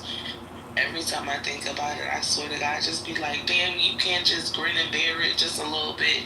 Like, do you have to express every fucking little teeny bit of everything that happened in this world? Like, God damn, like, can you figure out how to fix it without complaining? Shit, So, the fuck? you do So that be understand my that the issue. generation before us felt the exact same way about us. I'm sure, but I don't think so, because we was tough. We had a rough life. They were tougher, though. They I'm had sure a they rougher were. reality. They did, and the generation before them did too. Treacherous. Still, we wasn't crybaby bitches, though. I was a crybaby bitch. Yeah, I was not a crybaby. I've always been. I'm bubbly. I'm bubbles. I'm a crybaby bitch. I mean, I was kind of a crybaby, but I fought through the cry. I fought through my tears. I'm a cry in the car. Oh, I'm definitely crying in the car. I'm very emotional. Believe it or not. I know this deep voice and this motherfucking this rough, you know what I'm saying? These rough words that come out my mouth make y'all think that I'm invincible, but I'm not. I see your soft side. But I'll cry and I'll fuck you up at the same time. Like, I'll literally be fucking you up. I feel like Dr. and Vic are fucking you up right now. I'm just saying. Yeah, we don't feel as though it's a deep voice. It's like it's an ashy, like kind of, you know. Yeah, she was like, don't play with me. You sound like a New Yorker.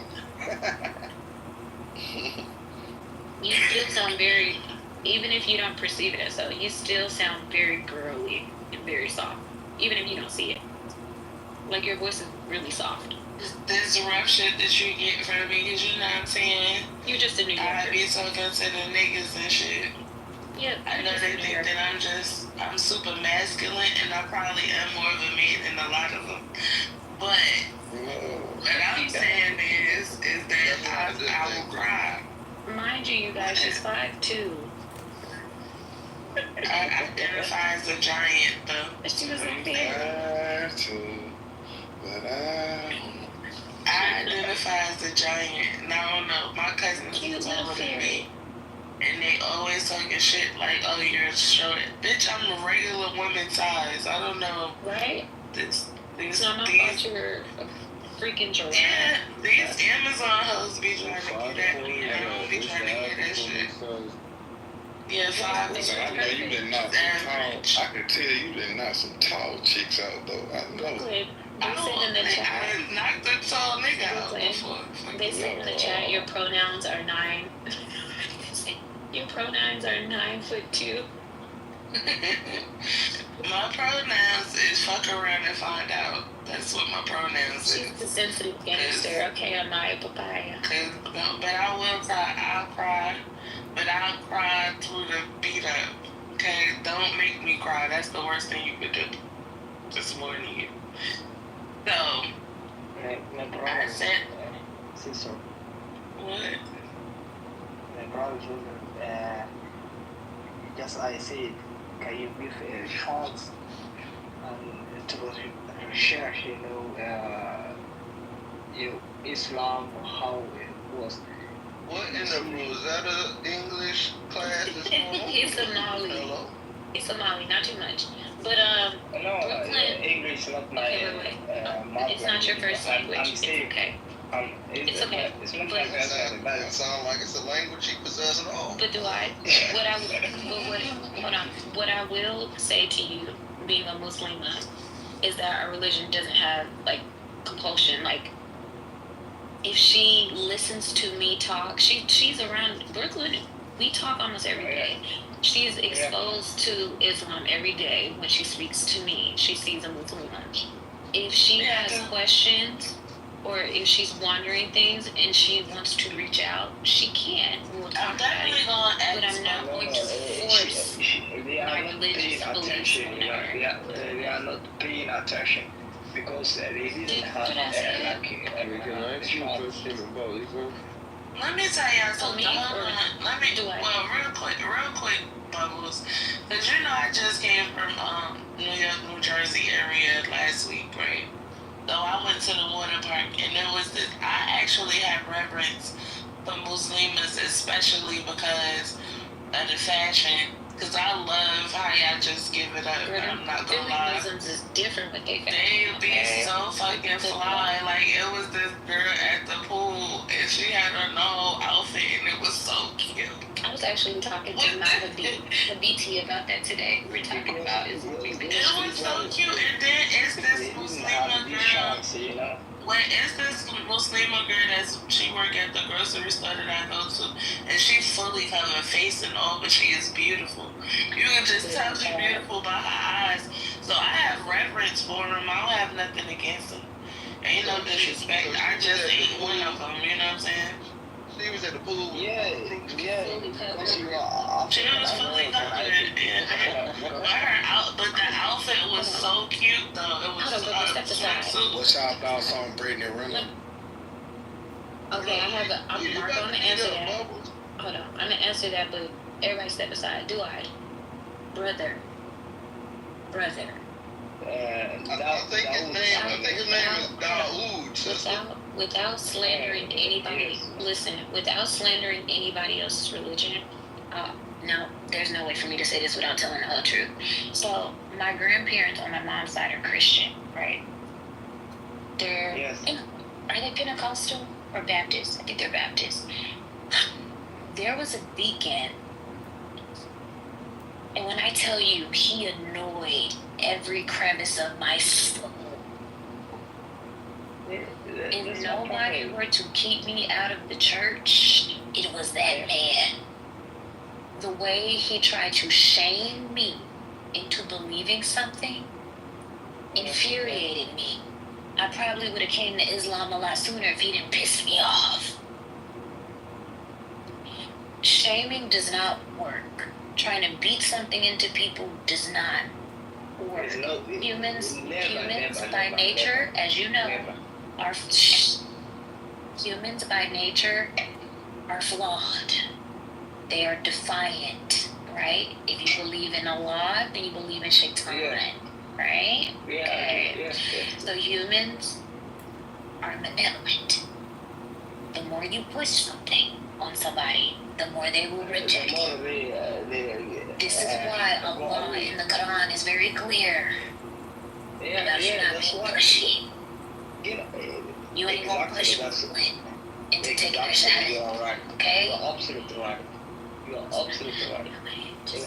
Nah, I'm not forever being heathen. It's okay. Ain't no talking me into it. We didn't have the chance, I'm not forever being heathen, Jesus. I'm smacking you inside the head with a gun right now. What do you say? Now, listen, I'm gonna tell you this. Go ahead, Lex. That's your Lex. I'm sorry, Lex. We're not gonna touch the Bible. We ain't up here offending other people. Quran is inconsistent. Can't do that. Astaghfirullah.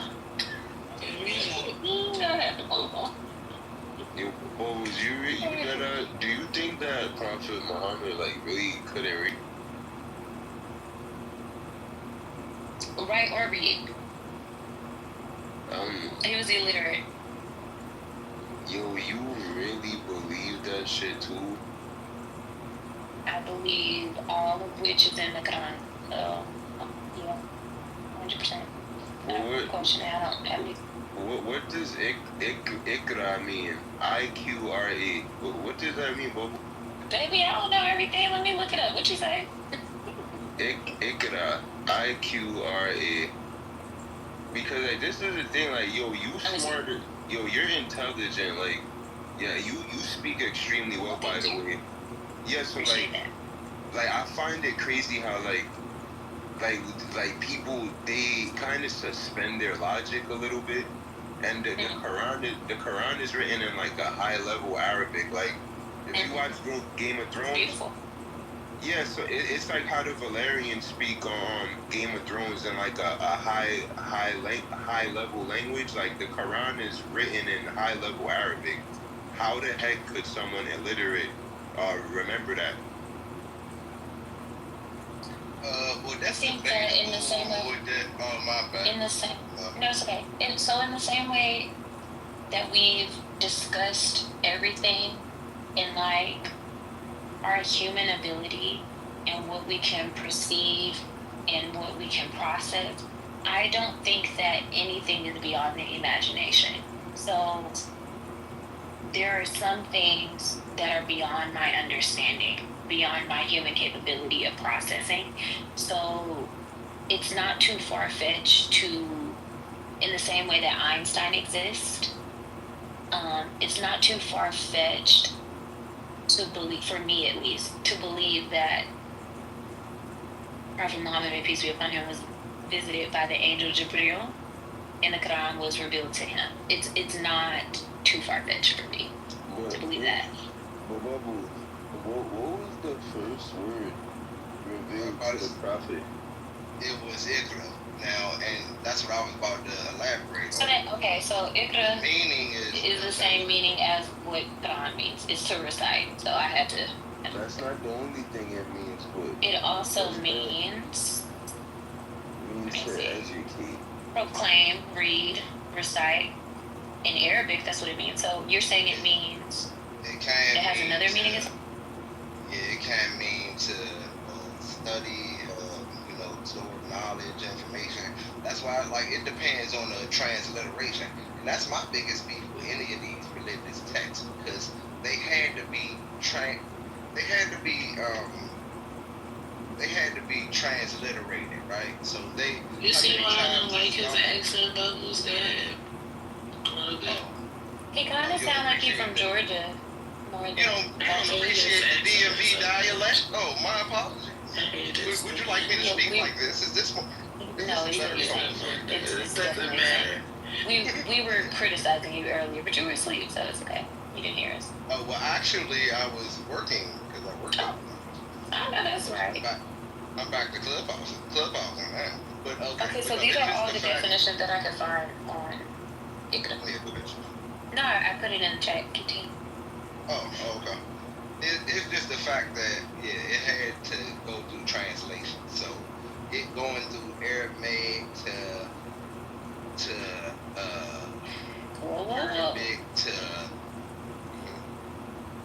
Keep going. I'm sorry. I'm a little tender about this topic.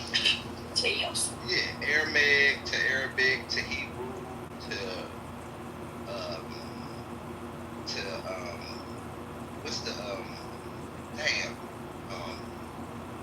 what's the one they love so goddamn much? Latin, Greek. Latin, yeah, appreciate it. That they love so much is crazy. English, yeah, they love that. So my thing is, it's gone through that many translations. It's no way human. The Quran has not went through that many translations, though. Okay, I say it hasn't gone through as many, but it still has gone through at least, say, 3. What I will say is that if you ask any Muslim anywhere in the world to recite to you Surah Al-Fatiha, they will all be able to. Every single last one will be able to recite Surah Al-Fatiha. I can say that with 98% certainty, not 100%, 98% certainty. It's because we're all intended to understand Arabic and read the Quran in Arabic. So I do understand that it can be translated. For example, my prominent language is English, right?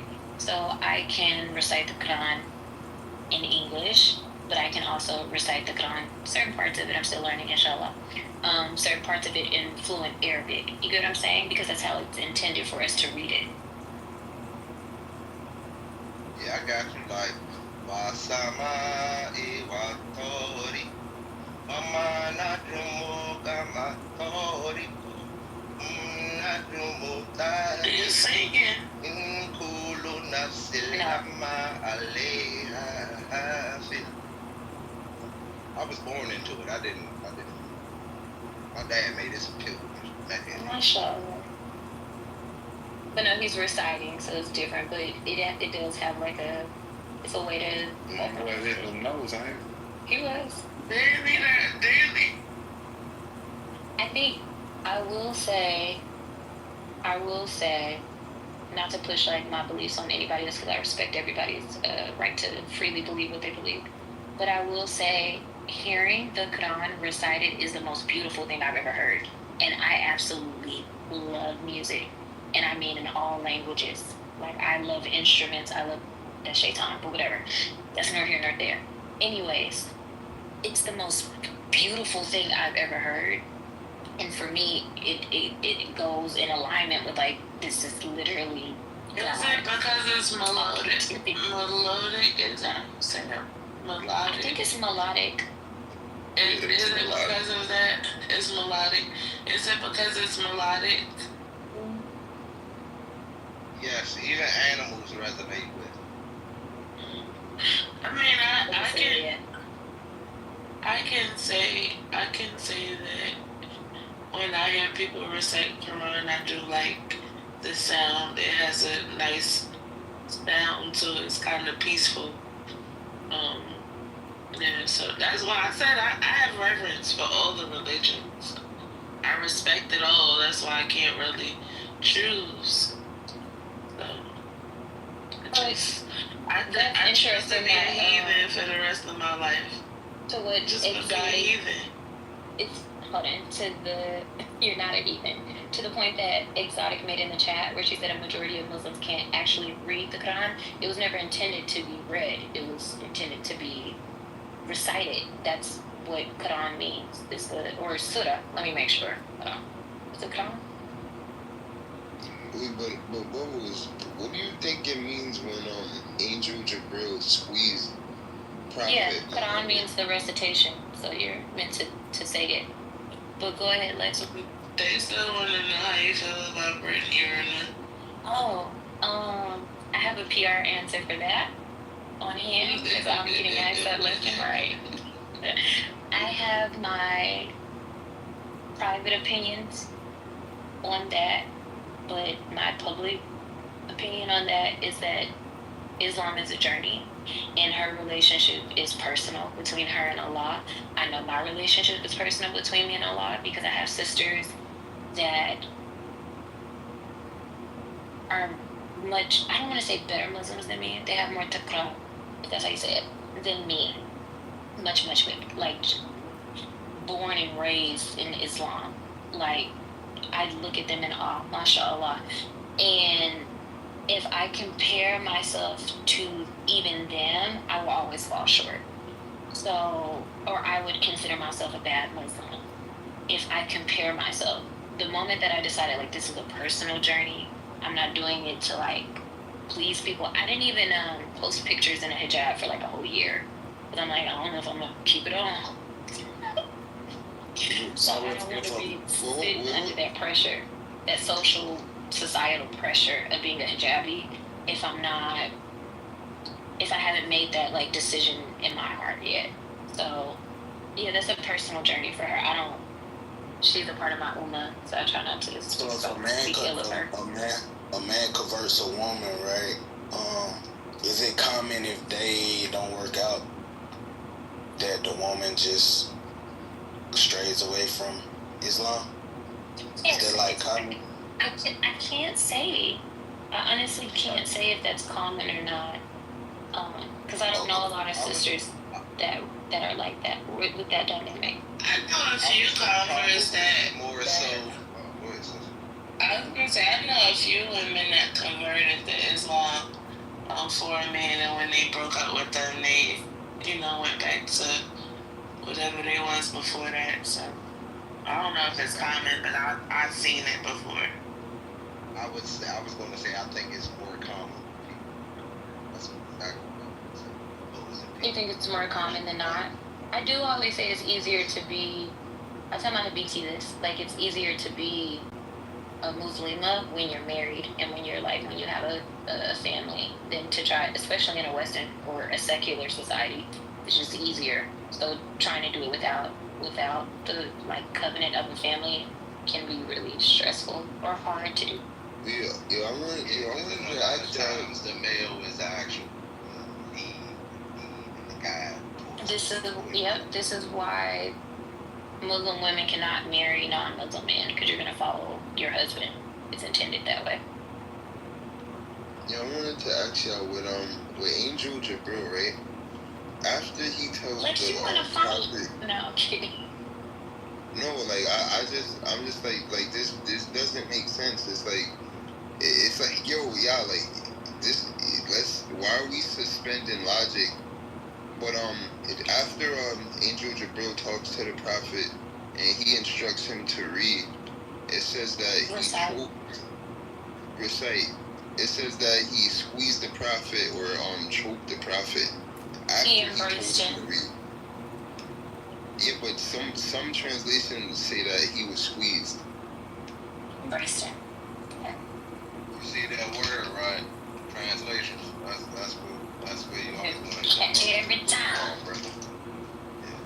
Wait, so I just another reason why I don't do religion. It's beyond our comprehension. It was beyond Prophet Muhammad, may peace be upon him. It was beyond his comprehension. He went back to, correct me if I'm wrong, his first wife, Khadijah. What was it? Khadijah. I'm almost certain. It is 3 a.m. I'm almost certain. And he was very shaken. Yes, he ran to Khadijah, may peace be upon her, crying and shaking, because he couldn't process. He couldn't humanly process what just happened. So it was very perplexing, even for the prophet. Peace be.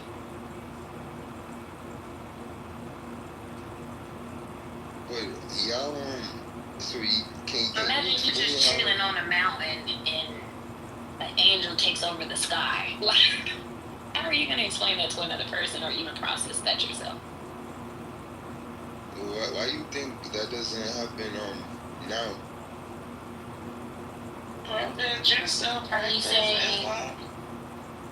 Are you saying why do I think that there's no more prophets? Like, what can you refine what you're saying or what you're asking so I can answer it?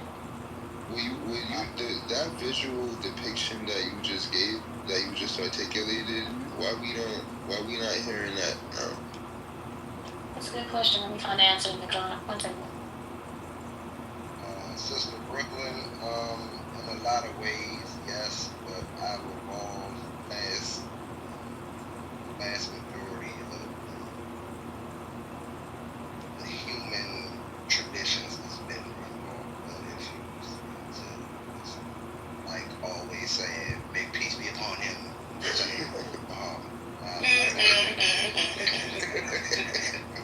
It's natural to me at this time. No, you good, but I mean, I just listen. The book itself tells you do not immortalize the men, right?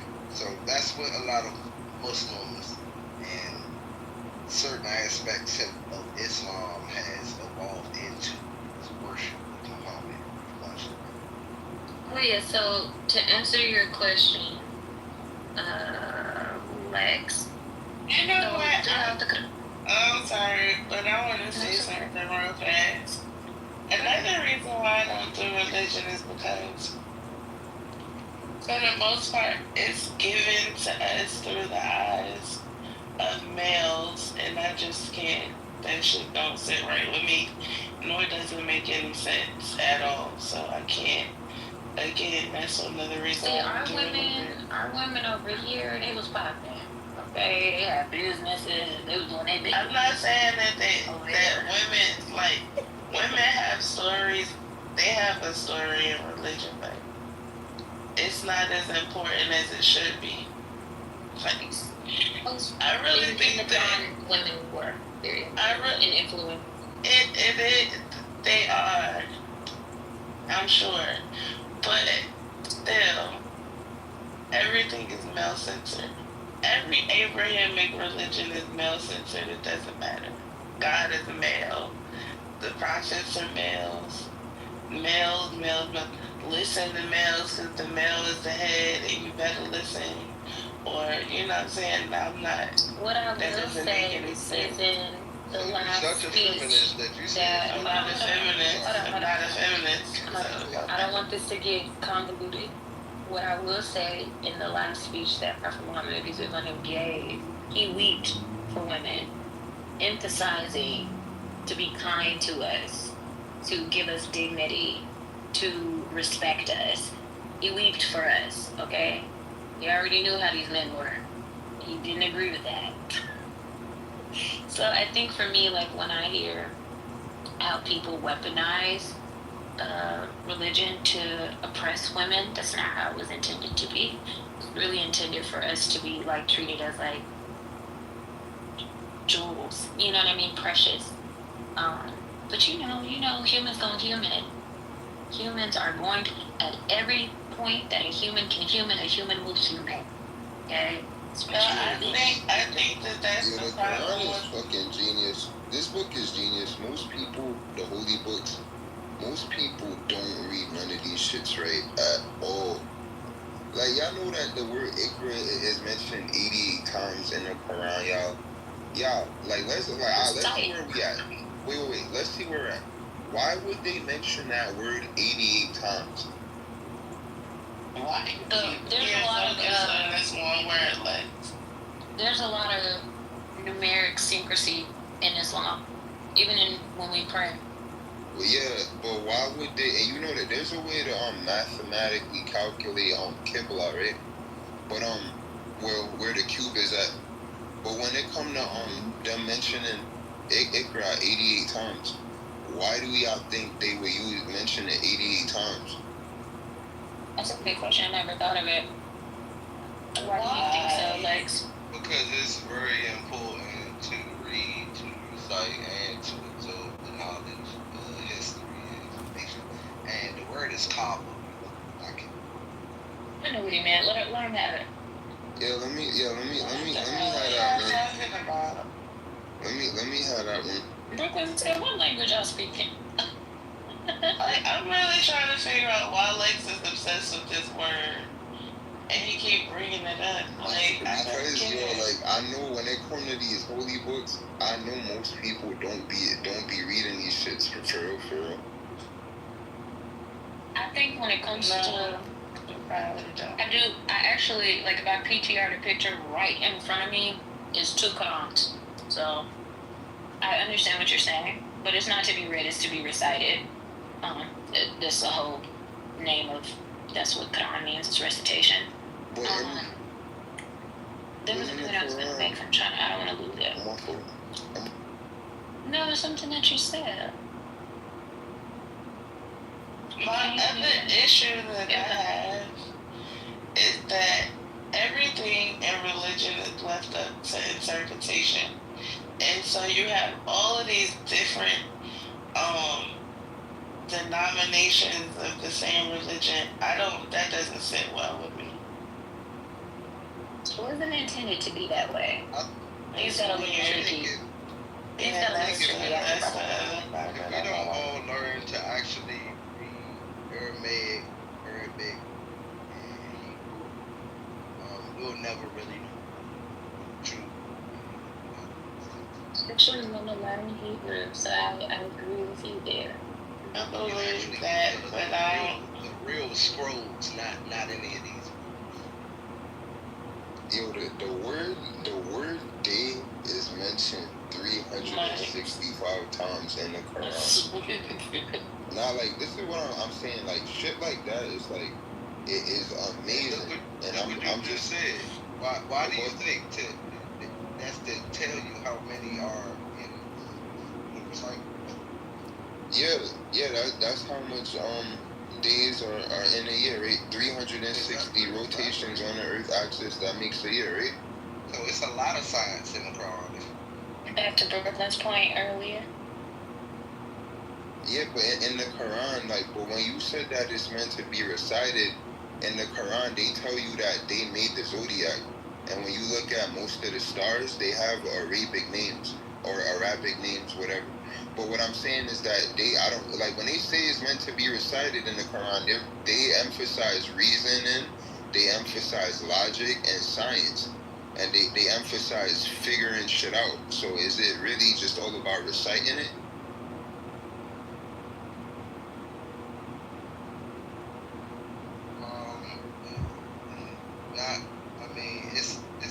It's the dissertation, but it's also the absorption and the application.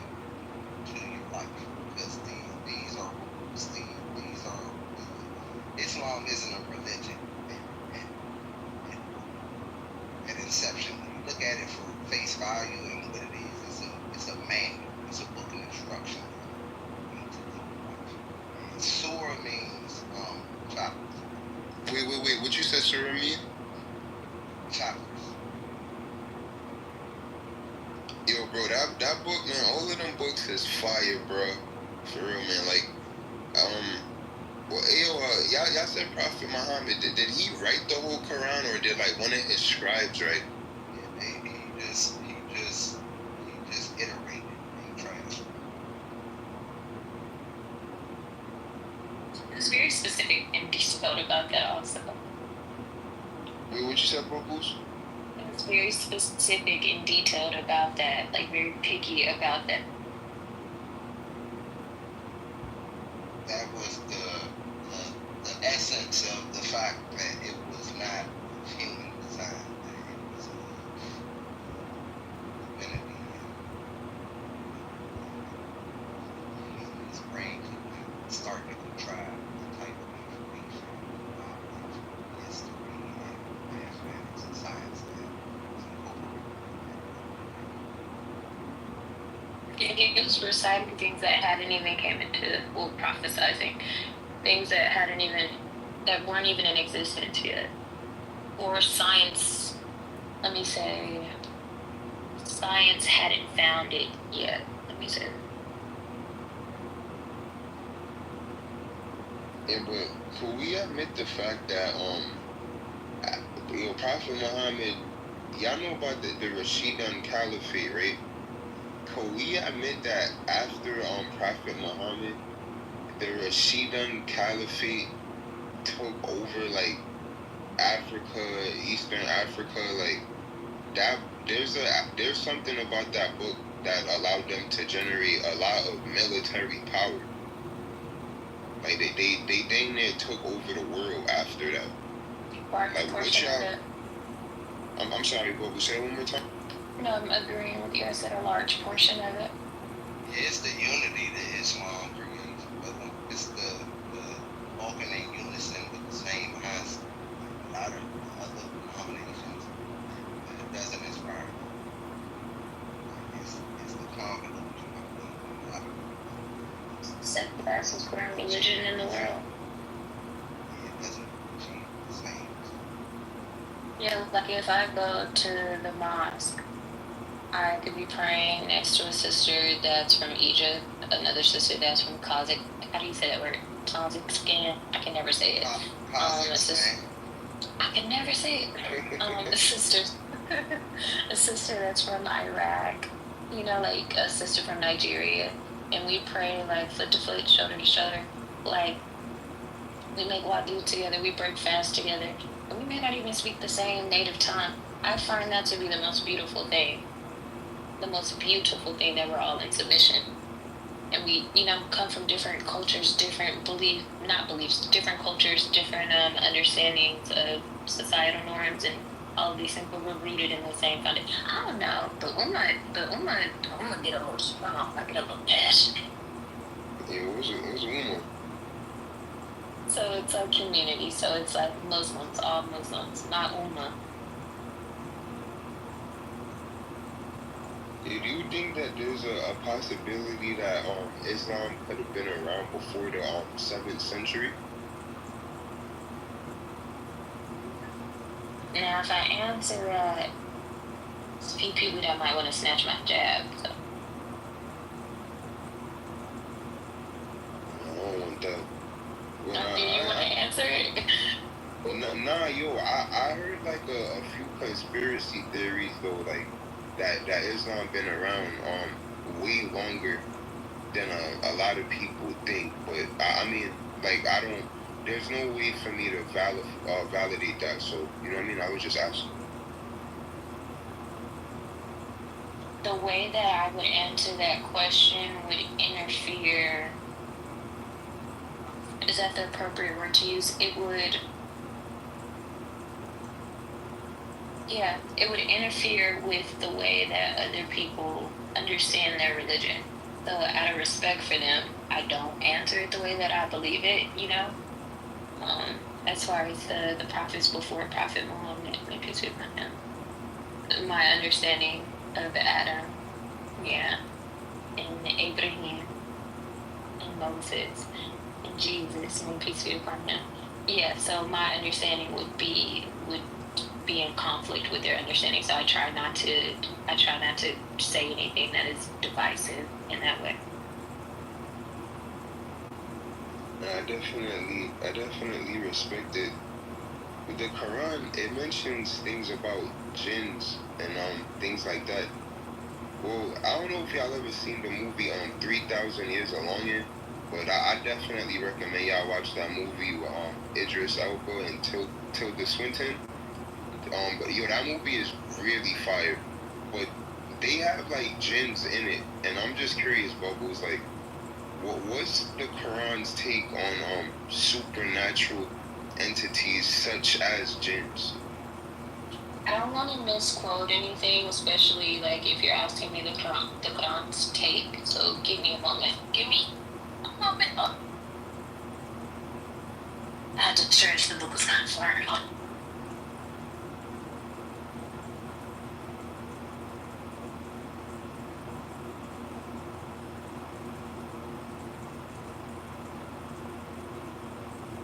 Okay, so let's see. So from my Islamic understanding, humans are created from clay, and jinns are created from smoke, fire. And in the Quran, it says, let's see, in the jinn we created before from scorching fire. So that's one. And then in another surah it says, they are invisible to humans but can see us indeed. Shaitan sees you, he and his tribe, from where you do not see them. And then it also says, in another surah, it says, I did not create the jinn and humans except to worship me. And it says, let me see.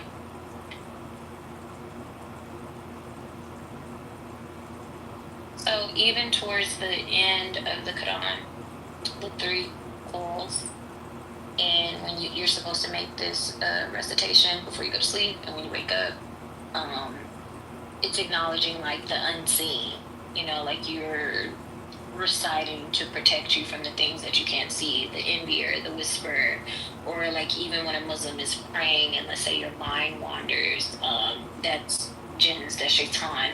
So there's an Islamic saying that you say over your left shoulder and then you spit 3 times, you know what I mean? To kind of like, so it's there, but you can't see it. And the Quran just reiterates that through multiple surahs. Yeah, I was speaking about the origin of peace. Yeah, specifically. Yeah, specifically about jinn. Yeah, that was the first jinn. Wait, who?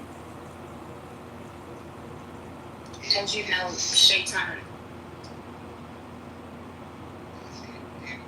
I kind of heard say it's forged from smokeless fire. Mm-hmm.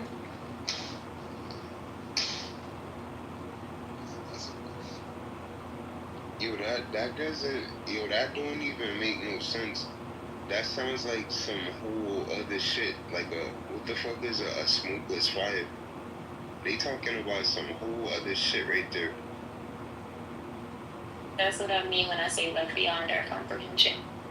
I think even, like for example, and not to offend anybody, so correct me if I'm wrong if you're a Christian, but even when Christians are being laid to rest, right, they say, what do they say? Let me actually pull it up so I don't say it wrong.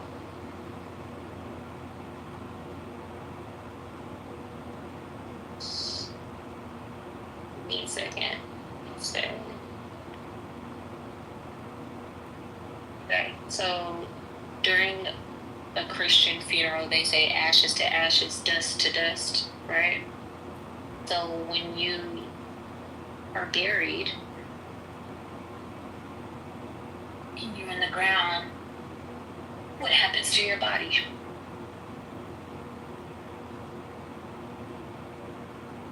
Like, that was a question for you.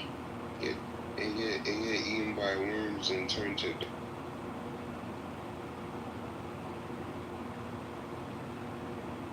And what is clay? That was a question for me.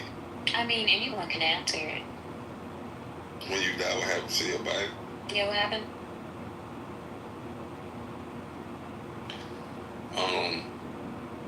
You go to the morgue. When did you asked that part? You go get cleaned out. Oh, after that, you just go to the ground and, you know, I hope you don't become maggot food, but you just stand in the ground. I don't know, at least for one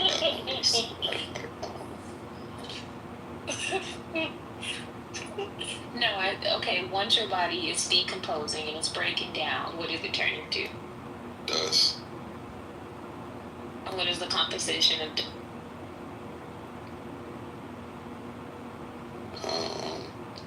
I hate to say this, but dirt. What's the composition of clay?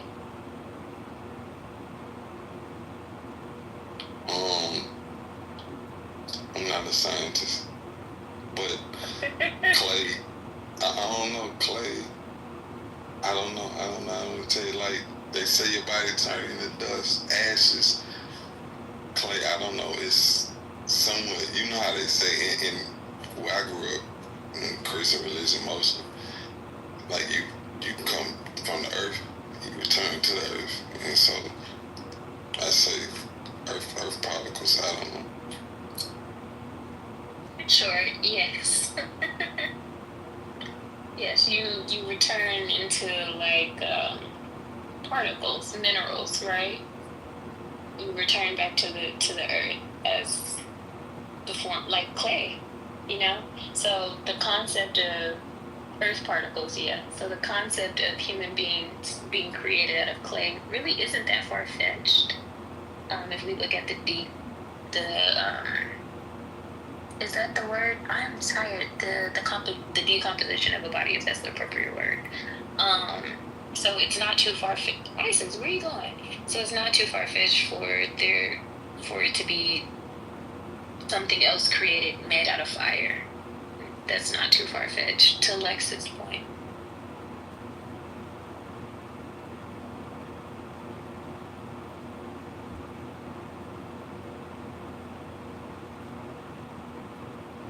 You think there's any part of the Quran where they talk about electromagnetism? I would have to look. I ain't gonna lie to you, in the Quran, I don't think, when you look at these religious Bible or whatever books, they don't get into the science of it, you know what I'm saying? So, I beg to differ. Bro, they be on mad science in these books, bro. In a sense, but I don't think, like, you talking about electrode, this and that, like, so, Vic, to your point, a few surahs. So one says, in the heaven we constructed with strength, and indeed we are expanding it. That was confirmed by modern cosmology. What surah is that? I can't pronounce it. Surah F. I can't pronounce it. I'll put it in the chat. I'll put it in the chat for you though. And then that was confirmed by Edwin Hubble in 1929. The Quran was revealed way before 1929, as we understand, but this is the Surah. And then another one is, let me see. So it says, he has let loose the two seas, converging together between them is a barrier they do not transgress. So this is confirmed, by ocean. How do you even say that? Oceanography, that saltwater and freshwater meet but don't mix due to density, temperature differences, etc. Another is about embryo development, which is my favorite. It says, we created man from an extract of clay, then we made him a drop in a secure place and created the clot and then the lump. And this was confirmed by stages of embryonic development described centuries before modern embryology. So yeah, there's Vic, to answer your question about science and prophecies, different things. From my understanding, I could probably find similarities in I believe the Torah in the Bible as well. or things like prophesied way before we discovered them through science. I've been listening to music and listening to what y'all saying, but for what you're saying, it sounds accurate. Even growing up in the church, it somewhat like science, like we was talking about earlier, like science and religion can't go hand in hand. I think it's an explanation for it. So Look, even in my religion, which I always laugh when I read it, it's several times where Allah is like, look, I can give them everything. They still ain't gonna believe it. Some of them will just be blind, deaf, and dumb. Like, it don't matter what I do. Well, it don't matter how much I prove myself to them, they still will deny me. So I learned to understand that, and I'm just happy that I don't. You know what I mean? Like, I'm happy that I can see it involved. Yeah. Everybody got their belief, but yeah, it is like, I think, like you said, I feel like in the Christian Bible, like when God said, well, like you said, I'm here and had explanation, they still ain't gonna believe it, I think that's just the thing about what I prove, that you're still going to deny it. That's I expect. Yeah. And that's the thing about religion is that it's belief based. Like, I just don't like when people they coming from a religious viewpoint and they want to talk about it as if it's facts, when some of it may be facts, but at the same time, the beauty of religion is what you believe and what you don't believe. So the believers, you know what I mean, they get this. Follow what you're saying, yeah. You said what? I said I follow what you're saying.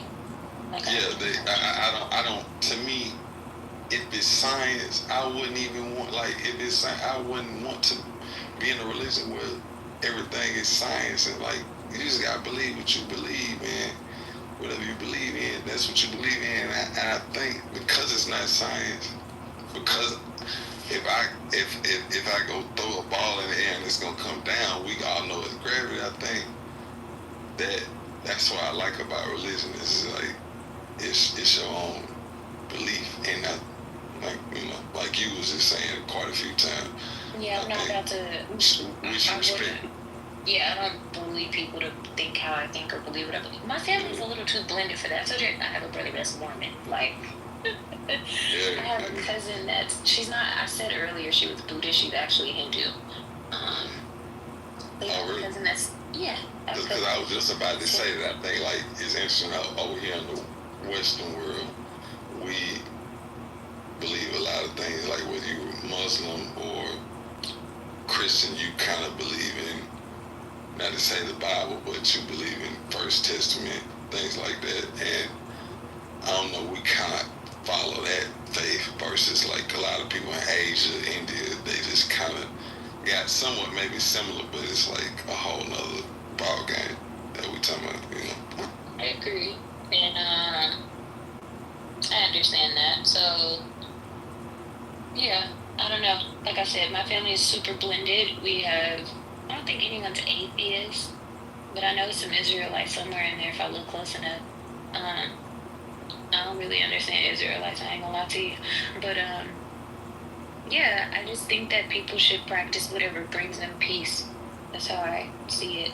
Whatever makes you a kind person, whatever makes you have diplomacy with other human beings. I think that's the best way to live.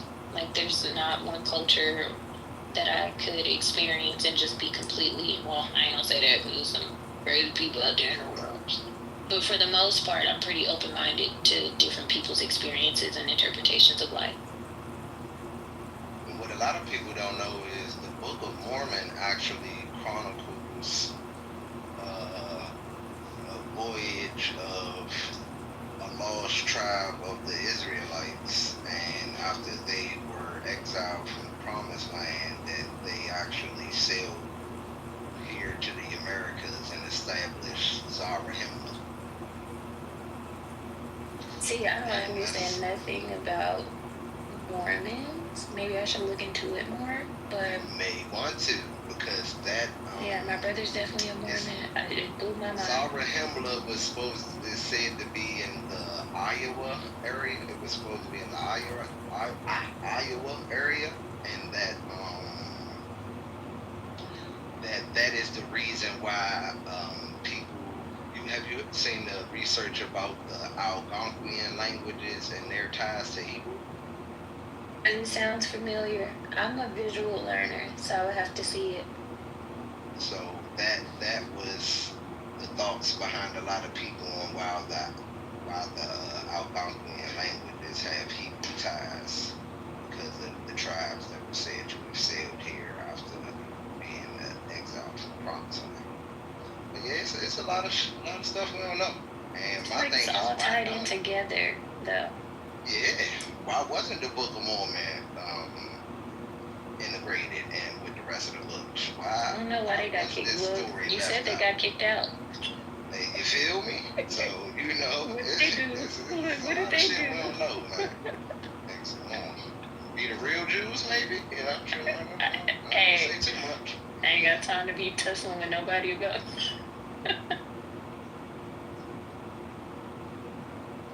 Your vocals, a lot of Muslims are somewhat critical of astrology. What y'all call it? What y'all call stuff like that? Shirk? Is it shirk? Yeah, I understand what you mean. Wait, Bubbles. But then in the Quran, I'm sorry, I just want to say this.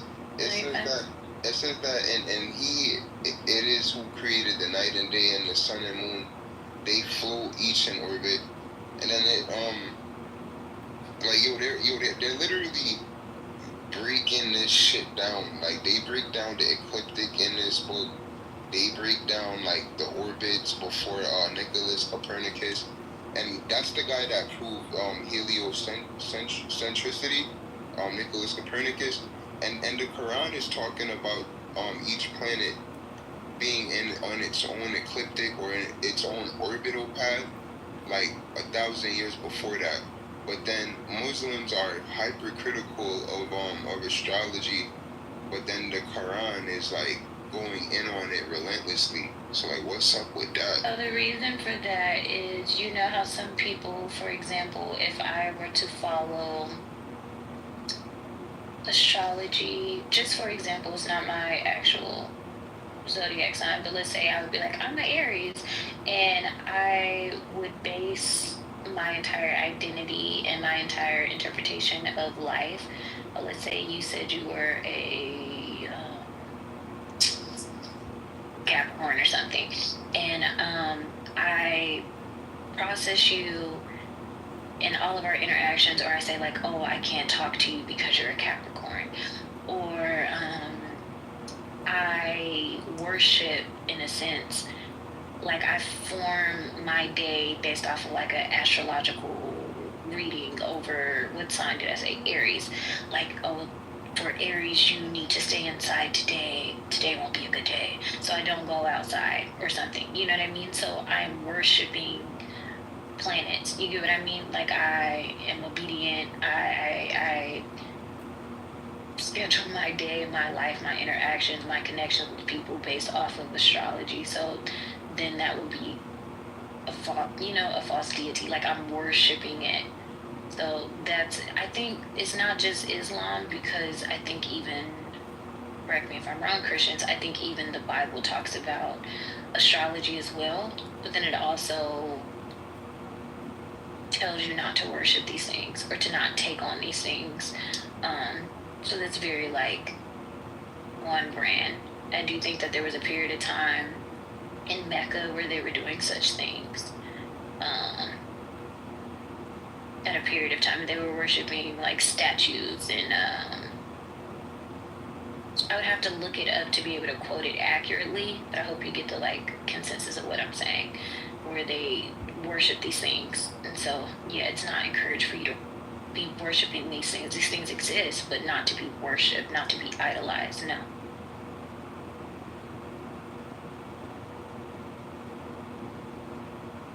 So no, Bubbles, I definitely agree with you. But like I tell people all the time that you can't do astrology without mathematics. So for y'all on Clubhouse, like when y'all hear like astrologers, like most of them is just it's trash. But the Quran says that the sun and moon move by precise calculation. So it's like when you see things like that, it's like for them to know that, right? Like they would have to study these things. But and the sun and the moon, the Earth's relationship with the sun and moon creates like our seasons and our days and nights. So they obviously were studying these things, and they had a great understanding of it. But then I'm just like, do they separate putting up idols and statues? But it's like they're kind of doing astrology in this, right? If they're telling you about using the sun and moon for the reckoning of time and being precise, but then it's I don't know, it's a bit conflicting because they are according to the Quran. Who is they? When you say they, who are you referring to? If you're speaking Islamically. Well, I mean, I know that most of the stars, like even NASA today, like they have Arabic names. So like, without a doubt, I would say like these. I mean, I don't know if it describes that whoever wrote this, but I mean, they were definitely studying that thing all the way. That's what I'm saying. The point is, the Quran, the word Quran means recitation, right? It's reciting it. Who revealed it? Whose words are these? If we're speaking Islamically, like whose words? Are they a man's words? Are they the prophet's words? Who's they? Who discussed these things? Not saying like this has to be your belief, but like from an Islamic perspective. Who revealed these things? It was the angel, right? Ain't the angel revealed it to Prophet Muhammad? Whose words are these? God's. Right. So it's not a human's words, it's not a man's words, it's not a man's predictions or studies, right? These are the words of God. So that's why I said across the Abrahamic religions, God says like, hey, I've given you so many signs. I revealed so many things that you've asked of me. And if you believe, you believe. But like those who don't, they just won't, So it doesn't matter how much I reveal to you, to the point where you are recognizing, even from your reading, that things are prophesized or revealed way before humans discovered these things, right? Way before humans even had the technology to look into these things. So yeah, that's through all the Abrahamic religions at different points in time. But like most astrologers, like when you got Vedic astrology or like tropical astrology that they do in India, but like the tropical astrology is actually Christian astrology. Like the Catholic Church put billions of dollars into understanding astronomical cycles. So I'm just like, even if you look at the Islamic Renaissance, like our calendar today is a solar lunar calendar that is a mix of like it doesn't make any sense. Like I don't get it. It's like even the Quran talks about mathematics, right? And a lot of, even like when you're using your GPS and you're triangulating distances, that mathematics was used for astronomy first. So like the math that you use. What about before that? What you mean? What about before that? Before astronomy. No, astronomy is the reason why a lot of the math that we do today was even created. Not necessarily, no. No, that is a fact. That is a serious fact. To your understanding, but I think I was explaining to, what is his name, Vic earlier, that,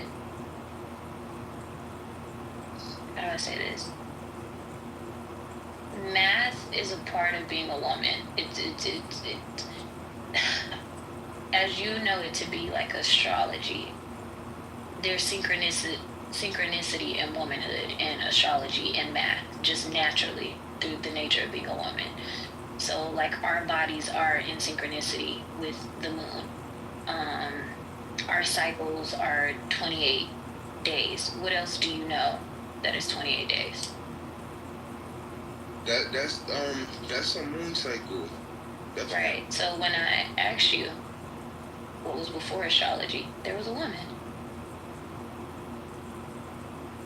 Yes, that is true, but, and you know, sometimes like there's a drift in y'all cycles though. Like it's not. Is that natural? Or is that artificial? What drifts the cycle? Well, see, look, I don't know. You tell me. So the things that could drift a cycle is artificial. How do I say? Artificial blockers that alter. What is the appropriate words? I'm trying to find it in my brain. That alter the natural cycle of a woman. So, for example, like birth control, or different medications that we take, different herbs that we take can alter the natural cycles of a woman. Pregnancy can alter the natural cycles of a woman, but even that is numerology. That's numeric. How long a woman is pregnant, right? So before man had a reason to look at the stars and pay attention to numbers, women always paid attention to the stars and paid attention to numbers, naturally so, organically, because there's synchronicity in it, in a woman's body and the universe as we know it.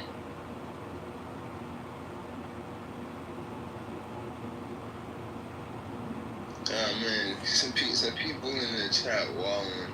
Yeah, I stopped reading.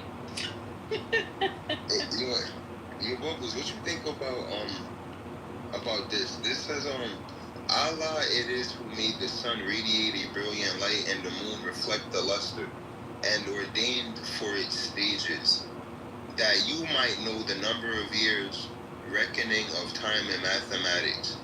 Allah has not created this, but in truth, He details the signs for a people who have knowledge. Good morning, beautiful. Good morning. I thought you were sleeping. Okay. Yeah, we've been vibing. Period. The chat's swelling, but we vibing.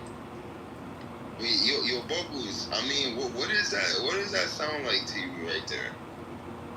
What you read. I don't want to be facetious because I was going to say something funny, but this is a serious topic. I'm representing my whole religion. Everything we know it to be, our understanding of time. You know what I mean? So it's like, look, I gave you the sun, I gave you the moon. So to help you as a guide, you know what I mean? Like I did you a favor. So it's just another prophecy. That's how I would personally see it, but I don't. But wait, Bubbles, it says, we made the night and day two signs, and the sign of night we have made dark, and the sign of day we made sight given, that you may seek bounty from your Lord, and that you may know the computation of years, reckoning of time and mathematics, and everything we have explained with a detailed explanation. So this is what I'm saying. You can't do astrology without math, but also Bubbles. They're clearly talking they're clearly on science in this book. Like it's just a fact. Refuted that. But before I said I never refuted that, but before there was a science, this was already revealed. Before it was revealed scientifically, no. I mean, I understand what you're saying, but I'm just saying, like, actually, like, building with this stuff and building structures out of it. If you look at who, like, the father of trigonometry is, that's Hipparchus of Nicaea. And you know, there's this Indian astrologer that also is also considered the father of trigonometry as well. But I understand what you're saying about the ladies, of course, but it's just like I don't see that, like, the ladies when it comes to like building with the sciences. But of course, you know, being like a natural map, being naturally in tune with the moon and things like that, for sure. But like making these things like practical sciences to build with the world, I mean, I don't. I think it was like the men that was kind of doing that a little bit. But yeah, that's just why I said even before men, you know, that not before men, that was silly, but even before men thought to research these things, thought to look into the scientists, thought to build, what are the things that they use? It's not a magnifying glass. What is it called? A telescope? Yes, before they invented a telescope, before just time. Like, some of this stuff wasn't even revealed into the 1900s. So I think I pointed that out earlier. I would have to find exactly what I'm referring to. But you get the consensus, hopefully, of what I'm saying. The process of being a woman, has there ever been a period of time where a woman was not a woman? Since the beginning of time? No. Okay. So I'm saying, even though man may not recognize it because it's not important for him to recognize these things, right? Men cannot give birth. Men do not menstruate, right? That's not debatable. I don't care who you are. I'm not debating that, because that's science. That's anatomy. Yeah, men don't menstruate and men don't have children. So these things weren't relative to you until they were. So I get your point, but I'm still standing beside line on that part.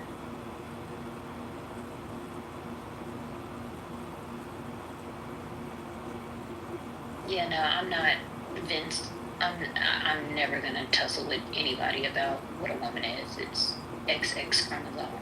Man, it's YX chromosome. Like, I'm not doing it.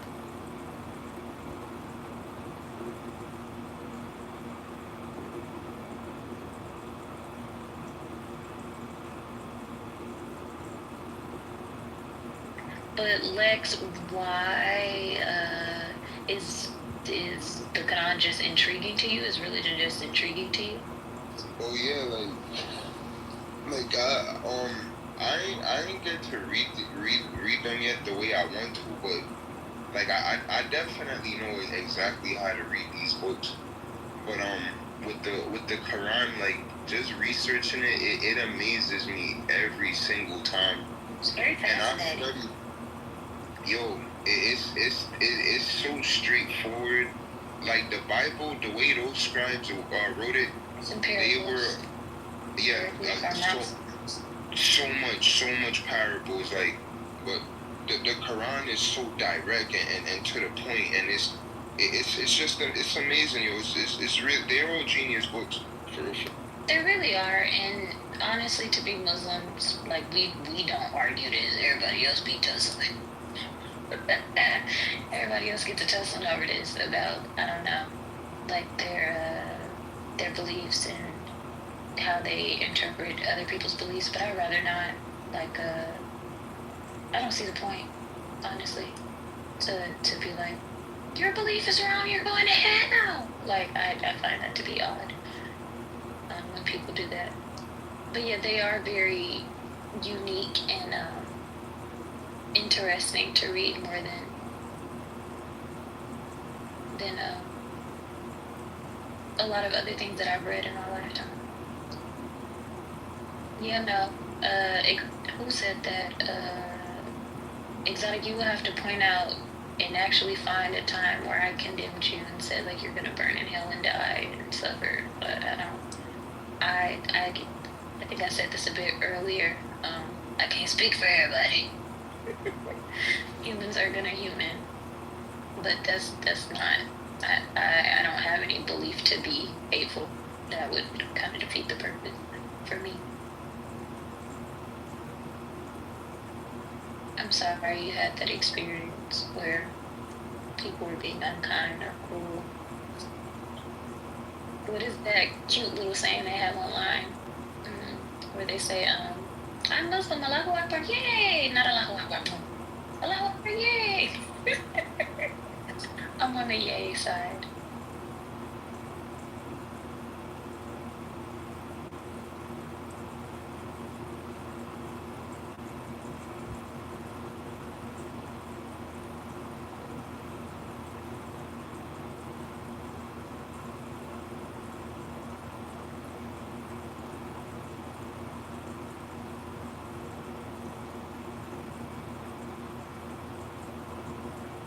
Okay, I don't know if we're concluding. It feels that way, but what I will say is I enjoyed the conversation. I like that everyone was very respectful.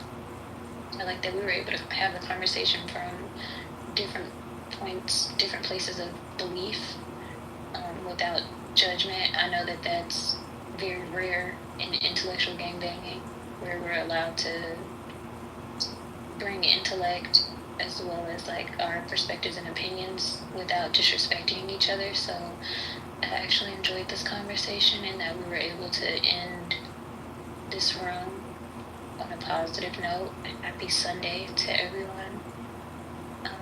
Yeah, and I hope you guys have a good day, and I'm pretty sure Lou will open a room later.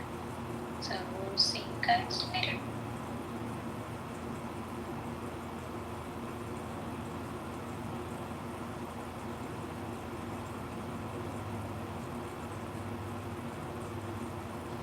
Yeah, but honestly, Black Rabbi, the universe has more of a chance of birthing out, like, I don't know, Kanye West in his, like, Jesus form before he became president.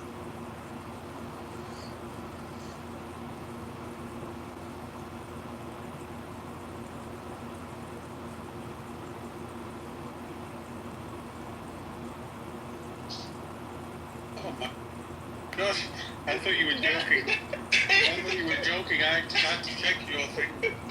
And it's actually true. And it's actually true. Oh my god.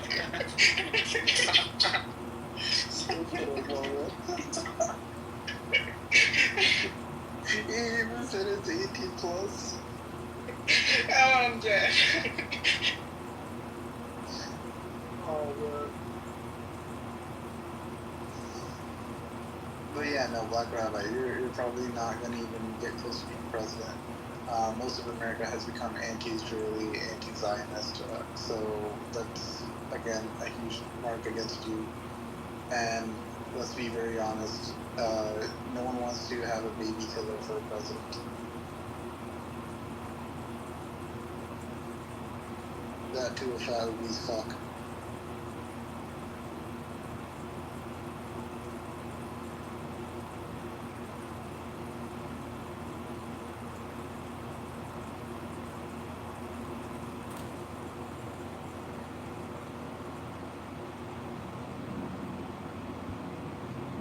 Smashed. Rashad is here. Yeah, of course he is. Alaikum salam wa rahmatullah. Alaikum salam. I always left as well. I'm trying to scare him away. Quack.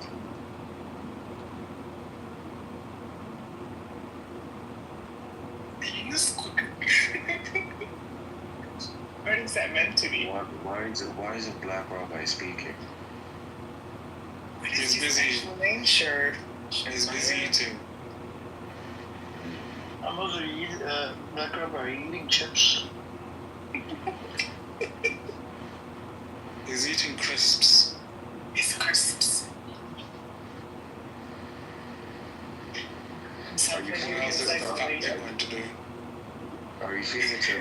behind your head or like in front? You know, can everyone just look at Josh's profile picture? Excellent. I actually thought it was like mountains. Or better yet, General, let me ask you this question, man. Go on. For $5 million, would you take a shower in the Ganges? Absolutely not. What about 100,000?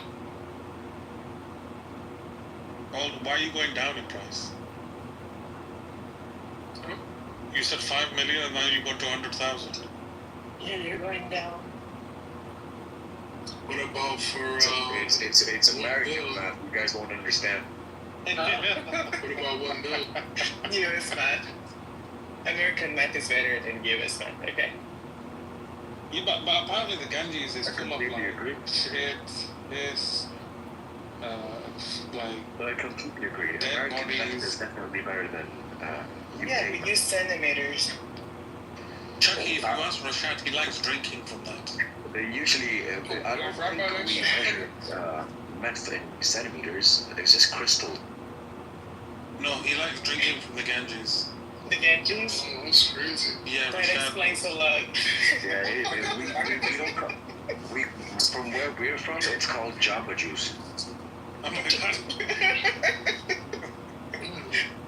Disgusting. The EEG is just hearing that name, the Ganges. It sounds dirty. If you think that's bad, the Ganga River is probably the worst one. I think that's Why is it the worst Singapore? Because there's so much E. coli that if you take a sip of it, you're, I think You it's die of 90% dysentery? chance of yeah, exactly. Yes. The Ganga That's just River more flavor. is so I think you'll probably become Aquaman. You'll probably become Aquaman after having the water from there. Did you try that, Black Rabbi? Is there I think you'd end up growing mountains at the back of your head. So can I just ask June? Can I make a statement to June because he says he's like a legal guy? So I want to just make a small point. So in the United States we have our Constitution, and That's out the window. And you think I care about anything you say? Shut the fuck up. That's out the window. The only thing illegal is for a fact that you have 4 mouths, one in the front and 2 in the back. And I think one, it's crazy, bro. Like, It's almost a camel. Yeah, like you have. But wouldn't a good American president have to have like a mouth on both sides of his face?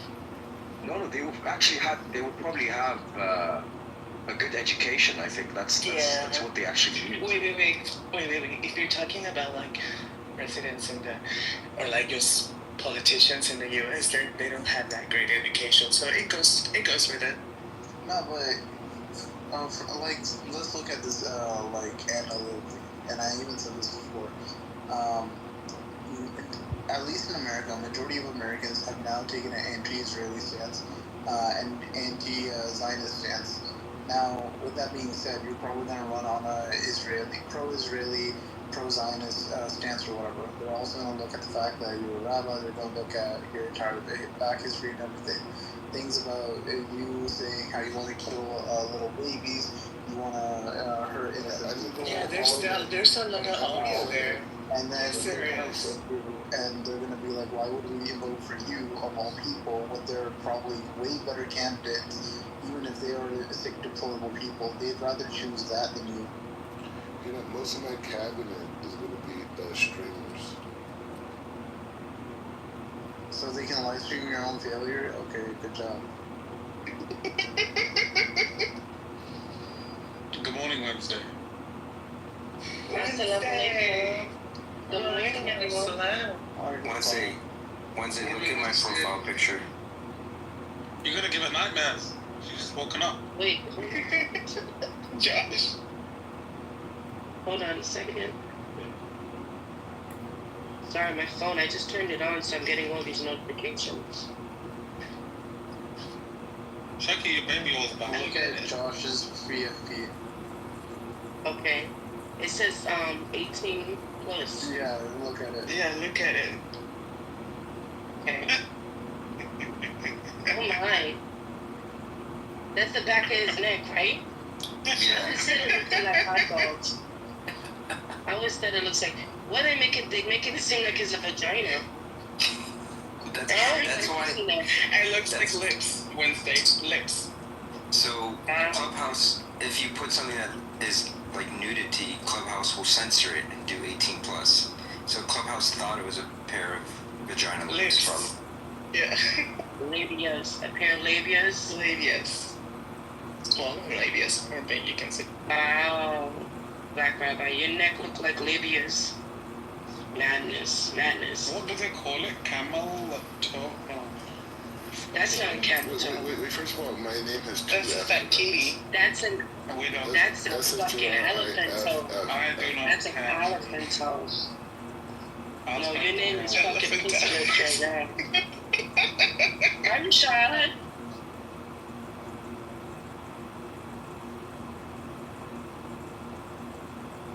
Is Rashad sleeping? No, he's just being rude to you. That's not nice. Are you mad at me, Rashad? That's crazy. Oh, I'm sorry, Chucky.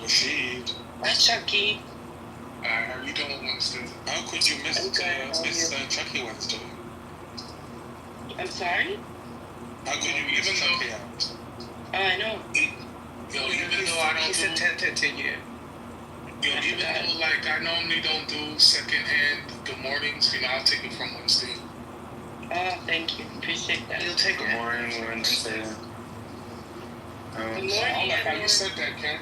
You guys are weird, bro. This is weird. Listen, pussy lips. Shut up. It's weird. Well, what's that, Wednesday? What's his name? We're just saying. Pussy lips. Yeah, this is social culture. It's weird. Pussy is a social concept? No, his whole identity is a social concept. You haven't been in one very long. You haven't been in one for a while, huh? She literally woke up. You have not been in one for a while, huh? Hey, you check your phone. Wednesday has energy. This is crazy. What did I have? I'm sorry? Energy, you're recharged. Oh, yeah, but it's like, it's 120 Wednesday. Is it 7 it's not 7:30? Oh, wait, you're an hour ahead of me? Yeah, no. 6:50. It's gonna be 7, yeah. Yeah, so we're the same time. General. Mm-hmm. Who's shitty? Hassan.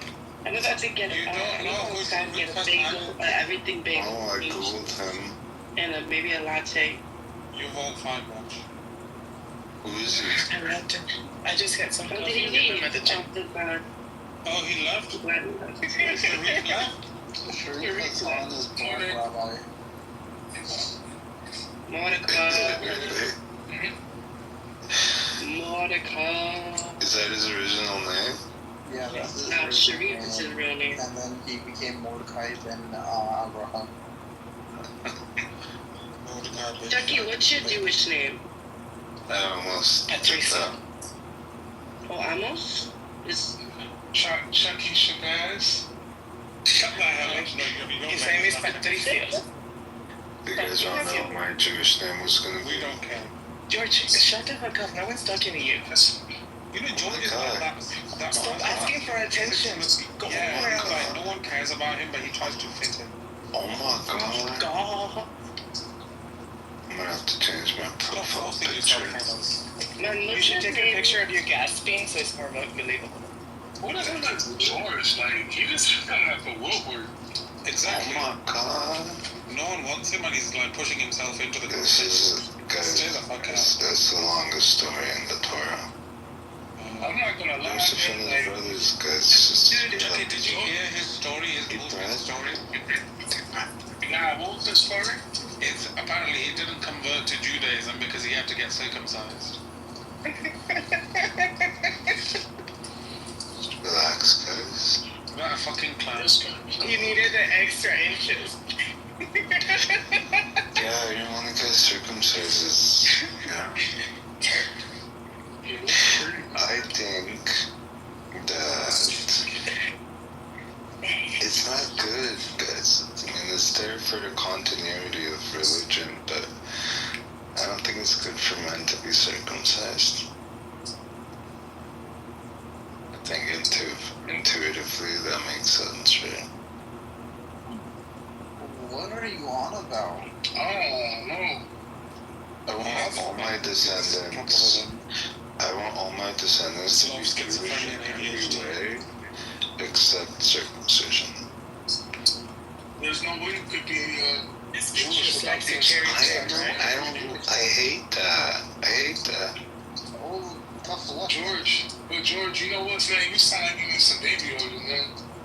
I need some milk. It's some milk. Getting the baby oil prepared, Chucks. Nah, I don't have no milk.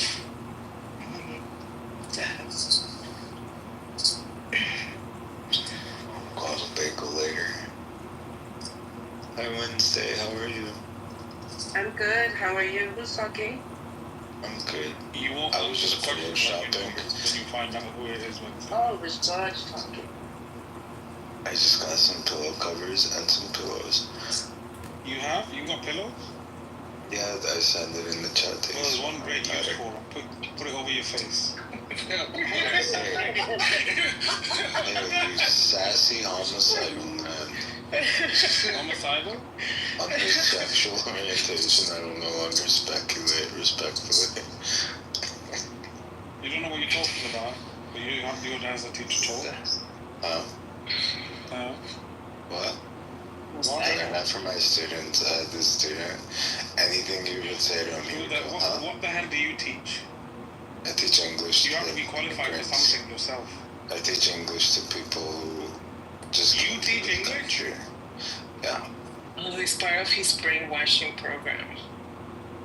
How can someone that doesn't know English to the full extent teach it? Pick a language right now. What are you qualified? Pick a language. Yeah, what are your qualifications? Okay. Espanol. What are my qualifications? Let me tell you. I went to UCLA on the full-ride scholarship. I graduated top of my class. Magnus cum laude. I got a teaching credential in English and social science. And French, I just gotta take the test. I have a master's in secondary English education. This is this is all under the same banner as he calls himself. What does he say? The most beautiful man in Los Angeles. Probably, yeah. Yeah, so he calls himself. George, you're in Los Angeles? I mean, you have to be specific, but like what part? The Valley. Oh, wow. I'm from the Valley. Yeah. Oh, you're from the Valley? Nah, he lives in Calabasas. He lives in Calabasas. Calabasas? I went to Calabasas. Oh, really? Yeah, I graduated. And then you know Black Rabbi. George, she graduated in 1997. 1997. George, you know where Bell Canyon is? Who? Bell Canyon. It's down Valley. Oh, Bell Canyon. Yeah. That's where I grew up. Oh, that's cool. Did you know that Black Rabbi also went to UCLA? For a short period. Yeah, like Black Rabbi was so smart, man. He graduated early. You know, I did graduate. I started an internet company and convinced my parents to let me leave school.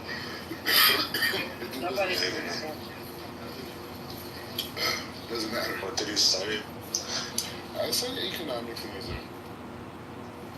Cool. Yep. I did history and Middle Eastern studies. Yeah. Oh, you went to UCLA? Yeah.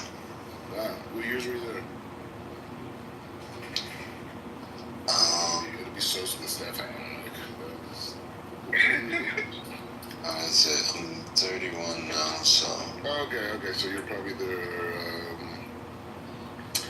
I think the fact that you gotta remember, you don't remember when you graduated is kind of telling. I think you were there, like 2010 or something like that? 2016. I graduated in. We don't care. I came to Israel in 2016. Oh, I graduated in 2008. And I went to learning institutions over here and got a bachelor's in Talmudic law. I don't want to say. Can we not talk about these two? Yeah, check on the conversation. Bachelor's in Talmudic law. Wednesday, tell us about you, Wednesday. Yeah. But then I also got rabbinical work. What was the fun of the day, Wednesday? I'm looking I don't want to get circumcised. I don't know if you know that, but I'm I looking just don't want to get circumcised. Is What are that you okay? looking at? At apartments in Brooklyn. Oh, cool.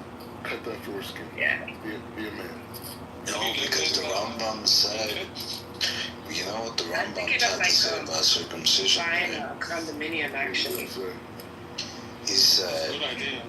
that it reduces pleasure for both parties, and the woman who's been with That's correct. uncircumcised can't go back to circumcised. That's what the I said, you Rambam want to said. move it, and that's correct. Give me 1 second. I'm here. Are you there? I'll get a room, you know?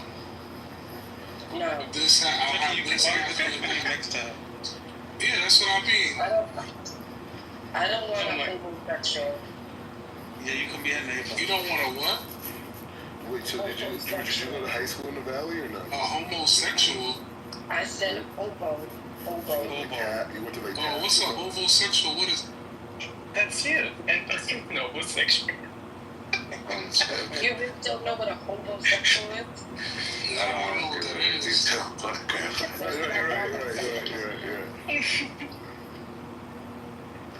Homosexual.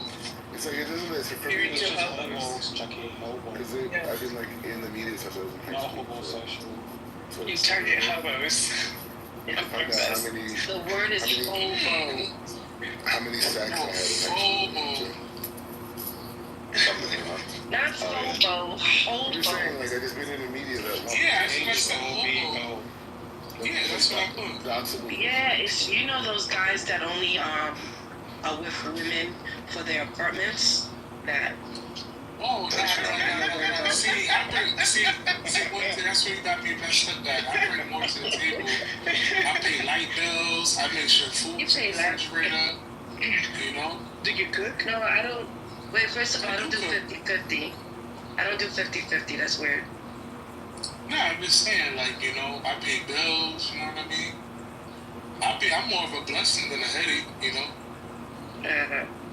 I like arguments sometimes, you know? I know you have to keep it spicy. I love coexisting. I think we can coexist together. What? I think you end up bloody. Bloody? You think I end up bloody? Yeah. Yeah. I think you'd say something wrong and Wednesday would be on your throat. I don't love that. I think Wednesday will keep me happy. He's like, I love that. I love that. Mm-hmm. That's a woman right there.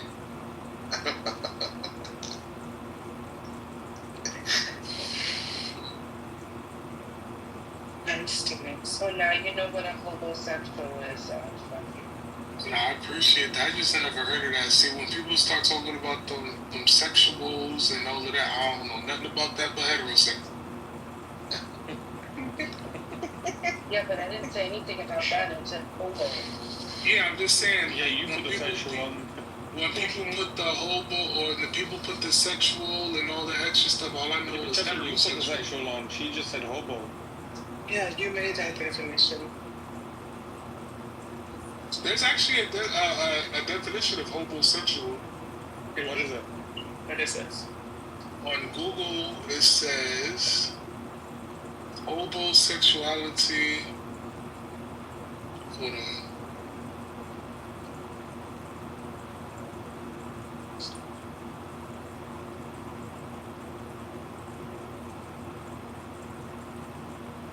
Y'all gotta Google it, man. I don't feel like reading it.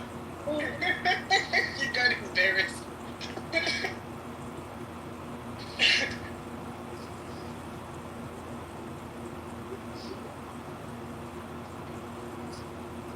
Yeah, homosexual is a person, so pretty much. Sorry, Shakira. No, go ahead, man. No, it wasn't a part. God. homosexual is a term of what Wednesday described.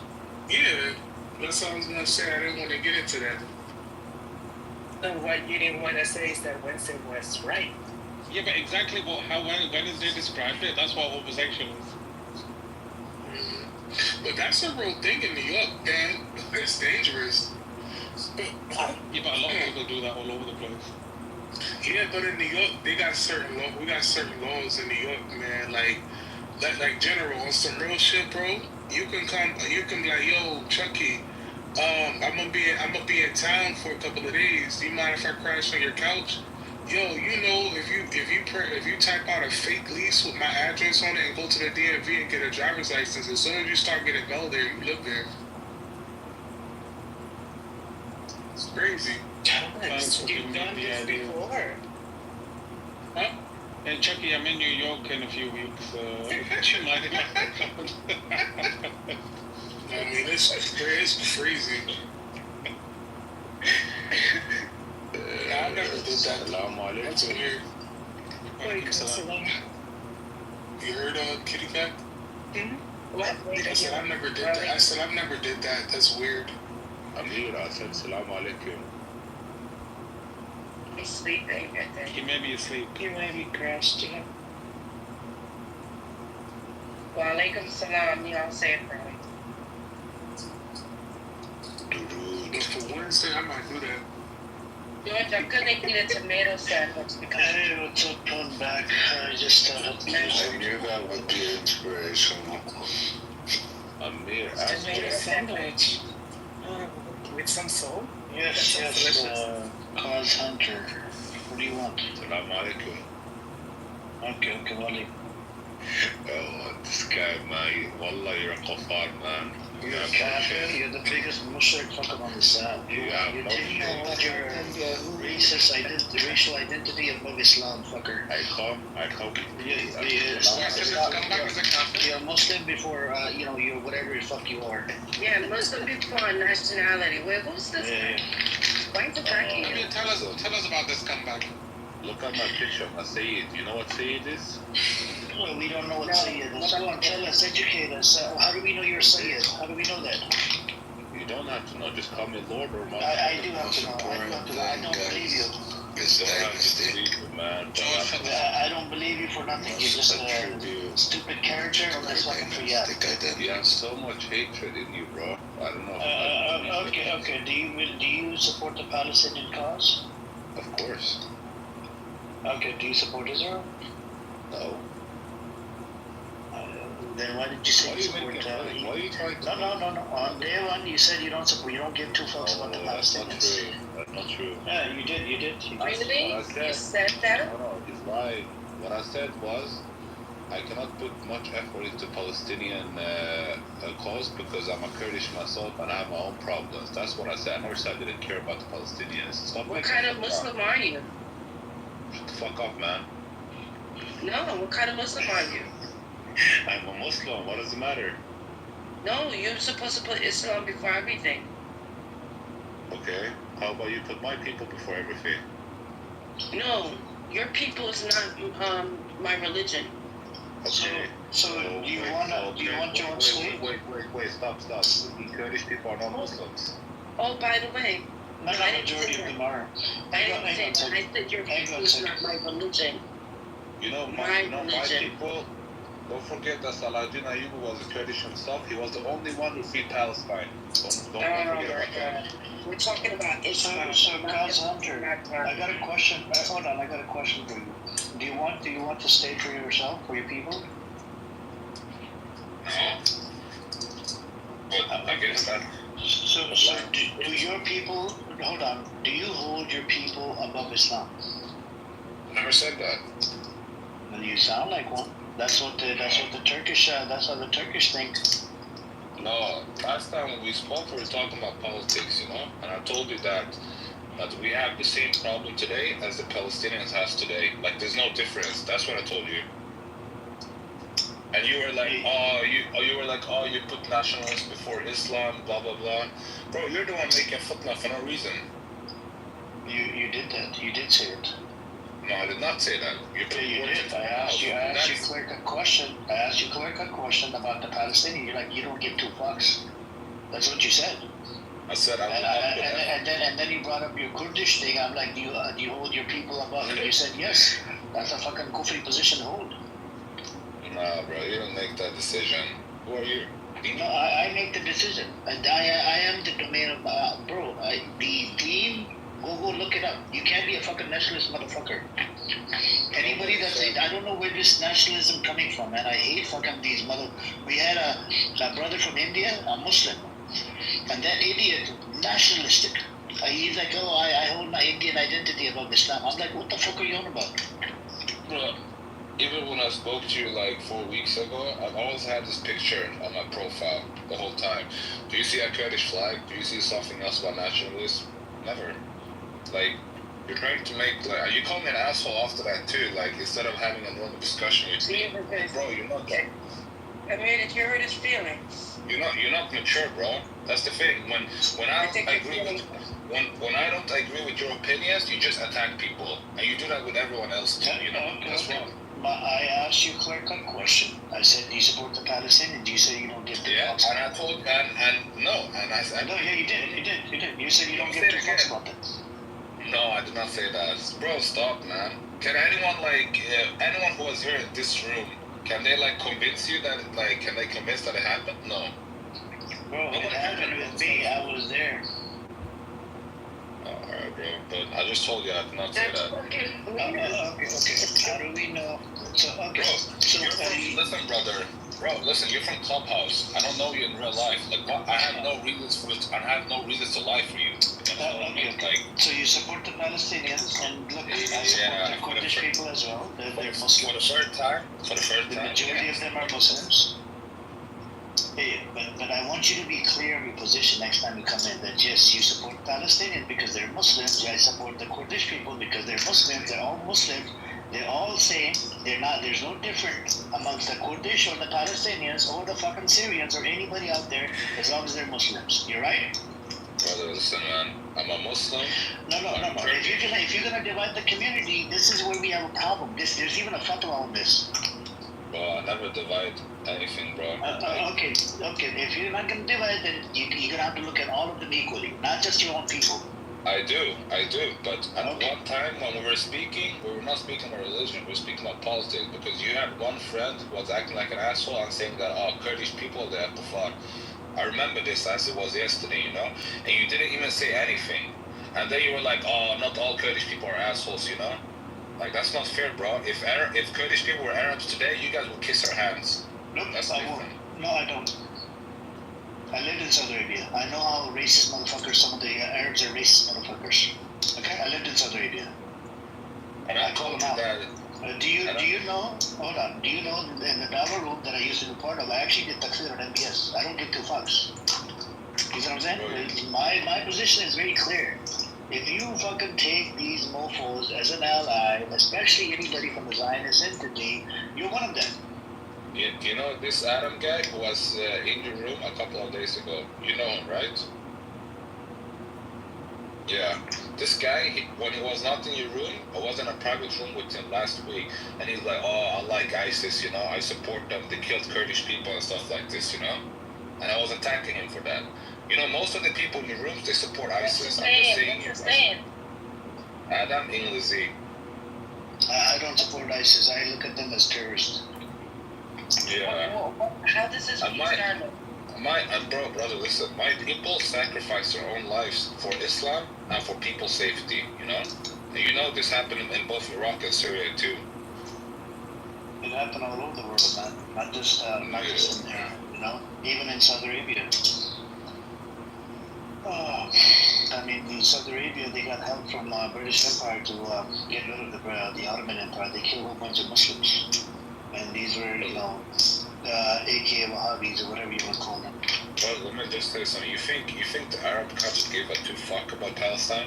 They don't give a fuck, bro. So, MDS did say he came out after such a long time. He condemns it, and he wants he wants the Palestinian state on the table before he'll normalize the deal with Israel. You see what I'm saying? So, yeah. He said it openly, and he has changed his position. But look, for example, like yesterday, 2 days ago, Israel bombed Syria, right? And Joe didn't do anything about it. And he's like, just stand down, don't do anything, you know? And he's trying to make a peace contract with Israel. And meanwhile, when they're bombing his own country and his own people, these people, bro, are the biggest enemies of Islam, you know? They are. I mean, these leaders, and then the problem is they can't really go against the ruler. They keep bringing up that hadith, and the hadith doesn't work if you don't know if the leader is a Muslim. There's a lot of these problems, man. And I don't know. And pretty much America plants them. They want to plant a puppet. Even in Iran, what they just did, they wanted to plant, a different puppet in there. Somebody that's one of their own. And it turned out they backfired on them because some of those Brother Pahlavi supporters, guess what? They started siding with IRGC. No, I like Khomeini. Bro, the thing is, like, I don't like the wars happening in the Middle East. I know that Iran, sooner or later, is going to turn into a puppet state. It's just a matter of time, you know? Like, that's what the Israelis and the Americans are trying to do right now. And after they do that with Iran, Turkey will be next. And then there's like no sovereign state left. Turkey's a NATO member. It's already in bed with America, but they don't agree on a lot of things. It doesn't matter, bro. Saddam Hussein was also a big friend of George Bush. Why did they hang him at the end of the day, you know? You don't think they will hang Erdogan? Bro. So it's a long game.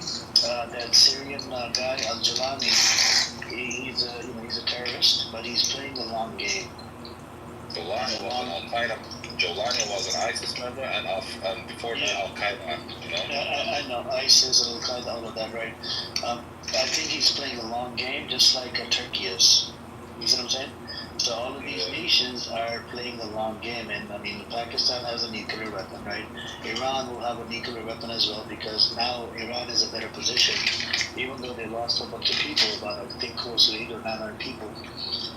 Do you know how much billions of dollars that the Saudi Arabian government is paying America just to protect their airspace from Israel?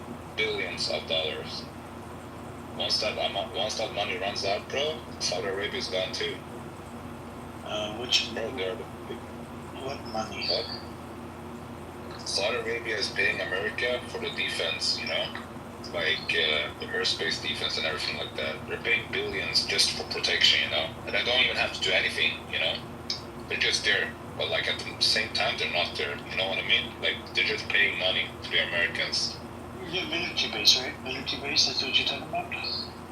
Not just the military bases, but they have like some sort of contract, you know? They're paying billions of dollars just for the American protection from Iran or other countries. No, so, and related to the other stuff, they're buying weapons and stuff, but they are paying those soldiers at the military base in US dollars in Saudi Arabia. But other than that, all this other money is going for the weaponry. Like they're about to develop a nuclear program inside Saudi Arabia as well. For example, if you look at countries like Yemen, people turn a blind eye to that country too. Every day Saudi Arabia is like bombing together with the American government too, you know? The Houthis.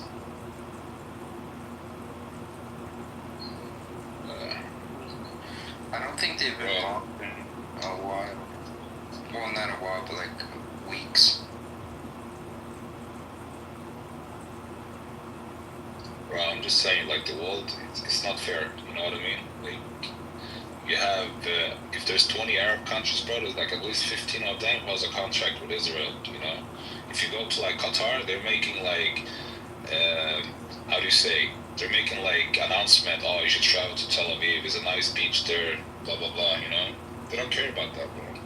Like, Palestine has been abandoned, like, at least 60 years ago. Even the Egyptian border controls, bro, they're hitting the Palestinians who are against the fence, you know? Like, nobody's talking about that.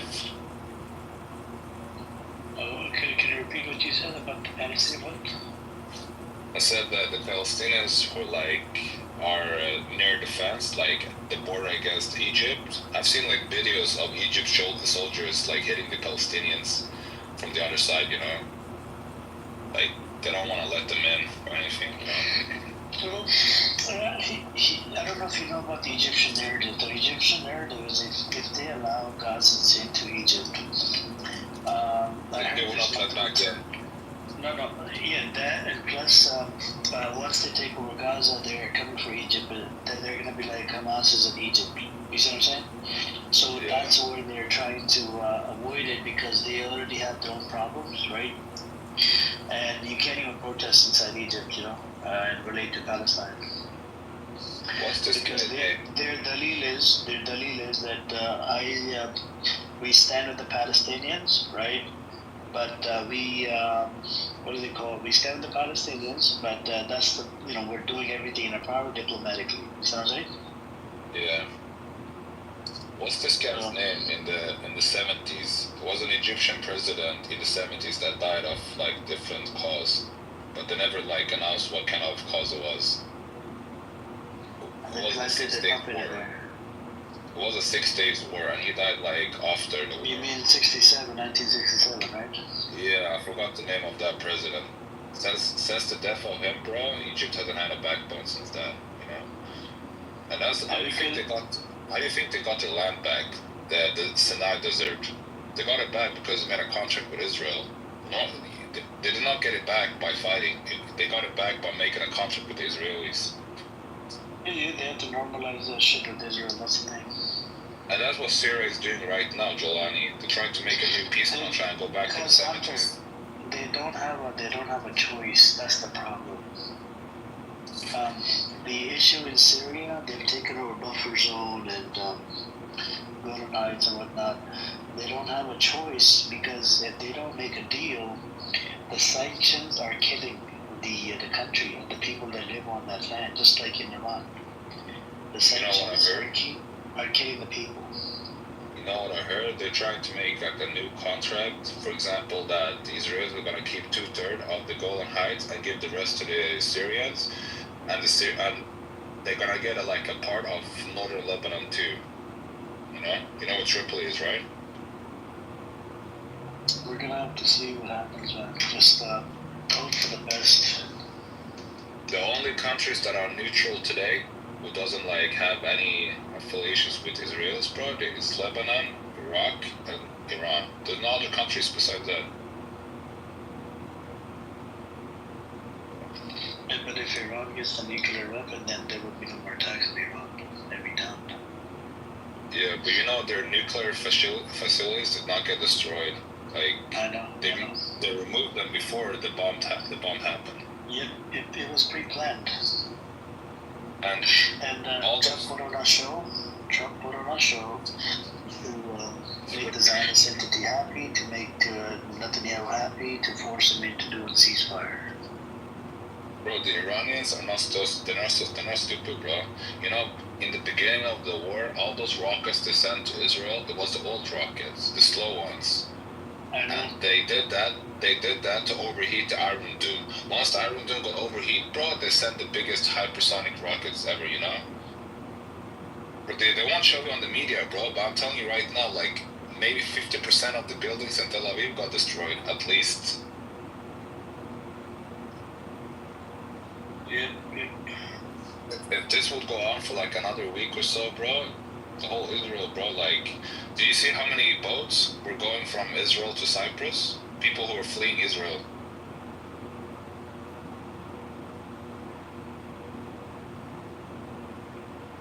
Yeah.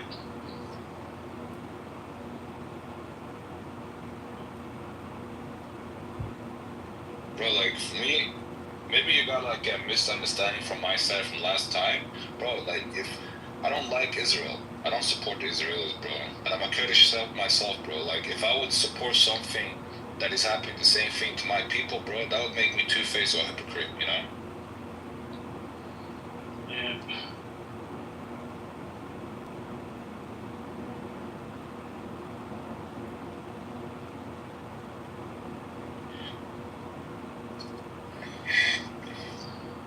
Anyways, man, free Palestine.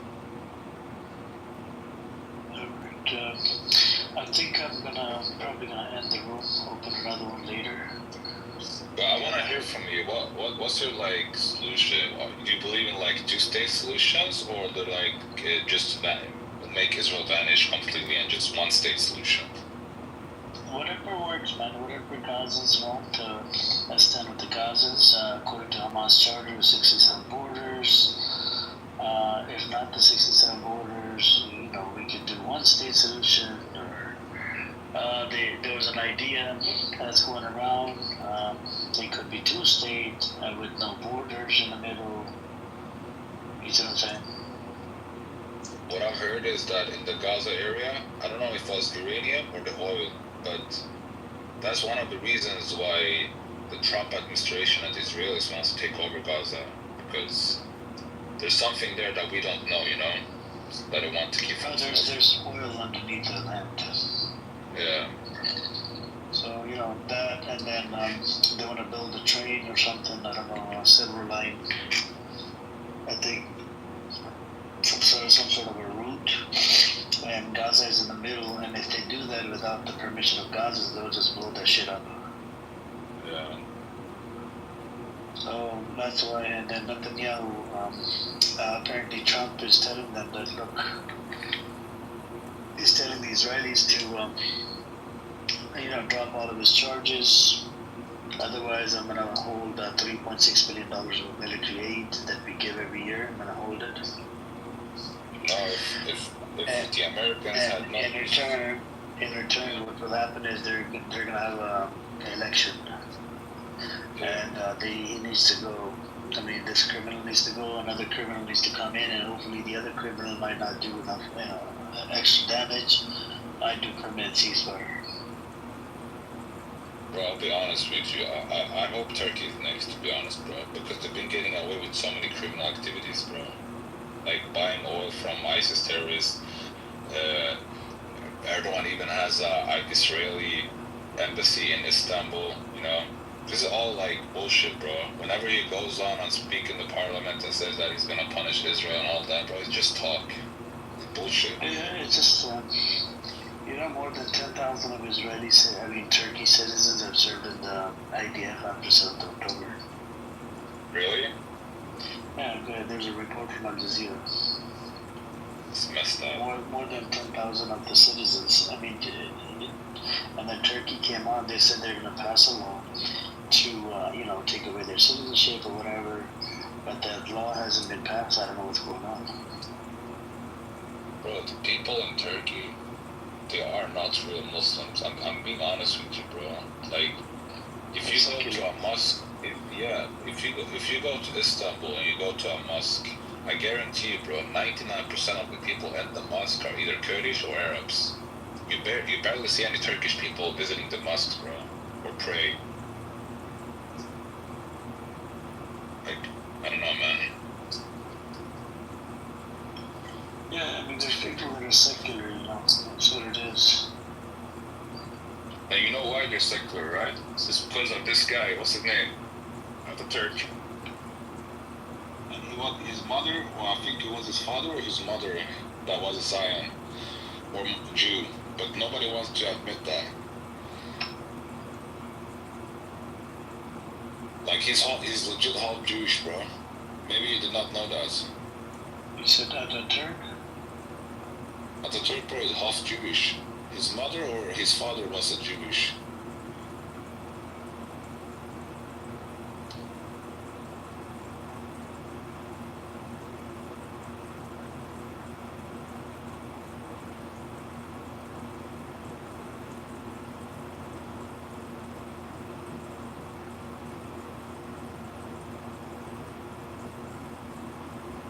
Wednesday. So there's no evidence on this. I don't know, he made a claim about they were Jewish. Anyways, you were saying something? I was gonna ask Wednesday if she was gonna open a room when you close your room.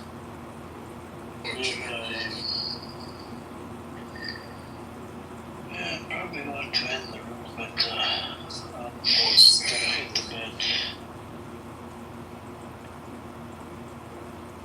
Let's see. So guess I'll talk to you guys later then. Alright. Have a good night, and I'll open a room in the next maybe 5-6 hours or something, or 7 hours. God bless you. Take care. Assalamu alaikum. Walaikum salam.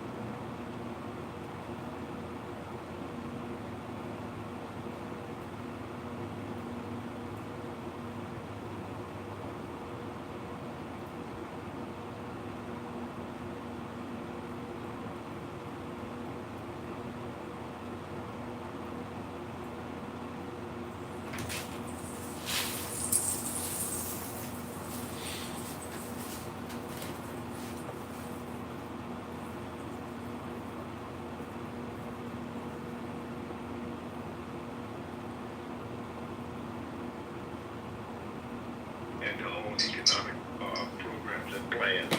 Thank you for allowing me to say those syllables and against this. I apologize for all men. That was very disrespectful. I know him, I've been around you. I never heard him act like that, so maybe something over the weekend. No, he acts like that on a daily. He's angry with that. Thank you. But hey, OG though, you're right about making money and stuff like that. But one of the things I'm saying, it's like, and I'm also going based off my personal experience. I don't know if anybody else that went to school or anything else like that to get what they're trying to get. But one thing I noticed is that we kind of do things like backwards a little bit. Meaning as if we worry about trying to make a bunch of money while in school and not trying to survive, but having enough to make sure that you have enough to pay your bills and do your interns and everything else like that, and roommate for different things like that. I think a lot of times that the people I've seen plus me trying to work 2 to 3 jobs and go to school when I need to, it like when you see these foreign students or even other students and stuff like that, they don't mind roommating for a long ass time and paying their rent up for it for the 6 months or to the year, so they can focus on their books and tests and interns and everything else like that. Well, obviously, remember, if anybody else had the same mindset, correct me if I'm wrong, but my mindset was, I'm not trying to look broke. I'm not trying to be broke. I'm trying to work as much as possible and have this and that. And Robert, what you're saying, like having a savings now and different things like that, when people go to school, if they can have like a stable $5,000 to $10,000 in their bank account and they put $700 to $800 a month, depending on whatever city they in, might be a little bit cheaper. And for the next 3 or 4 years, or even having a property as in like a multiplex and put down to